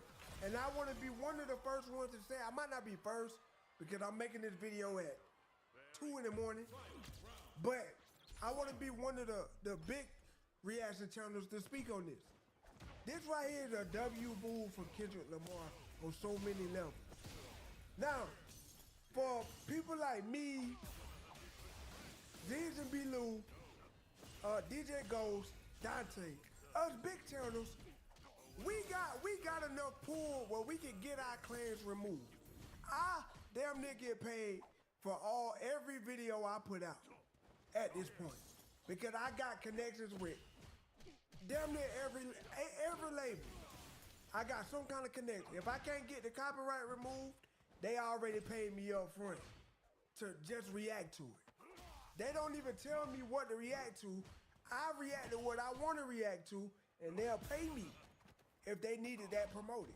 It don't got to that level, man. That's why I say we blessed over here. But this ain't about me. This is about the whole reaction community. Everybody was able to eat off this beat. And for Kendrick Lamar to double back and think about the reaction community and remove all copyright from his song. Super. Kendrick Lamar is a W mans, bro. W mans. And that's a big deal because it's a lot of people that smaller channels that got a lot of views from this beat. They channel got seen by a lot of people just because of this beat. And then for them to be able to get paid for what they put out, oh my God, man, you gonna inspire the next big channel by doing this. Some of us reactors made life-changing money. A lot of reactors probably made money they never made on YouTube this month. Me personally, I make a significant amount of money on normal days. So for something like this to happen with me, I made a ridiculous amount of money. It's insane. Like, it even blew my mind. And I done made 6 figures a couple times. But this right here, I would never put my business out there, but it's insane. Just know that. It's insane. But, Kendrick Lamar, man, you a W man for this right here, man. W Kendrick Lamar, man, like, for thinking about the reaction community. And if you don't get a thank you for nobody else, here for me, I'm gonna speak for the whole community. Thank you for doing this, man. Because now you done opened the gate to let the labels know y'all would get promos from all these channels that done built their fan bases up. They'll be happy to react to the artists now. A lot of reactors get demotivated because we know we gonna walk in our room, react to a song, and they gonna get all the money for it. We ain't gonna make nothing. That's why a lot of reactors got Patreon accounts and stuff like that, because they gotta make money some type of way. Me, I'm blessed enough to have the connections with the labels where I can strictly make my money off of views. Other reactors can't do that because they still trying to grow. So for Kendrick to do this and put the music labels on notice that y'all can remove some of their copyright, man. Y'all can help them help y'all. We can help each other. We need the artists and the artists need us, man. And that's what I'm taking from this right here. Kendrick understands that. I think Kendrick understood that a lot of his songs did well like that. It's because of all the promos. He brought Ziz and B. Lou back. He had me remotivated. He brought DJ Ghost back. Come on, man. Like, he brought all the OGs back. Even Flight was reacting to music, bruh. So I think Kendrick understands that we need each other, man. And this is a step in the right direction right here, man. And I wanted to be one of the few ones to speak on this and tell Kendrick thank you, tell Drake thank you, because what y'all don't understand about music labels, they're greedy. Music labels are greedy. They don't care about nothing. They gonna get their money for their content. They don't care. They don't care if you got 300 views. They copyrighting it every time. Every time. Wake up, so for yes. Kendrick to go do this at this time, Kendrick could have took all the money from all the reaction channels and been lit. Kendrick could have had millions just off copyright claims. But he went back and did this, man. Like, this is a W for the community. I hope all reactors got y'all a nice little bag over these past couple months, man. Put your money back in your channel, man. Make your content look better. Buy new cameras, buy new mics. Reinvest in your channel with that money y'all made, man. Take care of your family with that money y'all made, bruh. Facts, man. But I wanted to just speak on that. And I wanted to tell y'all, like, we won, bro. As fans of hip-hop, we won with this beef, man. Legendary beef. Shout out to all the new subscribers that we got over the past couple of weeks. I know for a fact we got over 200,000 new subscribers on this channel. Over 200,000 subscribers, like, within, like, 2 weeks, bro. It's crazy. But I want to thank all y'all for tuning in. Hopefully I made y'all a fan of me and not just the artists I was reacting to, because that's always my goal, is to make a new viewer a fan of Shaq, not who I'm reacting to. But I want to tell y'all thank you for tuning in. We got over 1 million views every video. So we had like 3-4 vids hit 2+ million. Crazy, crazy. But man, I appreciate y'all support, man. I'm gonna keep going strong for y'all. We gonna keep growing. Road to 5 mil. Let's get it.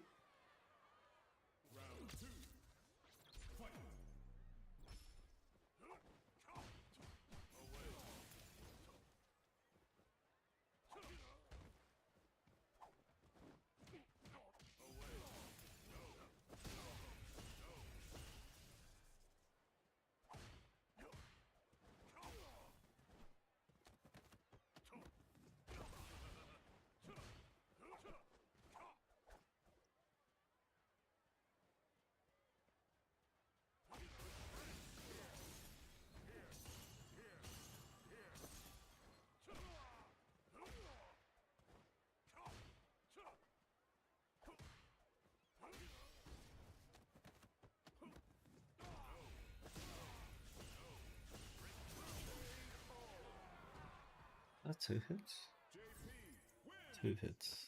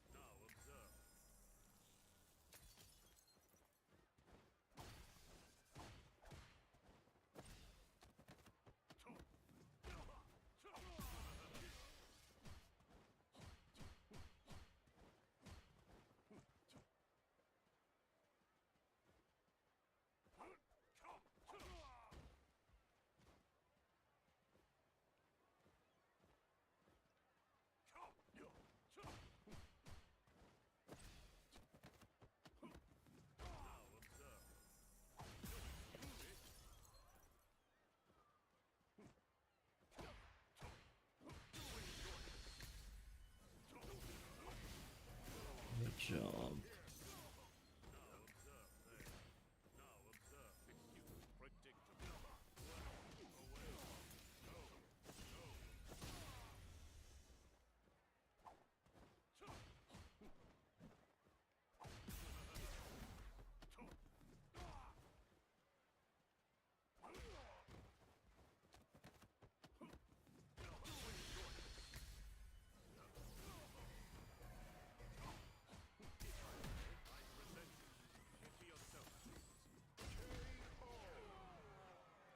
Could have baited it.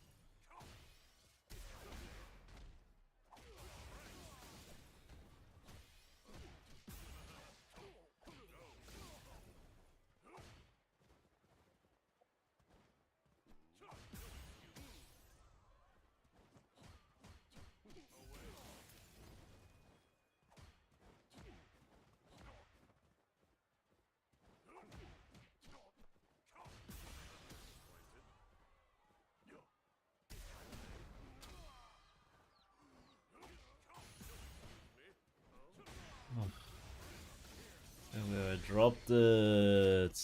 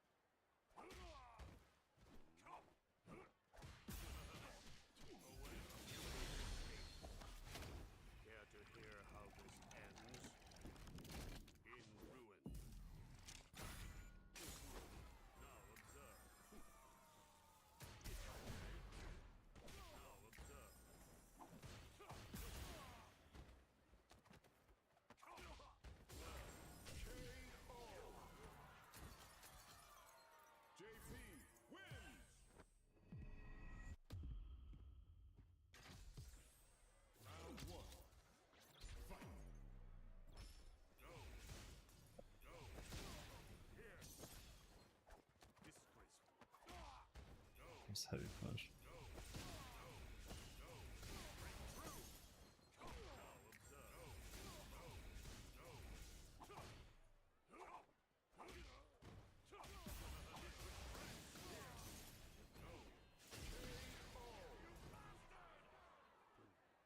Jumping, you niggas will get a wedgie. Be flipped over your boxes, or over your foe. The other vaginal option, pussy.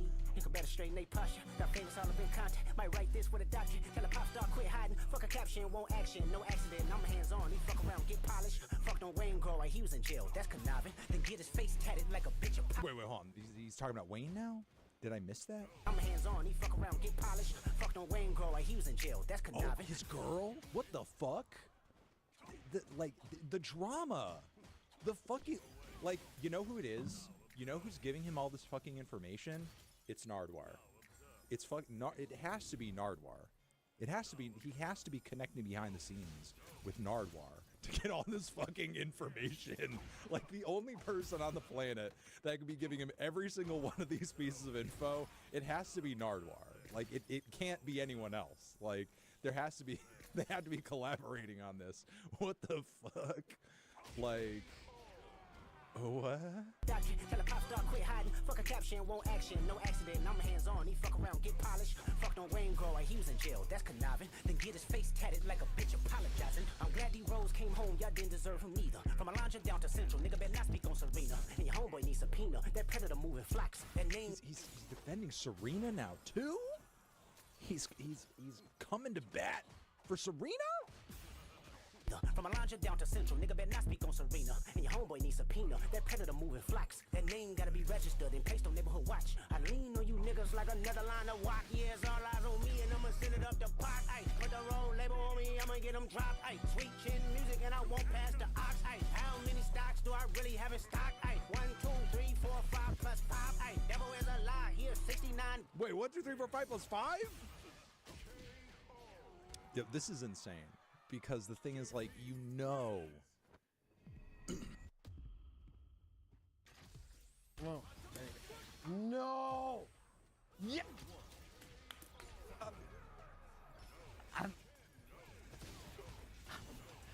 Actually, stop. Yes! Yeah, no, keep playing it, run it back! I'm actually agree. Yeah! He won and done. He won and done you! Hello, everyone, and happy 2024. Yes, we are a few months into the year already, but this is a new year. It's a new day, but there's a lot going on in this video today. For one, we did a video a while back, and we played the game and tested our Drive Impact reactions with proper headphones. The company saw the video and said, oh, so you guys are into some high-tech headphones. Here, why don't you try these out? These are new closed-back headphones, so we really mute out all the sound in the background to help further enhance our ability to react to what's going on in the game. All right, we're about to get started with the game, but as mentioned, we are about to run this with all kinds of new tech. One of the first things you'll notice is we're playing this on the PlayStation 5. Why? Evo Japan is coming up. It's right around the corner. So we need to start getting ready for that PlayStation competition. And I know you've been practicing on Steam a lot, but now we need to get you back on PlayStation, Sin. Yep. And also, again, as mentioned, we have headphones sent from Meze. This is the Lyric model that I believe just came out or it's coming out very soon. But now we also have some character suggestions from you, the Patreons. So let's see, who is Cien playing first? From Freezer? Freezer? Yeah, Freezer wants Modern Lily. Oh, you can play Modern Lily? I mean, we already know. Freezer knows that my Modern Lily is already world class. It's already legend ranked on a secret account that I can't reveal. Oh, he wants me to play Modern Lily? You're gonna play Modern Lily. Man, I don't like Honda players for a reason. That's right. We like to stick with low tier. So have fun. Best of luck. Do you even have any? Oh, you're a diamond. Ooh, and our name is censored. I like that. We don't know what our name is. Oh, do we have a diamond? I don't think we have a diamond, right? We're diamond. There you go. Diamond Modern Lily? Embrace the headphones. Good luck. Google 932 Modern Lily. Listen. He's locked in. This game has been out for almost a year and I have no idea how to play on modern controls. I hope I don't have to play a modern character.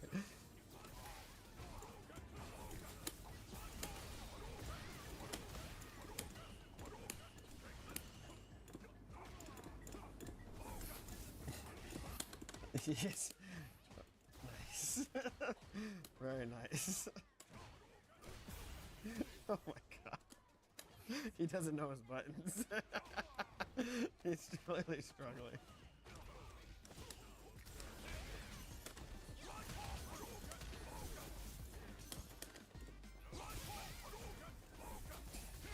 This is rough, man.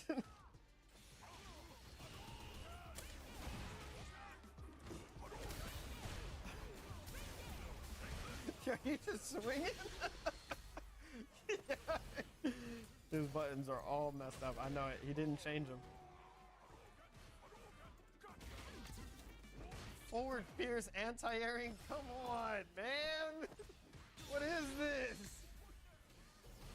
That's not an anti-air.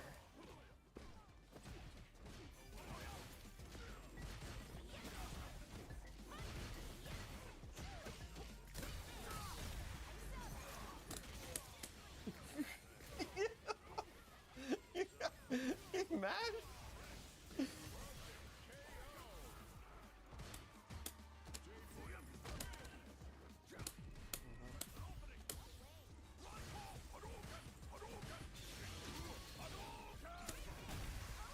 Oh, okay.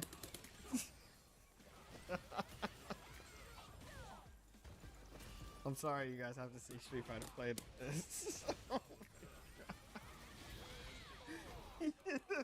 Yeah, I know. He's trying to figure out, he's like, which one is which? But it sounds so good. What are these maniacs that raw EXDP? This isn't the Street Fighter I used to know. I mean, maybe it is.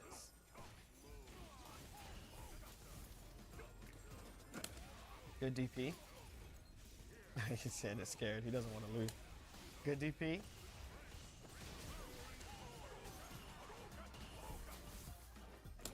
Good DP. He's only got damage from DPs.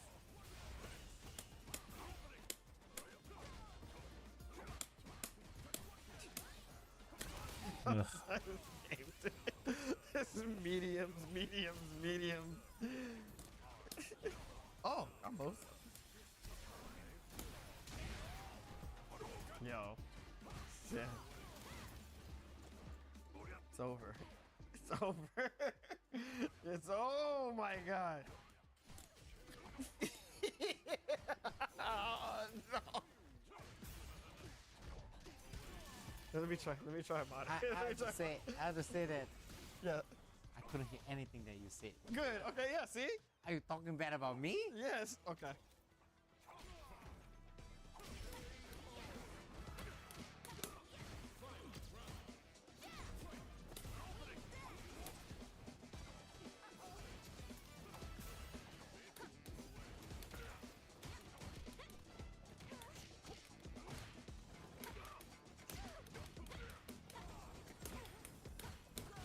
Miles decided to play that this one button. He couldn't figure out the button configuration. It's like, oh, I'm gonna play this one jab. Mate, you're better than that. Mate, your modern Lily is 19,174 LP. You can do better moves than that. I figured out a combo. The best thing about this is that Mike doesn't even know what I'm talking about. I forgot Lily actually has SPD. That's crazy.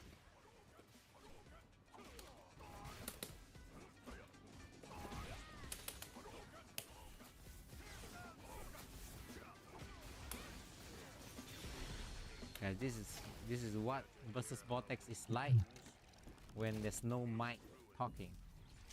Mike boys is actually excluded in the fight right now. What rush hour?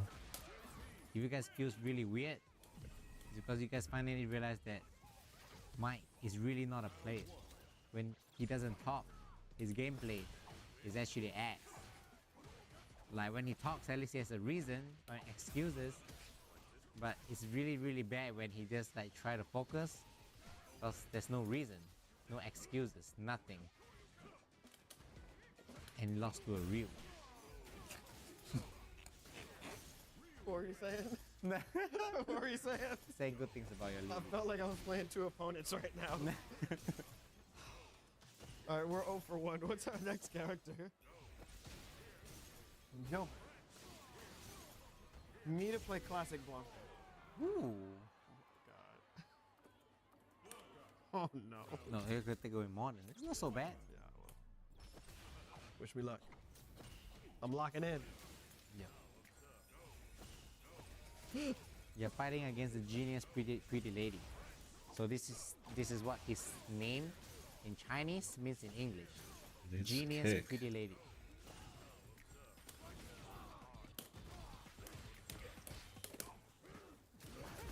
Might say he has never played Blanca in his life. Do you guys believe it? Guys, you know what this Blanca looks like? Guys, I have to tell you that what this Blanca looks like. He really didn't play this Blanca. This Blanca looks like Street Fighter 4 Blanca. Like the buttons he's pressing, stem medium punch, down heavy kick, and he try to link jab into the balls. Show how much Street Fighter 4 Blanca he plays. Oh my god, why am I And he definitely pressing didn't play Street fucking Fighter medium Blanca kick? from 5. It's so crazy how you can actually tell is someone. You can actually tell like what current games he played. You know, when he played Blanca, I'm saying good things about you, Mike. Like I was saying, like you play a lot of Street Fighter 4 Blanca, you know, and stuff. I was saying a lot of good things about you, and you just lose to Luke. Literally, how the modern OG players are right now in the world, Japan, Europe, America, Asia, every one of us is losing to a young player, losing to Luke. All the OGs claim to be really good, but then they can't even beat Luke. And Luke is one button.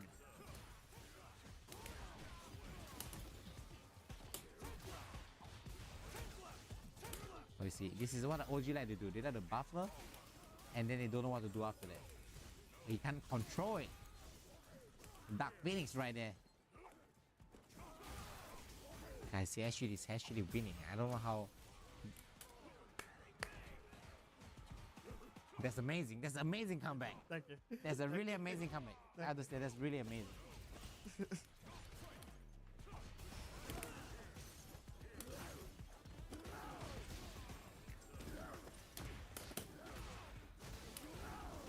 Guys, look at the combo. Down like he's standing jab in the rolling. You can tell how much this guy likes Street Fighter 4. So all his muscle memory of Blanca is from Street Fighter 4. Oh, what?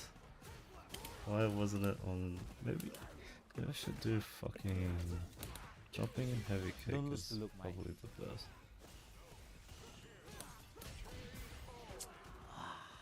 Like this. What did I do wrong? I don't know. You play Street Fighter 4 Blanca. That's all you do. You just play Street Fighter 4 Blanca. You didn't play Street Fighter 6 Blanca. Alright, I'm just gonna use footsies. That's not enough because Luke has the better footsies. It's Luke. Footsies, that's it. Just footsies.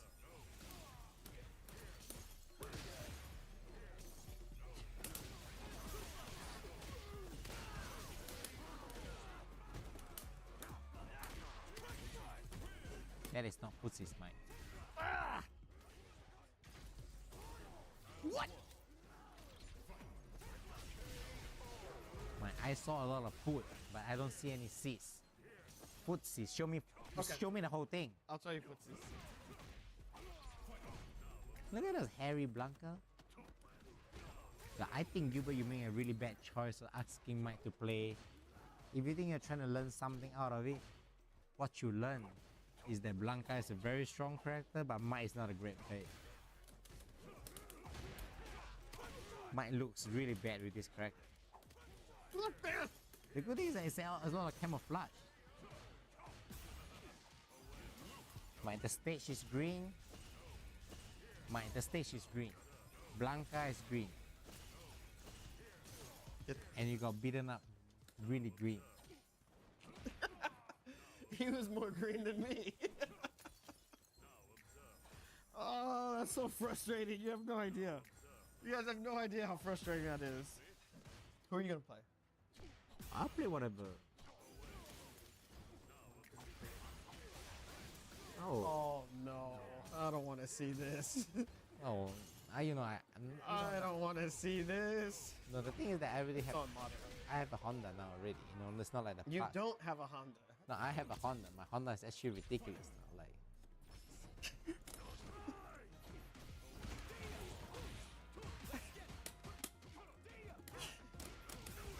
No, man. He's doing it. No.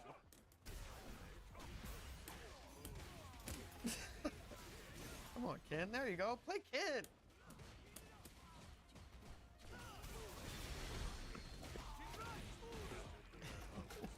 You hear that coming?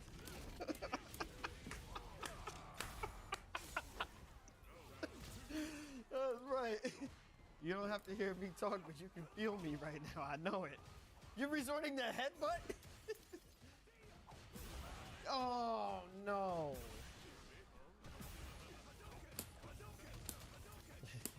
PlayStation. You try.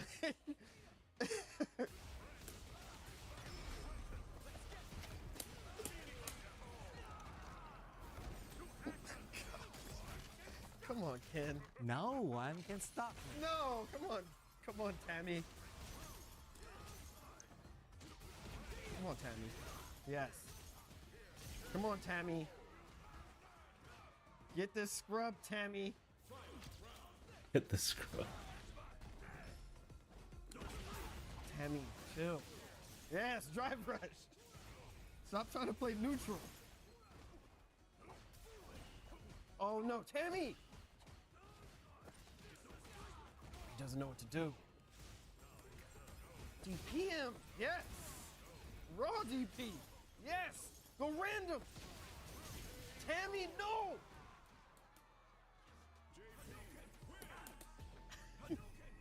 Come on. Come on. There you go. No! Yeah!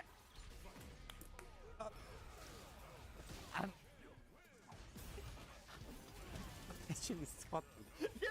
Yeah, no, keep playing it. Run it back. I'm actually Always late. Yeah! You want and done me? He wouldn't touch you! What? Hey, I have a real good Honda and you want and done me? Your Honda's not good enough. He wants a better opponent. This is ridiculous.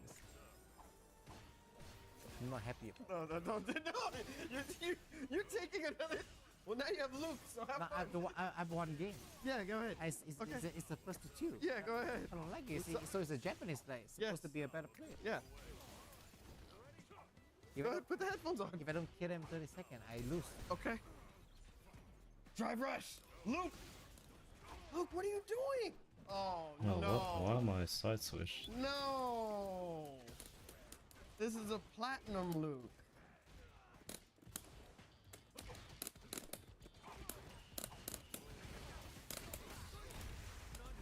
Come on, Luke.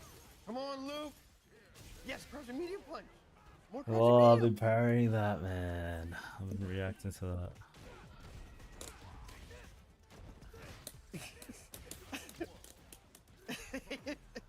Luke. He doesn't even know how to quick get up. Come on, Luke. Oh, Luke. Yes. No. Yes. Oh my gosh. Oh, It man. needs to be crouching See, medium punch. Just so you guys know how CN works. See, on this channel, we keep it pure and we keep it raw. If this was his stream, you'd only see him upload this match. This is because Sid likes to make himself look good. He doesn't He doesn't recoil. Look, what is he doing? No. Oh, come on, Luke. Learn some perfect parry, man. You didn't get it once. Do it better, my friend.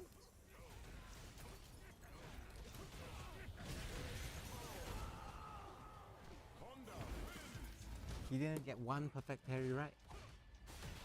And you say perfect parry is broken in the game?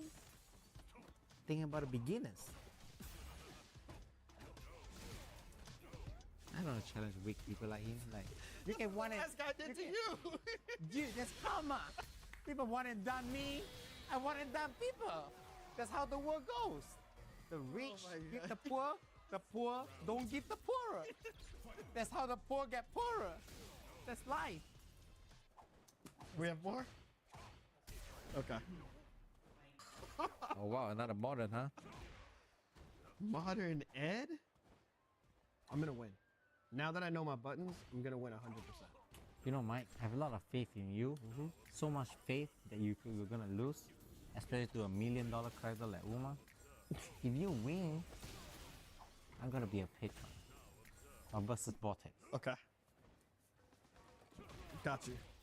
Oh, she got black lipstick.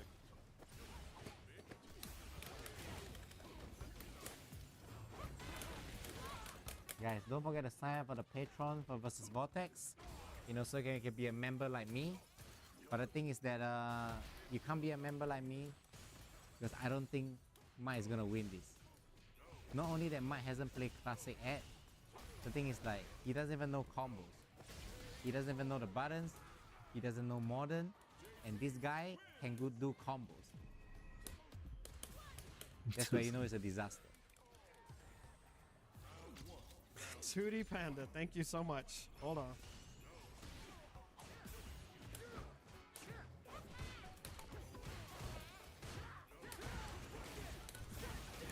Whoever you are, 2D Panda, you need to cut Mike some slack. Because this is making him look really bad. Not just bad, really bad. But actually, to be honest, like, what I'm really good at is I will save Mike from all this.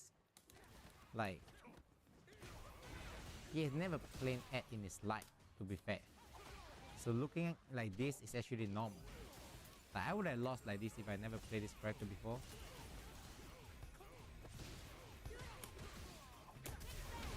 Ooh.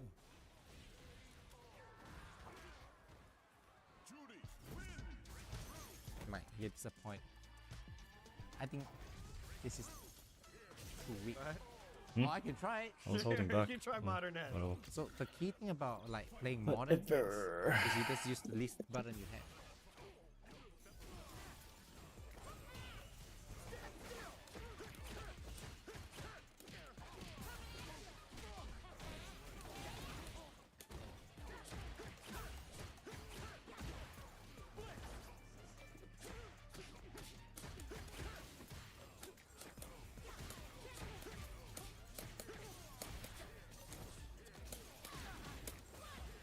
Is this what Street Fighter is? Is this how you play this game now?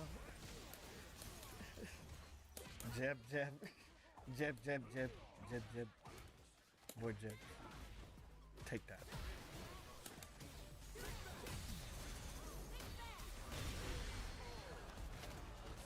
Yeah! Come on, man!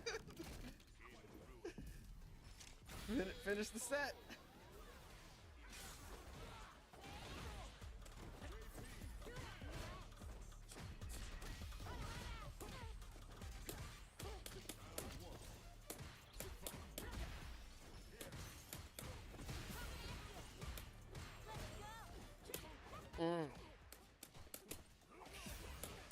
Drop this. Oh! You do have combos.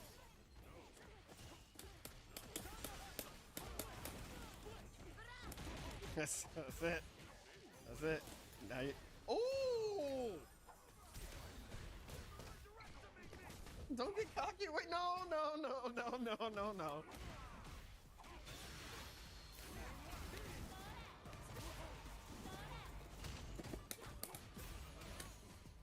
Oh man, I might win this.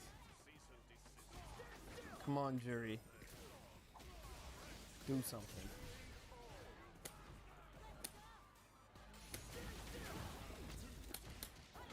Okay, what else? Yes!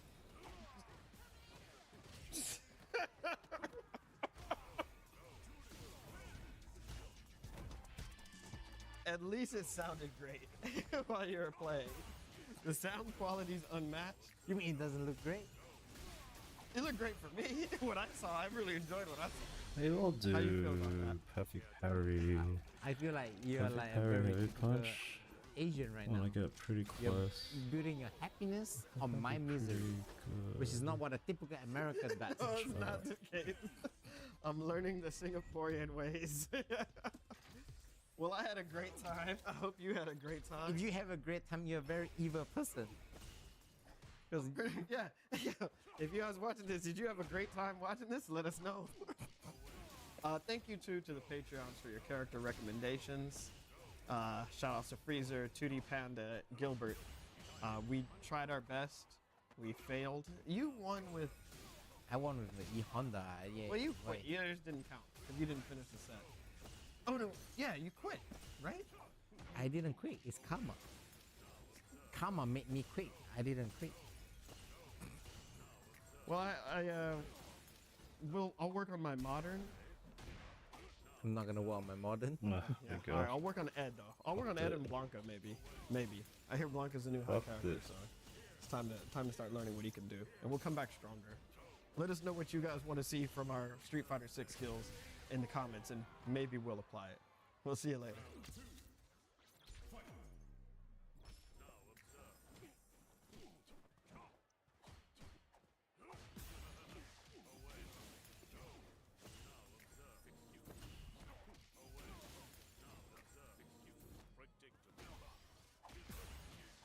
Wake off this.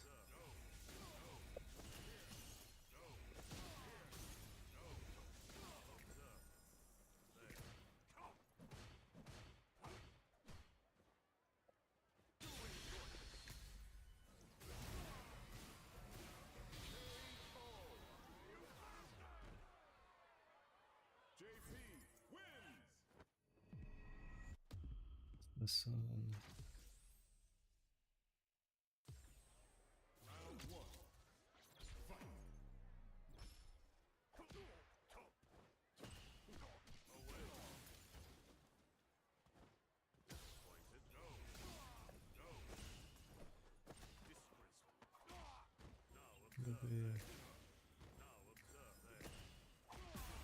So that's what I should be doing.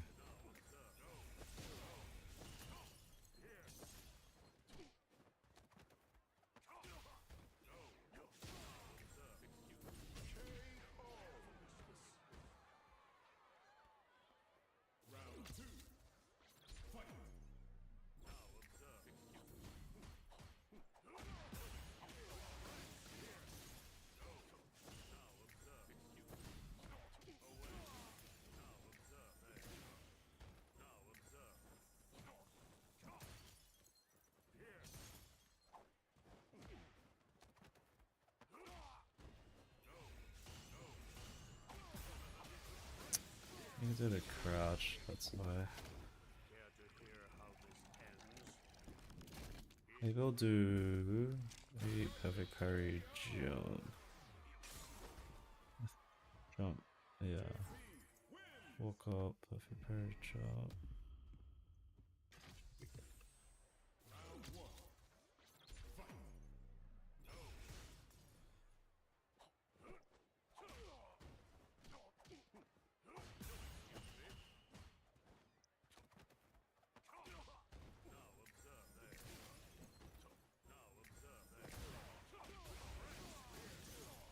Timing.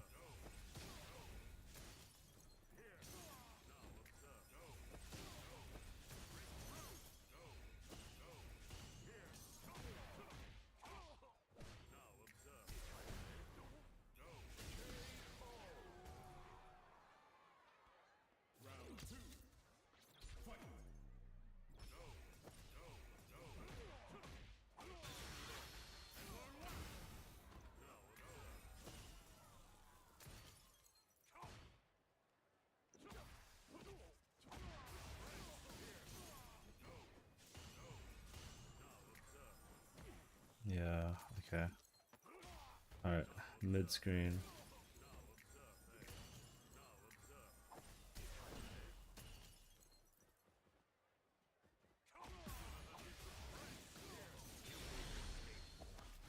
Let's try that.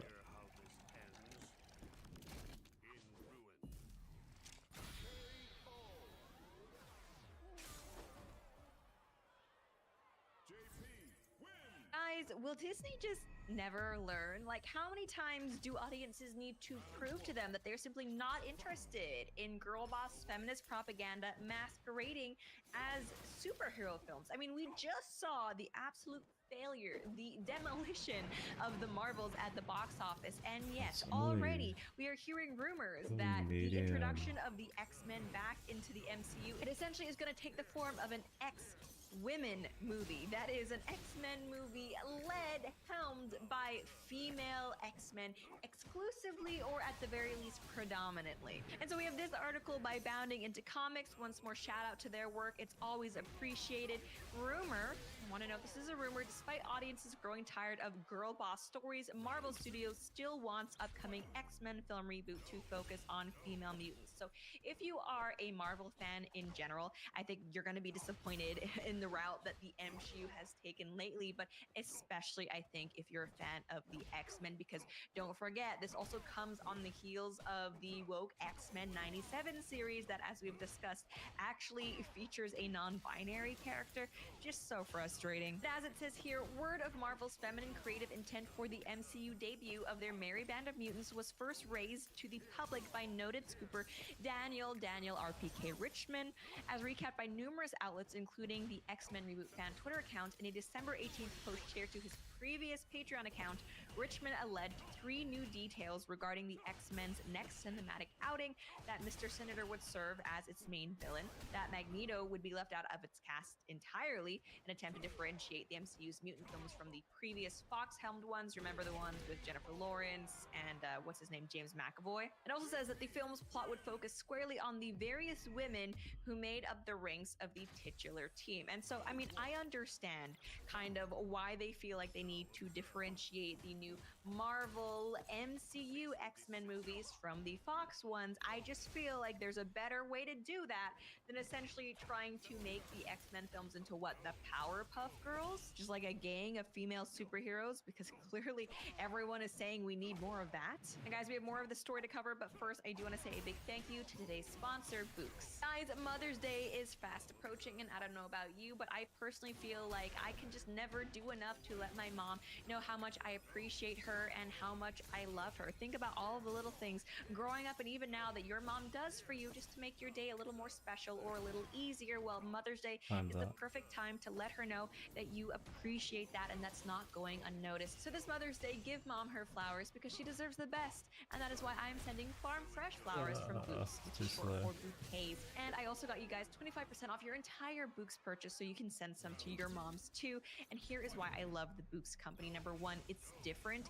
Books flowers are cut fresh and sourced directly from the best flower farms, so they last way, way longer. And they even have flowers grown on the side of a volcano, which is just such a flex. And two, Books has modern designs and unique flowers that you're not going to find anywhere else. These are not the cookie cutter flowers you might see in stores. And Books is also simple. You just go online, pick the delivery date, the flowers, and boom, you're done. And no matter where your mom is, you can let her know that you're thinking of her. So again, Mother's Day is May 12th. Consider this your warning. Don't miss the chance to thank your mom. Order your Books now and use the promo code Lauren for 25% off. That is BOOKS.com with promo code Lauren. Books, promo code Lauren. But we continue with our story because apparently as the months have gone on and we've only gotten closer to the production of this future X-Men film, the rumors have only solidified that yes, this will in fact be a girl boss version of an X-Men movie. It says here, and though as noted above, the months since his initial report have seen more and more audiences finding themselves rejecting tired attempts at shoehorning in pop feminist girl boss angles into their storytelling. And this writer cites things like the failure of the Marvel Marvels and She-Hulk, as well as Indiana Jones and the Dial of Destiny. By the way, I've reviewed all of those movies. If you're interested, you can find those videos on this channel. It says here, a recent update from Richmond suggests that Marvel is still moving forward with their X-Woman concept, and I hope, I pray that they actually name the movie that. How amazing would that be? I mean, an awful failure, don't get me wrong, if you actually work for Disney and want the company to do well and are a shareholder, but in terms of just complete lulls and reveling in the culture war, I really hope they call it X-Woman. It would be amazing. It says, taking to his aforementioned Patreon account in April 2024, Richmond posited that not only was the studio still intent on having the film focus on those mutants of the fairer sex, but that they now also wanted it to both introduce characters who hadn't yet been in live action, as well as strike a thematic balance between drama and comedy. Okay, so there's some issues here. I think it's understandable that after a certain point, Marvel is like, hang on a second, are people just tired of seeing Storm and Rogue on the big screen? Maybe we need a break from the likes of Jean Grey. I understand that thinking, I do. I think that mentality is part of what sparked the film The New Mutants, which did not do well for many reasons, but I think we also have to realize that so far in the MCU, attempts to bring the same type of attention to lesser known comic book characters, frankly, they just haven't been very successful. You can't, through sheer force of will, make Ant-Man as interesting as Captain America or as popular as Iron Man. I mean, there's a reason why even when we were just talking about the comics, these characters were fan favorites. Some characters are just more interesting than others. And even though I think it's a good thing that maybe writers in the MCU are starting to be aware of the fatigue behind always focusing on the same characters, I think they need to be careful of which characters they try to prop up. I mean, just choosing random ones no one's ever heard of with crappy powers just because they're probably diverse and female, it's probably not going to make for a good movie. But here we have this post from Cosmic Marvel. Marvel Studios reportedly want their X-Men reboot film to focus on the female characters. They also want to introduce characters we haven't seen yet. And look, here's the thing, there are cool female characters that we have seen in the X-Men movies already, but that haven't been huge players. People like Psylocke, who I have been told I should cosplay as. I think maybe there's a middle ground here that Marvel could tread, focusing on characters like that still are very popular but haven't gotten as much screen time, rather than once more focusing on Mystique, or alternatively choosing some random character like Jubilee, who's, I mean, I'm sorry, but kind of lame. And regarding the actual script, it sounds like they don't have a specific writer attached, but they're still looking for someone. Written here, Marvel Studios is reportedly looking for a writer who can handle both comedy and drama for their upcoming X-Men reboot film. I don't know about you guys, but part of my fatigue with the MCU is the fact that it always has to be like super light and jokey. I mean, initially, I think that was part of the charm of the Marvel universe, but I've reached a point where I'm kind of tired of everything being a joke, and when everything is played off just for laughs and nothing is serious, then it does kind of minimize the stakes and the emotional resonance of those films. And I think something that made like Logan stand out is the fact that it was done so dark. Same with Joker, actually, and Robert Pattinson's The Batman. Like, comedy is great, but not everything should be a laugh all the time, and especially after Thor Love and Thunder, I think that element of the MCU has kind of overstayed its welcome. But yeah, hey, why not? Just do more of the same thing. I'm sure audiences will still keep paying you and keep coming back. And this piece does conclude by saying, further in lending credence to Richmond's scoops, it should be noted that Marvel has a well-established history of undertaking such ham-fisted measures to bolster the franchise's female representation, as evidenced by their well-established history of gender-swapping male characters, as seen with Ghost, Captain Marvel, and Taskmaster. Oh my gosh, yeah, I remember it. I forgot about Taskmaster, how they basically just put like this scrawny woman in this huge, like, bulking suit, and we're like, it was actually a female all along. Like, does that make sense to anybody? I don't think so. It says they've also insulted said male characters. Remember when Jane Foster was deemed a more capable wielder of Mjolnir than Thor himself, and forcing eye-rolling girl power moments into their set pieces. Yeah, it's true. Right now, Marvel doesn't have the best track record with just treating female characters like any other character, and it's too bad, because I just feel like lately the X-Men, like as a franchise, have been let down a lot. I remember when X-Men First Class came out. I forget how old I was, but I was really excited for it because this is back when everyone still loved Jennifer Lawrence, and I thought that was a great movie. I still think that's a good movie. Slowly but surely, though, that franchise went downhill, culminating in Dark Phoenix. Oh my goodness. Headache of a movie, and I know so many X-Men fans were excited for those characters to go back fully to Marvel and to just be fully integrated into the MCU. But frankly, now that it's actually going to happen, I don't think we're going to like the results. And actually, semi-relevant about the future of the MCU, we have seen reports, these are just rumors, nothing's been confirmed, that Brie Larson actually was supposed to make a cameo in Deadpool and Wolverine as Captain Marvel, or potentially a derivative of Captain Marvel, but that actually Ryan Reynolds personally made Disney scrap those plans.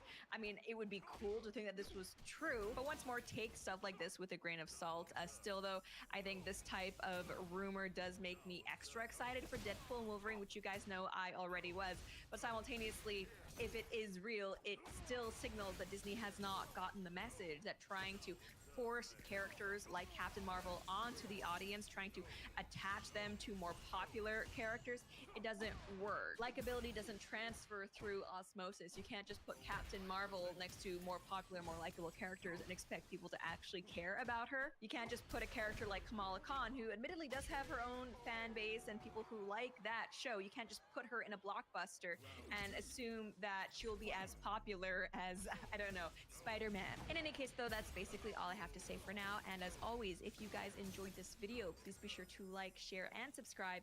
Until next time.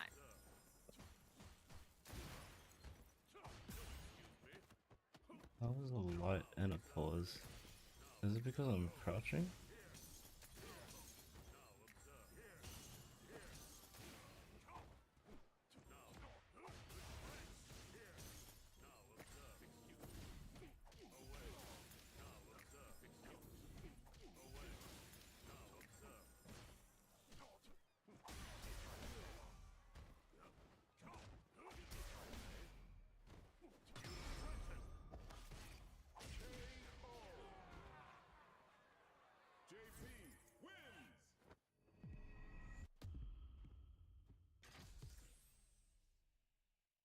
What's going on, guys? Fighting Game Selectors here, and we are here to not talk about particular fighting game, but we're just going to talk about fighting games today. And you know we had to invite the GOAT, JM Croft. What is good, bro? How you doing? Hey, you know, I was thinking of, I think I have a nickname for us together here in this video. I think we should be the FOMO boys. Oh! Right now, we both might be experiencing a little bit of FOMO. There's a few people out of town in Japan, but we're here at home delivering the content to you folks at home. I actually like that, yo. So here, the FOMO boys are here. Well, how's it going, man? It's going great, man. There's been like hype events happening left and right. Games are coming out, like DLC, all this stuff. So yeah, obviously people are dooming and glooming on Twitter as always, but I just ignore that, and I think fighting games are pretty great right now. You told me that something you wanted to talk about today was modern controls, which I think this is an interesting idea. How do you feel about modern controls just in general? I thought Street Fighter 6, the way they introduced it, was phenomenal. Like, I thought it was like a great thing. And you know, I feel like the modern control, what it does for not only like the scene as a whole, but what it does for like the audience is that the people that want to give it a try and kind of like hit buttons, just kind of make things work, they can understand and appreciate how hard it is for certain situations due to modern control. You know, being able to do like low forward drive rush, combo DP, and then like they watch somebody playing classic mode and being like, wow, the recognition for them to actually doing that and the input is like insane, right? And then you got people who want to just get into like the competitive mindset where like they play the mind game rather than having to like learn like how to use controls and stuff. Right, you can kind of like, you can skip that first step of like, well, bro, I can't even get the moves that I want to come out when I need them. You know, so you can skip that and actually start like enjoying the strategic element of the gameplay, I guess. Yeah, and I think those are like the two biggest things that what brings to the table that is so great for modern controls. That's why I think it's so good. Yeah, you know, I'm a little bit torn between. I definitely think that it is a good idea in 2024. But basically, my overall feeling is that if people are just kind of pressing buttons, cool stuff should happen. Or another way to put it is like you should be able to do cool stuff in a fighting game without having to learn how to do like a double quarter circle forward, you know? I agree with that. So I remember I had this crazy experience where I was playing with my cousin, and I had brought 2 fighting games. He didn't know how to play at all. I had brought Marvel 3, and I had brought Injustice 1. And he could not understand Marvel 3 at all. He hated it, which, like, the characters are so cool. Like, instantly you're like, oh, snap, like, Spider-Man, Wolverine, like, that's exciting. But then you get in, and it's so hard to do anything in that game. You know, you have to be pressing multiple buttons at the same time. You have to be, like, super jump canceling. Like, it's crazy. Whereas something that I think really helped with Injustice, it sounds simple, but just the fact that you press both triggers and you do your super, like, I think really helps in Injustice because it gives players, like, something to look forward to. So, you know, regardless of, like, modern versus classic controls in general, I think some games really suffered just by the fact that you can't just do cool stuff without, like, practicing and without researching. I feel like that was another problem. Like Street Fighter 3 and 4 kind of had that problem. Ooh. Like you just can't really do anything cool in those games. Even the trials, bro. Like yeah, you had to. I think trials for SF4 was the most discouraging thing ever. Yeah, you have to do like medium punch into medium punch. Yeah. It's like a 2-frame link, and the beginners are like, bro, like he just blocks it. Why does he block it? And there's like no explanation. And yeah, no demonstration, no nothing. Yeah. Like, dude, imagine trying to do like El Fuerte's heavy punch, and they're just like they just want you to do it. Like, yeah, no, like seriously, and some of them are like corner only and stuff. Yeah. Yeah, and like they'll start you mid-screen, and you're like, wow. I think the hardest hurdle that modern controls has to go through, personally for me, is the prestige, right, of like classic control, right, and like the stigma of playing on easy mode, kind of. Yeah. You know, in Street Fighter 6, people's like, oh, you know, like. This person's not really playing. He's not really learning like the hard way, or like all this stuff. And I think that's like the biggest hurdle that like modern controls has to deal with for most games as a whole. And I talked about this to somebody who played Street Fighter for the first time, and they started as modern controls. And and they told me the story. It was like, you know, yeah, bro, you know, I'm just playing. And like people discredit me on my win because like I'm playing modern controls, stuff like that, and it kind of sucks. And you know, he asked me, he said, "Do like top players look down on modern controls?" And have you ever experienced top players talking about modern controls negatively? I don't think so, right? No, definitely. Like when someone like breaks out and does really well in a major with modern, I think everyone's kind of impressed. Everyone's like, "Wait a minute, like you made top 8 at Evo in modern." Like, I think it's almost more impressive to us. But definitely at low levels, I see it. And if you look at the win rates, it matches up. Like, when Capcom releases those win rates down in Iron and stuff, Modern is dominating. So I think it makes sense. You know, some games don't have Modern, but they still manage to be very beginner-friendly. And the biggest example that comes to mind to me is Dragon Ball FighterZ. How does Dragon Ball FighterZ get away with... I mean, obviously, everything's a quarter circle. So that helps, right? There's no DP motion. There's no half circle back forward like Potemkin Buster motion. So that helps. But how does Dragon Ball get away with having like real inputs on everything, and yet like beginners love that game, and it was like so successful? I mean, I gotta say that the IP definitely carried a lot. Yeah. And I think the auto combo system kind of carried a lot too. That's true. Auto combos definitely help. Yeah. The auto combos, how it was structured, is interesting.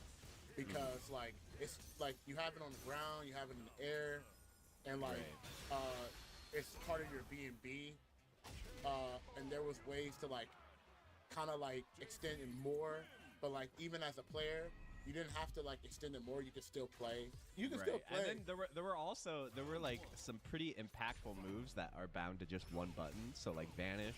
And Super Dash, obviously. Oh my God. Like Super Dash that's the fun button right there. That's the party starter button. So I just think having that on like a shoulder button for players, like they just fire up the game and hit Super Dash and start mashing the light button, and cool stuff happens. So Yeah, maybe that's the reason, but I feel like that's kind of a counterexample to the idea of, like, I know some people after SF6, they were like, well, every game should have modern now.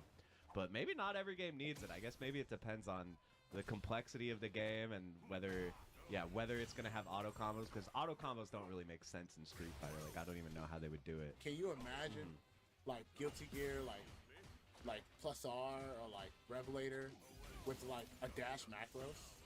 Yeah, that would be really great for like tri-jump or like box dash characters, like Milia and stuff. Yeah, or even just because back downs are like frame 1 invo. But can you imagine like being able to like just mash it on wake up?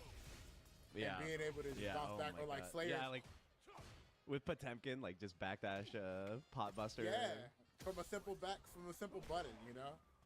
Okay, but I'm gonna be controversial here. Let's go. So yeah, like if we have this idea of like, well, old games weren't balanced around dash macros, old games weren't balanced around, you know, easy inputs or whatever.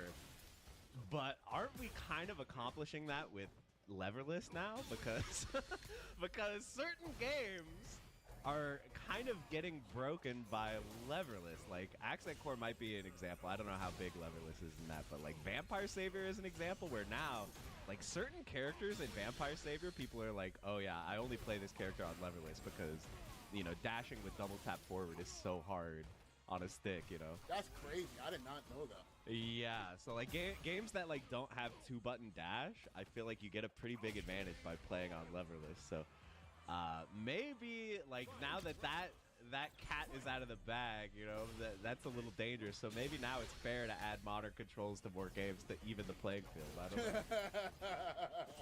I mean, you know, I gotta say, a lot of people also have been like, yeah, I don't know if you follow along, but I know some games like if you try to play Marvel 2 on a leverless controller, I hear it's really like impossible. Oh yeah, you know, I've never tried, but I guess I could see it. And like Marvel 2 you can just dash by pressing 2 buttons, so you don't need the forward dash thing. And yeah, you know, that's another game where like input things have been a debate for a long time. People used to argue whether it was fair to have dash bound to 1 button, you know. Yeah, dude, I remember that. I forgot what the guy's name. He was the first dash. Fnatic was the first dash macros guy, bro. Yeah. They got looked down upon, but you know what they say, man, whoever does it first always get looked down upon. It's true. And back then, pressing 2 buttons at the same time was actually an execution check. Back then, you actually had to do it. Now there's like a buffer, so it's hard to miss. But back then, you would like accidentally get heavy punch when you're trying to dash. So like having that fixed is really, really useful. You know, I was thinking like, let me ask you a question, because I'm not really familiar with this game. But Tatsunoko versus Capcom. Oh yeah. For a modern control game, how would that game function? It would probably be fine. I mean, wait, and I'm trying to think. Does that game have simple mode? Because I remember Marvel 3 had simple mode, and they're pretty similar. But I guess it probably didn't. Huh? But you could play it on Wii mode. Yeah. So maybe the Wii mode was like simple mode. I think the Wii mode was probably simple. See, now that we all play it on emulator, so I'm so like out of touch with what the game was actually like when it came out. But yeah, I mean, I could imagine it work, and that's a game where you have to dash with 3 buttons. You have to press all 3. So I think everybody just used the dash macro in that game. But yeah, modern controls that would probably be cool. You know, like it's definitely hard to have modern and classic in the same game and have them be like somewhat balanced. It's a difficult challenge. I think it's pretty incredible that Street Fighter 6 actually accomplished that. But I can imagine most developers would be afraid. You know, they're like, we either have to make modern terrible, or we just have to like force you to play one way. Like most games force you to play classic, but then you know games like Smash or BB Tag or like Fantasy Strike, those are all games that are like modern only. Essentially, everything's 1 button. You know, do you think because of having a balanced modern and classic, why the character balance for Street Fighter 6 is like taking 1 year? Oh, you know, I never thought about that actually. That's an interesting point. I like to think that the 1 year thing is a choice, right? But like it's a choice. Like they want to keep the competitive integrity of the game. But I don't know. I mean, because if you think about it, you know, how many characters are in SF5 or SF6? Like 25. 25. But really, there's like 50 characters because Yeah. there's a modern version of everyone too. It's kind of like Super Turbo, where everyone has like the old version, you know, with no super bars. So Right. yeah, it might make the game harder to balance. Now that you mention it, that's actually a concern that developers are gonna have to think about. You know, because imagine like letting something rock and then like modern version is like 10 times broken, and like we had something like this happen before in Ultra Street Fighter 4. When they unlocked the Mega Edition, you know, you remember Infinite Gen, the Gen Infinite, you know, so like, you know, you gotta make adjustments for like every version of the character, regardless, even if one is stronger than the other, you know, and that might be taking a lot of time. It kind of limits the design space a little bit too, because there's only so much that you can let a super do when you know that some players can do it with one button. Like there are certain types of supers that simply cannot exist in SF6 because having them on one button would be too crazy, you know. And I think that's what they. I think that's why. Remember back in the time, level 1 supers had invuln. Yeah. And I think they took that away because of body control. Yeah, because I can understand that, like, if you just see a projectile and you're like, all right, one button, like, yeah, let's go. Can you imagine? Like, that kind of messes up the game because the game's not fun when you can't do any moves because you're scared of one button super. Yeah, that's kind of like what Sam Show was like. Did you play much Sam Show? Yeah, I when played. You had like the power up thing, I forget, like Isen or whatever it's called. Yeah, Rage. Yeah. Yeah, so it's like you never want to press any button because they'll just have this like one button thing. But I think that's kind of what they were going for. They kind of wanted that to be a game where you don't press a lot of buttons. Yeah, man, I remember those days, man. People used to run up on you in instant and you take 90%, bro. Bro, that game, okay, low key, I'm gonna get on my soapbox here. Sam Show was sicker than we all gave it credit Bro, for. season 1 Sam Show for the Sam Show 7, Yeah. that game was a masterpiece.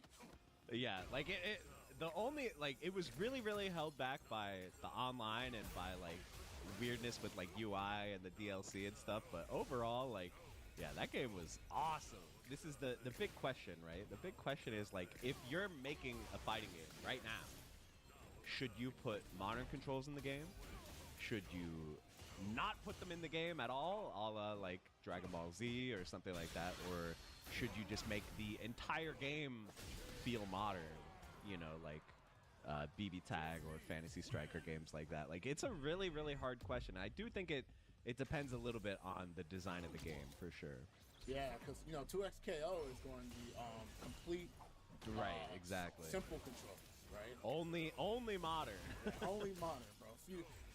Futuristic controls, bro.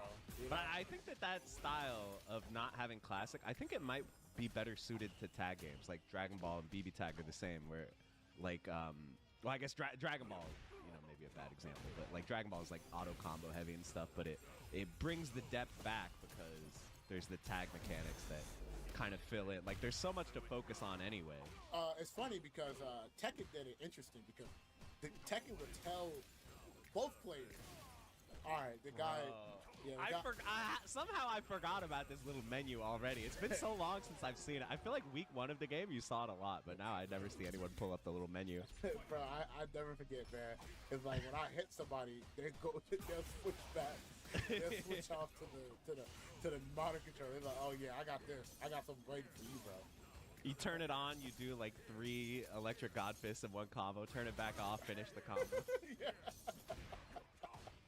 I think that. Yeah, it was a cool idea, but I think that Tekken and I think NRS probably need modern controls less just because of the nature of their inputs. Like Tekken, you're not really doing like dragon punches for the most part, other than god fists, and then yeah, MK is really interesting because MK, but the controls I just think are more intuitive for beginners to be like back forward square. And the other funny thing about MK is they always put everything on like the controller button names. They don't say light punch, heavy punch. It's always like square, triangle. So I think that also, like, beginners have an easier time understanding that. Yeah, Tekken has always had that factor of you can kind of just press all the buttons and your character will do cool stuff. Like, you're playing Eddie Gordo and he's going into different stances. Like, Tekken has always been like that, but now it's even more so because now sometimes when you're just Where's mashing my buttons, one of your buttons is gonna be a super? heat engager, and you're gonna get a little cutscene, and you're gonna pull out the nunchucks and stuff. Like it starts to get crazy. Yeah, bro. I'm like, dude, like, I feel like Heat Smasher, or Heat Smasher, go into heat mode in general. It's like, it's a cool thing, right? You see a character hit somebody, they just start running at them. It's like, you know, it's like, damn. So, you know, I think they did it well in terms of that. So overall, what are your thoughts, man? In theory, would you want every fighting game to have mono control? In theory. I think it definitely depends on the game, but I think bottom line is every game should have something that makes it so that new players can pick it up and start having fun without having to look stuff up, you know, whether it's auto combos, whether it's mono controls, whether it's Tekken having like a magic menu that you open, whatever decision the developers feel is right for their game. Every game needs something to help bridge that gap. So I think that it's starting to be like that. Like it's rare that a game like, I guess like Under Night is like the only game that's come out recently that doesn't have anything like that. So it's rare to see a game that doesn't have that. So yeah, I'd like to see that trend continue and just get more refined. Yeah, you know, I will say that Under Night has a very refined tutorial mode. But it has a very long tutorial mode. Let's say that there's a lot to read in there. You get to work on your SAT prep while you play through that tutorial. You know, one thing I would wish that game did is have voiceover tell you like a dub voice. That would be so good if it was like in character, like for one of the characters. Yes. Yeah, I wish they would have did that, man. I think they fell off for that. Anyways, man, thank you so much for talking about this, man. It was awesome. But where can they find you? As always, youtube.com/jmcrofts. Also, I have new merch drops on jmcroftsmerch.com. Oh. I have this hype, this don't get grabbed anti-grappler propaganda pint glass that you guys can buy. I've got the folks shirt. If you want to let everyone know that you're one of the folks. I definitely want to check that out. Yes, that's at jmcroftsmerch.com. I gotta get me a folks shirt, bro. Yo, we gonna have, FOMO folks. Yeah, exactly. Yo, we gotta do the FOMO Boys shirt. FOMO Boys, right. FOMO Boys. Oh, and by the way, everything is a limited run of 100, so make sure you get them before they're gone. Okay, that's the end of my plug. All right, man. Well, let me connect that plug. Make sure you guys. How do you guys feel about mono controls? Make sure you guys subscribe to the channel. Thank you guys so much, and we'll see you guys on the next episode. Bye, everybody.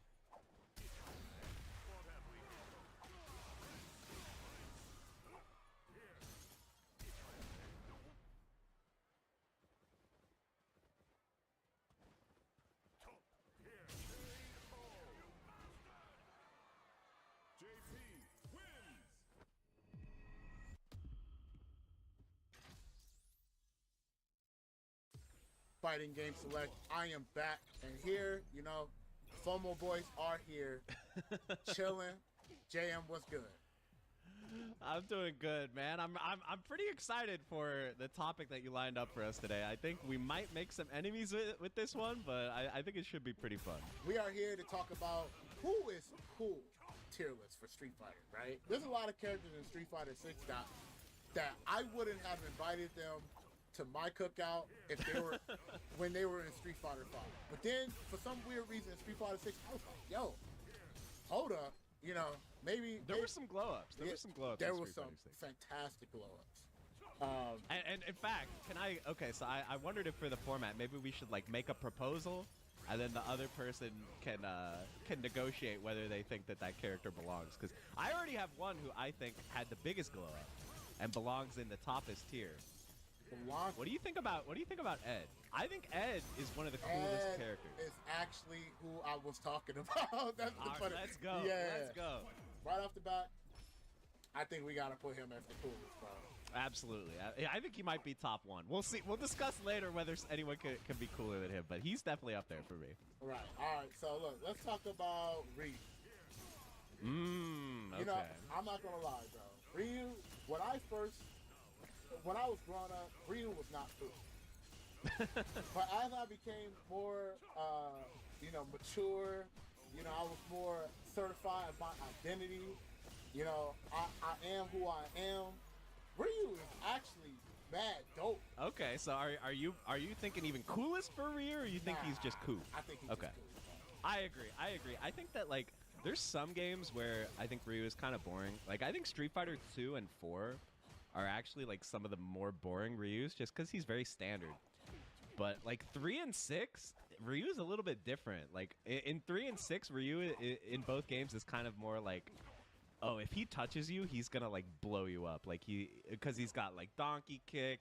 Now in 6, he's got like the Hashogeki and the Denjin charge. Like Ryu has potential to be a bully once he gets going. So I really like Ryu offensively, and I like that he's not just like sitting back and throwing fireballs waiting for you to jump anymore. So I agree. I think Ryu is really cool. You know what's cool about Ryu is when he's not in his game, I also think his gameplay is mad cool in the games that he is not, like that he cameos in.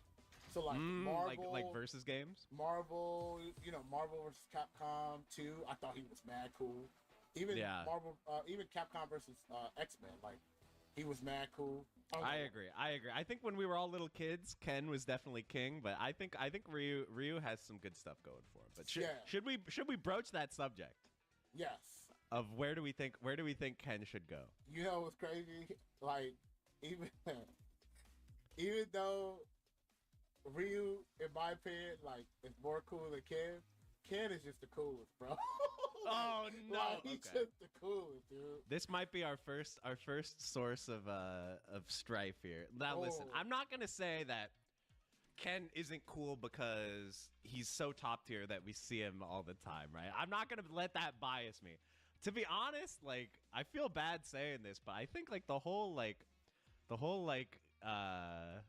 homeless arc Ken and like the whole like I don't want to call it a glow up. I honestly feel like he kind of had a glow down in this game. I don't know. I feel like I don't really like his outfit in this game that much. I'm not sure. Maybe I'm just being a hater. I think I can accept him being in coolest, but personally I think I would put him in regular cool, but I'll defer to your opinion on this. You know why I put him as cool? Let me explain to you why, right? So hear me out. Like I don't like the outfit, but you gotta tell me the hair and the run with the fire is not. That's true. And like cool. when his like feet catch on fire. Yeah, that's true. Bro. You can't tell me that ain't cool, bro. Because that's why Ken was cooler when we were kids. Is because he had fire on his Dragon Punch, right? Right. So. But back in the day, they didn't run. So now, yeah, but now he's got fire on the Dragon Punch, fire on the Tatsu. Yeah, he's got the run. He got Dragon Lash, bro. Come on. That's true, and they gave him back like his coolest super too. Like his level 2 is like the coolest super. So all right. You convinced me. Honda, how you feel about Honda? You know, I was thinking about this. I think if Ed is potential top 1, I think Honda might be potential bottom 1. Yeah, how do you feel about that? Yeah, I mean, there's nothing cool about him, bro. So I feel like there's something that like people talk about when it comes to like designing characters is like the fantasy. Like what's the fantasy of the character? So like the fantasy of Ken is that you're like this cool, like swagged out guy who's like, hitting people with your flaming uppercuts and like, doing these cool looking, like aggressive moves. And in older games, I kind of liked the Honda fantasy of like, bro, I'm just going to sit there with my hands on my knees and I'm gonna be this iron wall that you can't get past. If you jump, I'm gonna headbutt you. If you sit still, I'm just gonna get the life lead, maybe chip you out with 100. I actually kind of like Street Fighter 4 Honda. But Street Fighter 6 Honda, I just don't really get, like, what's the fantasy? Spamming butt slam? Like, what's the fun part about Honda in this game in 6? I don't know. Yeah, I feel like, you know, honestly, I think the only cool thing about Honda is its level 3. Yeah, his level 3 animation, yeah, where he